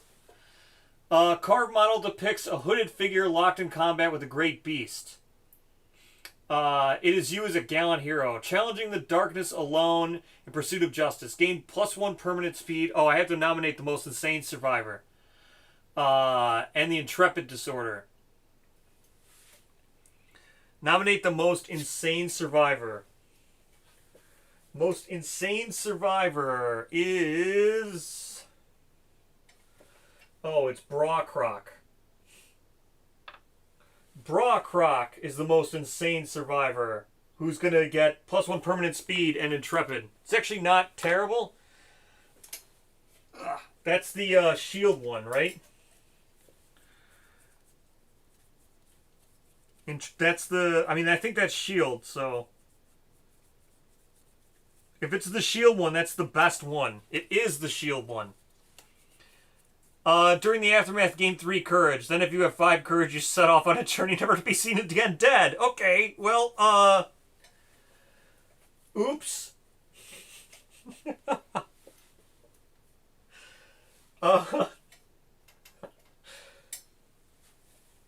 Oops. I mean, he was a good guy. Poor Brockrock. He can only go out on one more hunt. Is it even worth sending him out on one more hunt? Oh no, Brockrock's Corpalila. He's done. Well, we're done. He's done.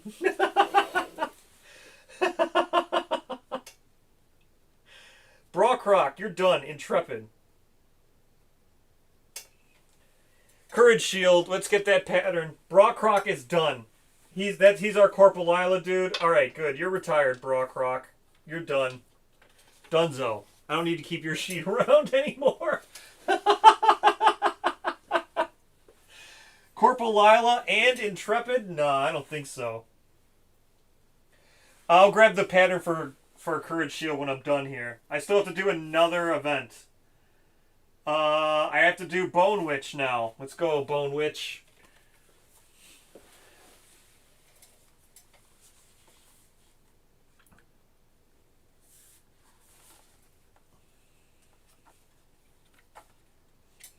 Crush and Devour. Ging. Bone Witch. All non-deaf returning survivors. Oh no, it's more returning survivor stuff. Come here, Brockrock. I'm not done with you. So he goes up. He gains. Oh my god. Okay. All non-deaf survivors gain 3 insanity. He's gonna go up to 13. Brawl Bros to 7. Buckets at 11. 7 for Brawford. Goth, what are you at? Goth is going to be at 8. Alright. The most insane, okay, that's Brockrock. Most insane, it goes to Bone Witch. Otherwise, during the settlement's phase, any swimmer may endeavor Bone Witch.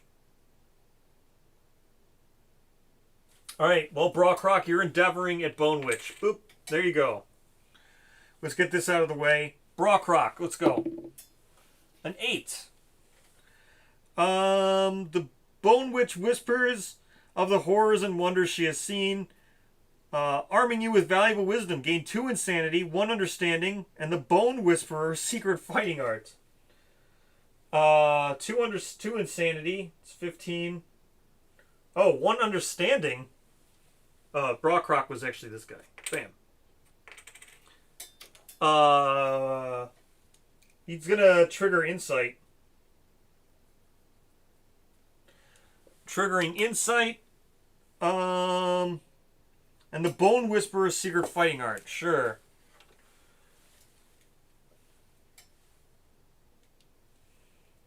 Bone Witch. And he's gonna gain a torment. And what does he get to do now? That's it. He's still donezo to me. Alright, is that it? No. We have to do Goth now. Let's do Goth rank 1. Introduction, Goth, here we go. Alright, Goth, where you at? If only I could fill my heart. Oh, poor Goth. While constructing the settlement's latest innovation, I need to do insight for what's his name too. An accident leaves the survivor imperable. The gory mess reminds Goth of her own sinister wound, pulsing painfully under her garments. She is branded for doom to doom others. Roll 1d10 and add 3 disposition? Sure. A 7? 7. Goth tends to the wounded survivor with a quick stitching. Nominate another survivor to erase a permanent injury of their choice. I don't have anybody with permanent injuries. She's going to go up to 4 disposition. Racked with forbidden pangs of hunger, she rushes off after her administrations. If the settlement has cannibalized, she doesn't. She submits to her urges, devouring another survivor and gaining a permanent strength. Suffer -1 pop. Do not gain the benefits of your death principle. Otherwise, she stews in hunger, losing 110 survival. Sure, whatever. So she lost all of her survival. She gains another disposition. She goes up to 4 disposition.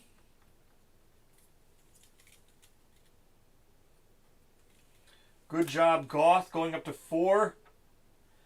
Yeah, we get a new... Oh, man, there's a lot of seed patterns I gotta draw.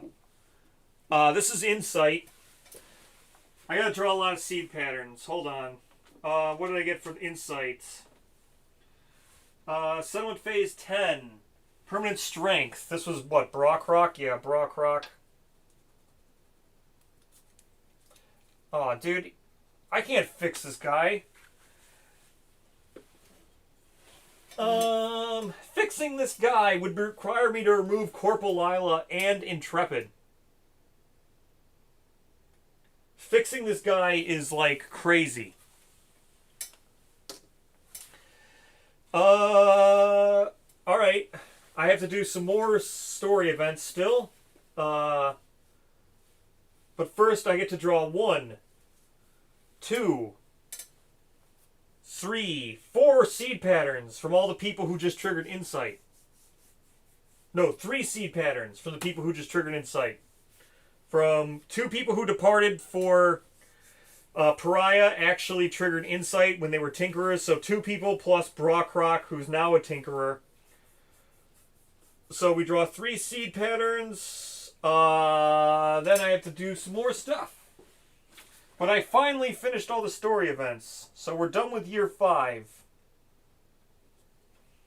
That's the end of year 5. Draw 3 seed patterns. Seed patterns, we draw 3 of them.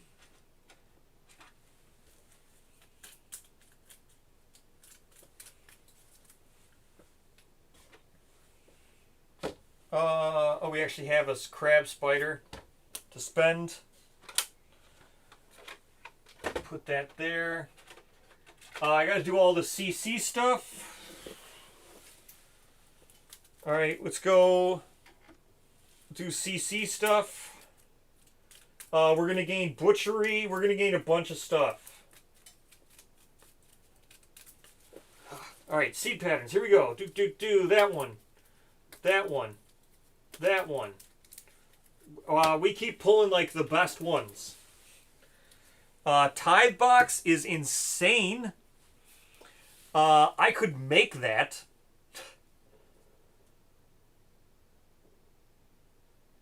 I don't have bloodletting, so I can't make it. But Tithe box is insane. Weaponsmith hammer is pretty good. Not the best though. Refined lantern sword is very good. We could get Willow. We could get Novel Sword here. I kind of want to make a refined lantern sword. But I could run into the maw. Should I run into the maw and get a lantern sword to make a refined lantern sword? That seems insane. I don't even think Deno would do that. Deno, would you run into the open maw to try to get a lantern sword so you could make refined lantern sword?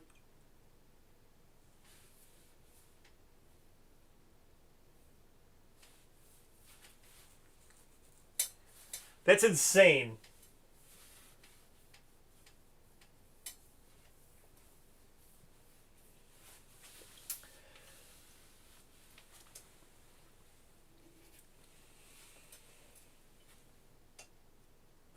The sword's a 30 through a 37 or something. Yeah, I would send the Brick Survivor in there. Because he's still got a reroll, so he could reroll one of his doubles. If I wanted to send him in there.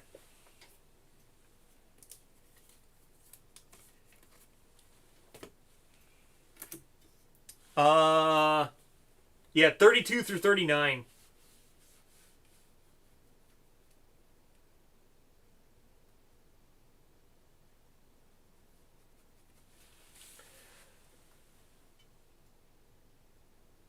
$32 to $39. It's 4 dice. This is a 4 dice roll situation. Probably 5 dice. But to not roll a double is insane. On 5 dice, to not roll a double is insane. 4 dice is probably the best bet. I mean, only if Deno says this is gambling. This seems insane to me. 5 dice? Deno, are you insane? Alright, I'll send the Brick Survivor in. He's got a reroll.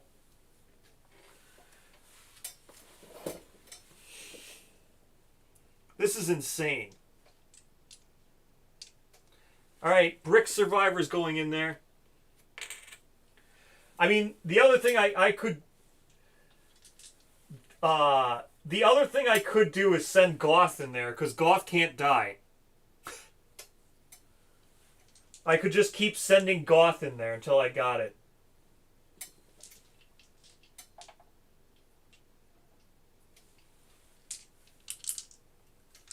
Like, legit, Goth can't die. So, she would just run in there and... Or, wait, hold on. Before I do this, let's do CC. I have to do all the CC, because I could get the forum. Oh no, the forum wouldn't refresh. Alright, we're going to get 5 and 6 here. That's true, the mouth closes if you fail. So here's our 5 and 6. We get Blood Dancer, and we get the forum. This Lanternier, whenever a survivor gains a knowledge from the forum, they gain 1 Lumi. So we're going to get Blood Dancer. So we get forum, we get Blood Dancer. I have to grab all those. We're at 6 CC. We get Butchery at 8. So we have to kill a 2 Croc or a 2 Lope. I mean, if we get a Lantern Sword, we could easily kill those things. So I can't refresh the forum. I was going to say I could try to refresh the forum. Alright, Deno. Here we go. 5 dice. And then lifetime reroll it on this bricked guy. Alright, so Brockrock.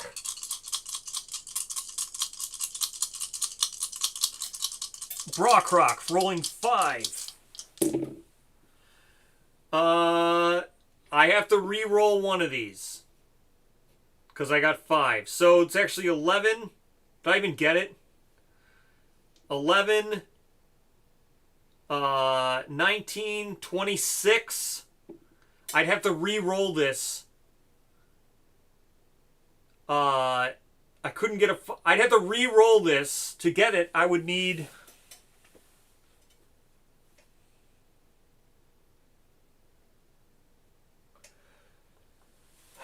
I would have to re-roll the 5 and get a 9 or a 10.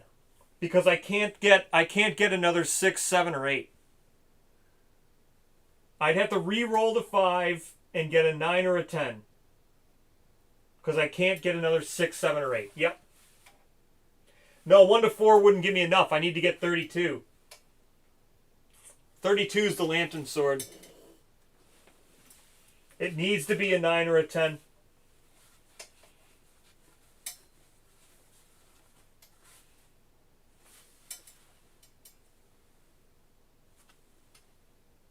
A 4 would be 30. It wouldn't be enough. Alright, so I have to re-roll because the doubles killed me anyway. Here we go. So, have to re-roll. Brockrock has now used his re-roll. And needs 9 or 10. So that was a 3. That should be a 5.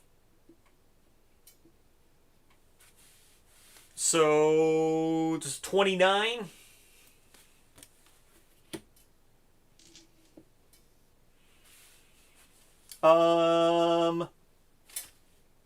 Two random vermin and 2 courage.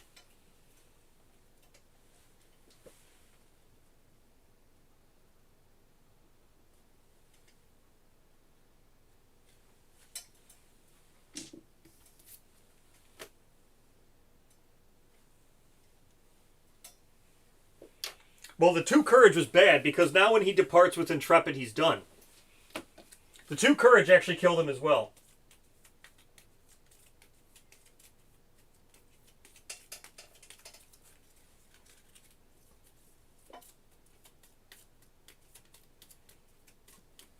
Yeah, the 2 courage kills him as well because he's going to gain 3.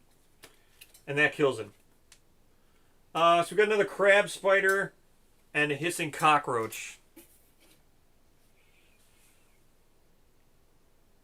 He's actually going to eat the hissing cockroach. Because he has to, because he's insane. So we got a crab spider. He's going to eat the hissing cockroach because he has to, because he's insane. He's going to gain 2 D10. He's going to gain 6 insanity. Putting him up to 21 insanity. He can't fight a Lope now.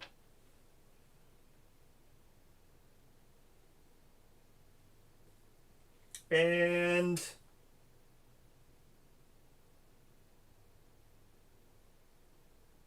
yeah.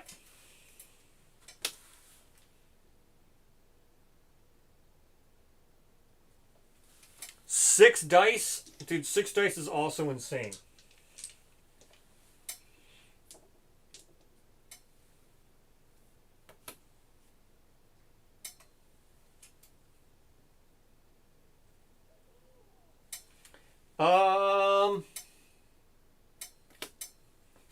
Send him again without his reroll. You probably need the reroll. Yeah, you need the reroll. So send someone else with a reroll. Goth doesn't have a reroll, but Goth would die. If Goth dies, it doesn't matter. See? She loses a disposition, so I don't really want to lose a disposition, but...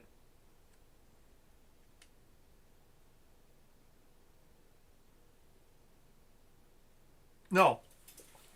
So she doesn't die. Goth cannot be killed. If she would die, she gains 1 understanding and survives. So that'd be it. I can send Goth down there and then not depart with her. So should I just send Goth down there and then not depart with her? Because it resets every lantern year. So I just send Goth, don't depart, reset it next year, and it's fine. She just gains 1 understanding.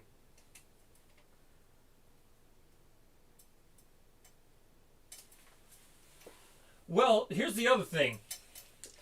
If I send Brawcroc in, he doesn't have a reroll.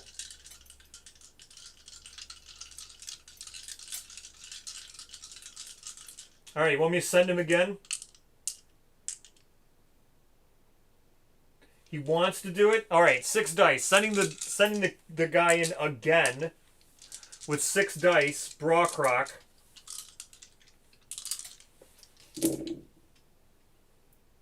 He didn't... oh my gosh, I didn't roll doubles. I didn't roll doubles. 19, 20, 28. He got the same result with 6 dice because I didn't have a reroll.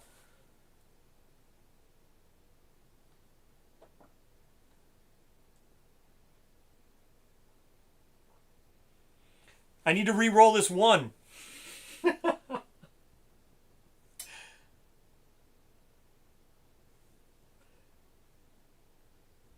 See what happens without a re-roll?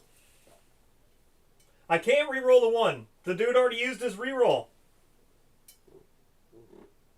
That's why I said I should have sent Goth in. She could have used her re-roll, or I could have just let her die. It wouldn't have mattered.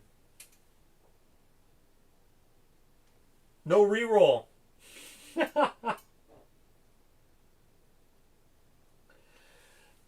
The only thing we could do would be to narratively say that he went there with others, since it is the settlement phase.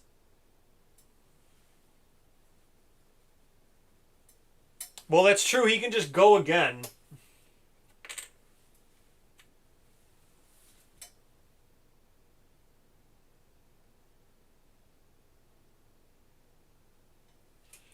Go again? Well, okay, I get 2 more vermin.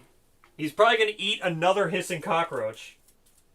He's going to trigger Bold now.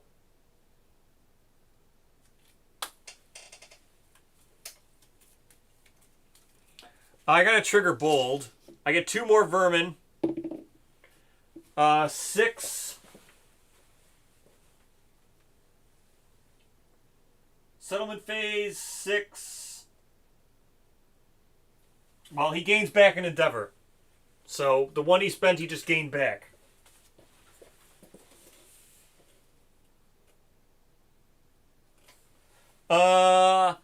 So now he triggered bold. Let's get our 2 vermin.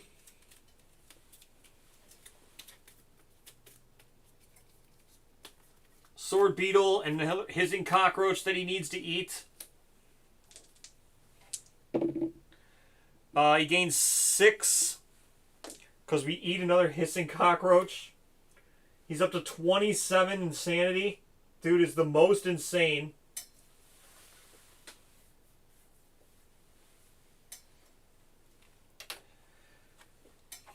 Alright, that's insane. Again? You want me to go in again with 7?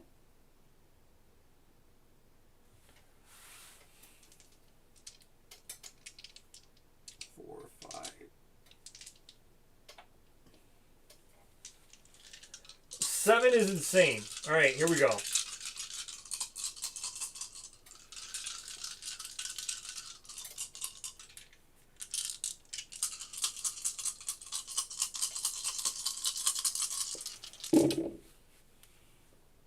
Oh yeah, he is the most dead. He's double dead.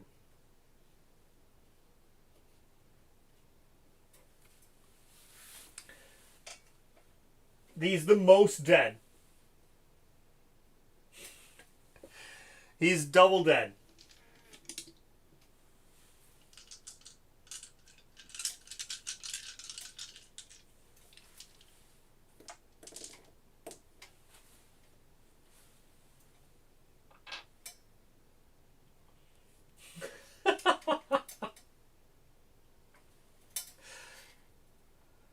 All right, he's the most dead.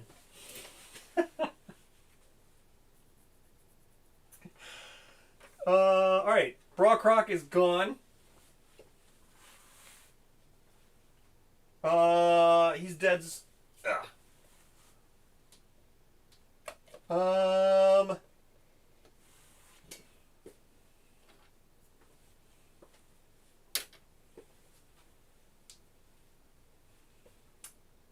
So, what do we do now? All right, Brockrock, you're done.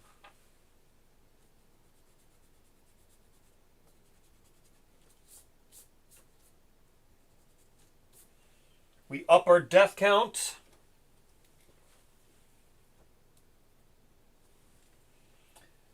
All right, that was insane. Don't know why you guys wanted to do that. All right, now, what are we doing? Well, we have to do a bunch of intimacy. Yeah, we're face painting. So face paint. Where is face paint? Oh yeah, we got lantern oven now. So I have to add lantern oven consequences.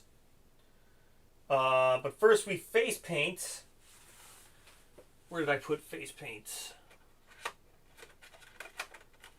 Alright, let me clean up all our new seed patterns.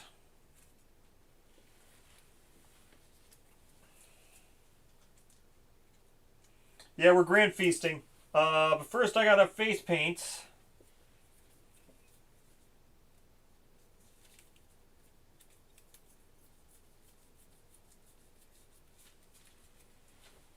Wherever I put face paint.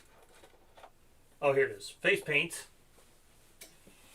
Wait, first I gotta do...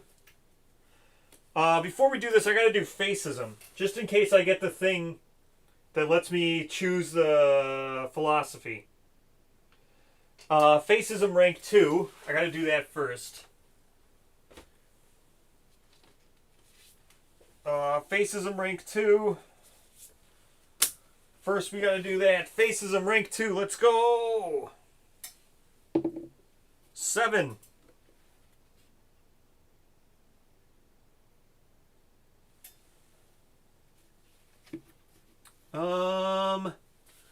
Unyielding. Yep. Builder expression. Gain unyielding.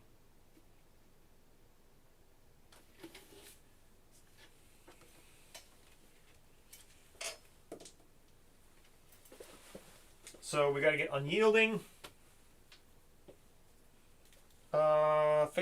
Faces him, dude. Unyielding.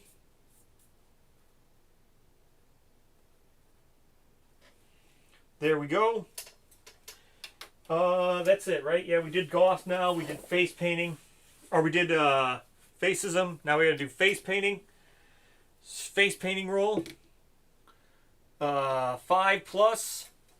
Plus 1 to intimacy. There we go. So we're getting plus 2 to intimacy rolls.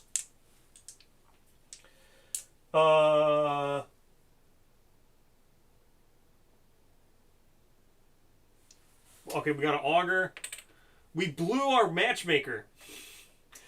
The dude, you know, the guy who ran in there, he got 2 courage twice. He got bold, became a matchmaker, and then we rolled 7 dice. I could have used him as a matchmaker. That was a mistake. Should have used him as a matchmaker before sending him in there. Oh well. Now we auger with bucket. Do we auger with bucket? Yeah. 6 becomes a 7? No, right? You need 7 plus? Or is it 8 plus? 6 becomes a 7. I think you need 8, right? Auger is 8. Ugh.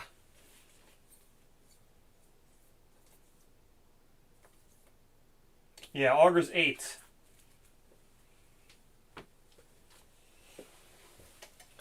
All right, next. 9. That's 1 intimacy. It's a 3. We have to ditch sword beetle. You're gone.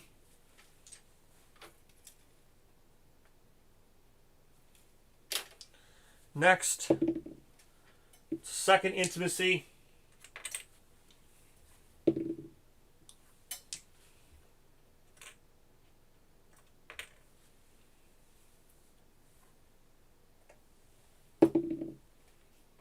Third intimacy.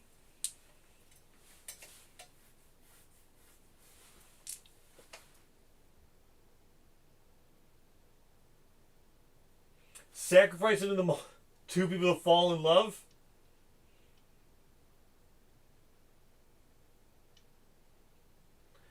Is that what it was?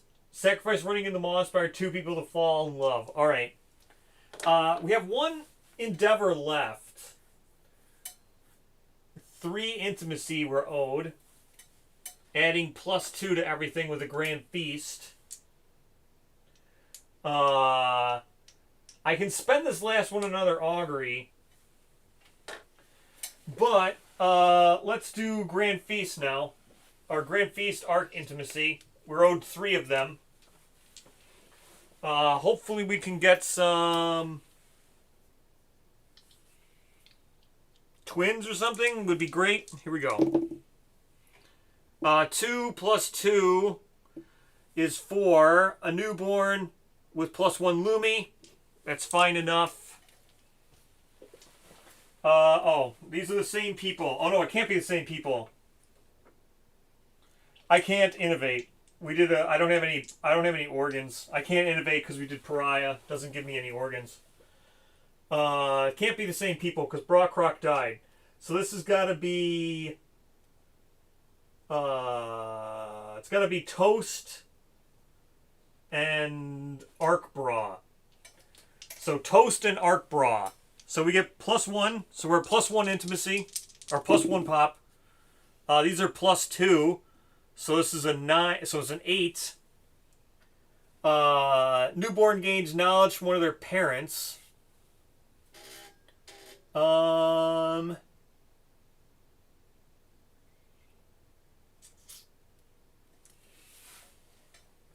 no, it isn't Toast. Toast was the person who was just born. The only reason why they're there is... So it should be... Who was it I erased? Oh, that was where aluminum was. So it shouldn't be Toast. It should be Barbara. Yes. Or Barbro, it should be. Okay, so it's Barbro and bread. Bra, and bread is who this should be. So we got one more intimacy. It's going to be a 7. Same thing. One of their parents' knowledges. So we got 3 people. I guess we just do one more. We do one more intimacy and hope to get something with the Grand Feast. So one more augury. We got an augury. So we do one more with bra, bro, and bread. To a 6. Alright, so we get +4 pop. And 3 of them are born with physiognomy. Right? That's the best one I've got. Physiognomy. Indeed it is.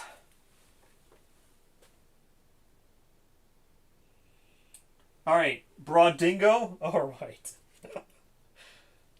Alright. So, Broadingo.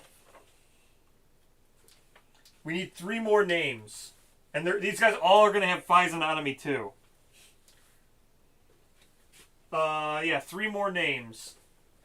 Because I've got 4 intimacy. 1, 2, 3, 4, 5, 6, 7, 8, 9, 10, 11. Oh, we're going to hit 15. This will put us at 15 pop, too. So, Broadingo.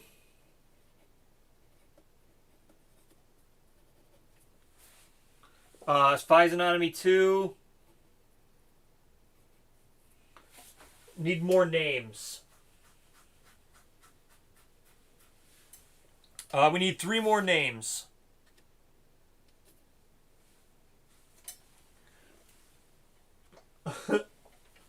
Brabraham. Okay.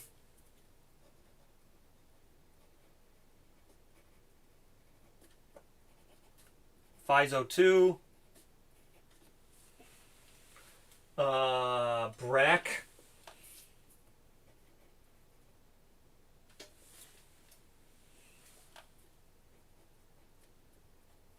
Physo 2. One more. And we got to do Accept Darkness here.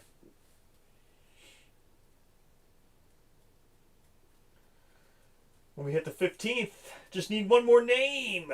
One more name and we'll get 15 pop.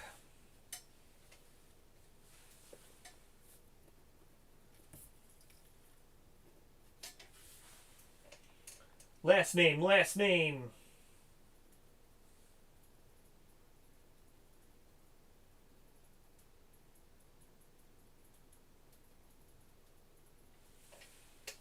Roger. Roger the Legend, okay. He gets the full thing. Gets the full treatment. Roger the Legend. Gets the... Brock Kelly. That's hilarious. But Roger the Legend made it. So we're at 15 pop. Gotta do my thingy. What'd I say? What's 15 pop? Someone's gonna gain Blood Dancer too. Don't know who it's gonna be, but it's gonna be someone. What's the last thing we need? Crimson Falls.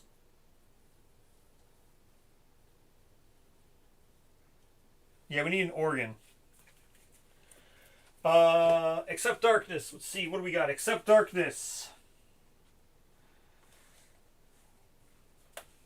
Principal New Life. Principal Society.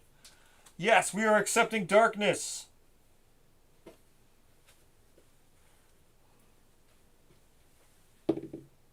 A Lantern 10. Nominate a female survivor. The survivor is heralded as the settlement's leader. They gain Quixotic. Leader and Orator of Death. Those are all regular fighting arts. Leader and Orator of Death. So we won't be gaining those. But we need to... Someone's getting Quixotic. One of these new ones was a female.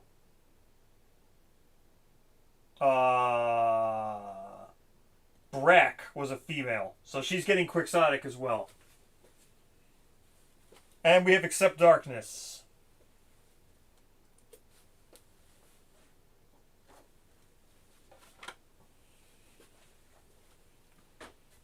Brack. Brack's got Quixotic. There we go. Whew.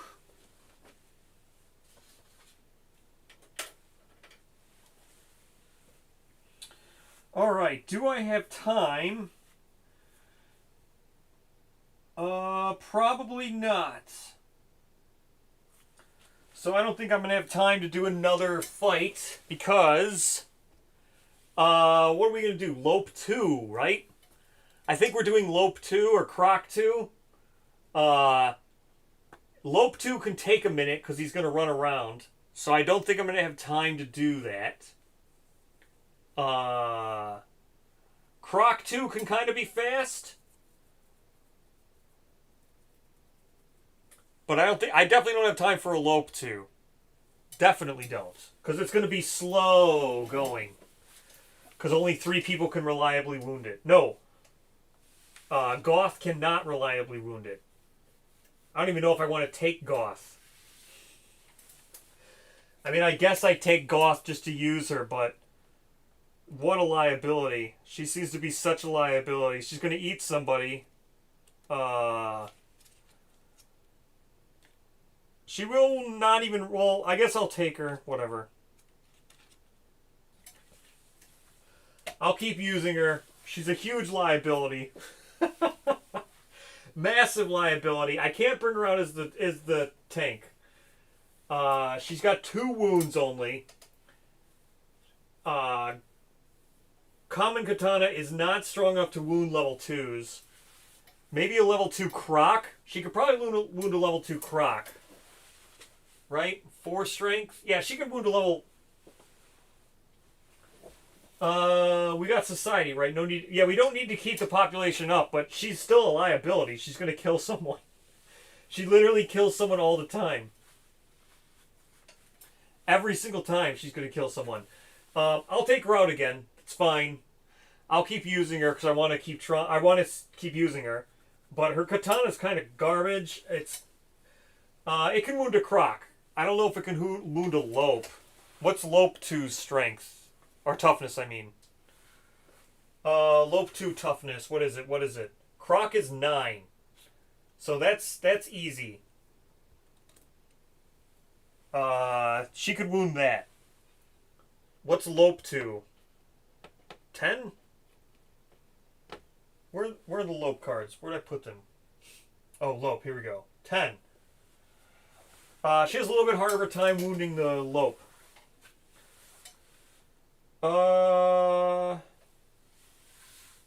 So, I guess I'll do again tomorrow. I guess we do another long stream tomorrow.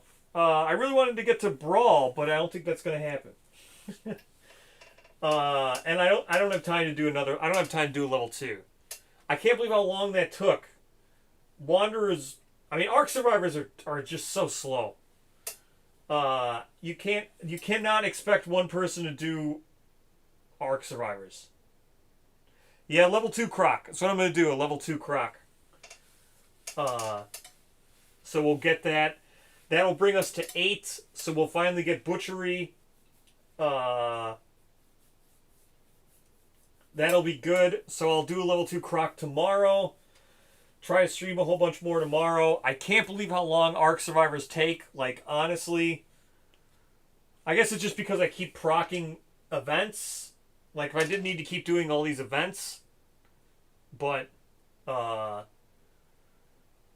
I think maybe now that I got all these story events out, I can finally go faster. But Ark survivors are insane. I don't think you can play this game without Scribe anymore. Like, I don't think you could play this game without Scribe, with Ark survivors by yourself. I think Ark survivors have extended the game's bandwidth to a point where it takes way too long. Uh, I mean, that's someone who's played a bunch of Kingdom Death and knows like every rules. And I'm not gonna get bogged down on rules. Like, I'll make rules mistakes still. Like, no one's perfect, but like, oh my gosh. All right. So tomorrow we'll try to do, if we can get to 3, right? I just need to get to 8 to get to at the gates. I need to get to 9. So I need to do Croc, Lope, and then finally I can get to Brawl. So I gotta do 2 Crocs and 2 Lopes to get to Brawl. Maybe I'll do a Dragon King in there. And that's if Goth. We'll see what happens with Goth. So tomorrow maybe I can do an early morning stream. Maybe. Otherwise it's gonna be the same time. But yeah, it's fun.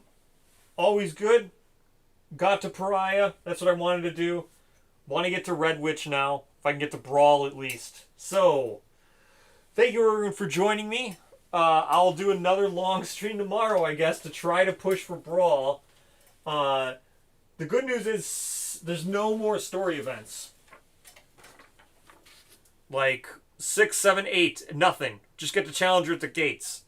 The only reason why I don't have anything on 7 is because I haven't decided on a Node 3 yet. But yeah, I can put the Lantern Halberd on Goth. The thing with Goth is like, look, did you see her katana, Deno? Look at her katana. It cancels all failures. Isn't that insane? Like, I want to be using this. Her katana is so good. This is such a good, like, thing. Cancels all failure reactions during your attack. Isn't that nuts? That's so good.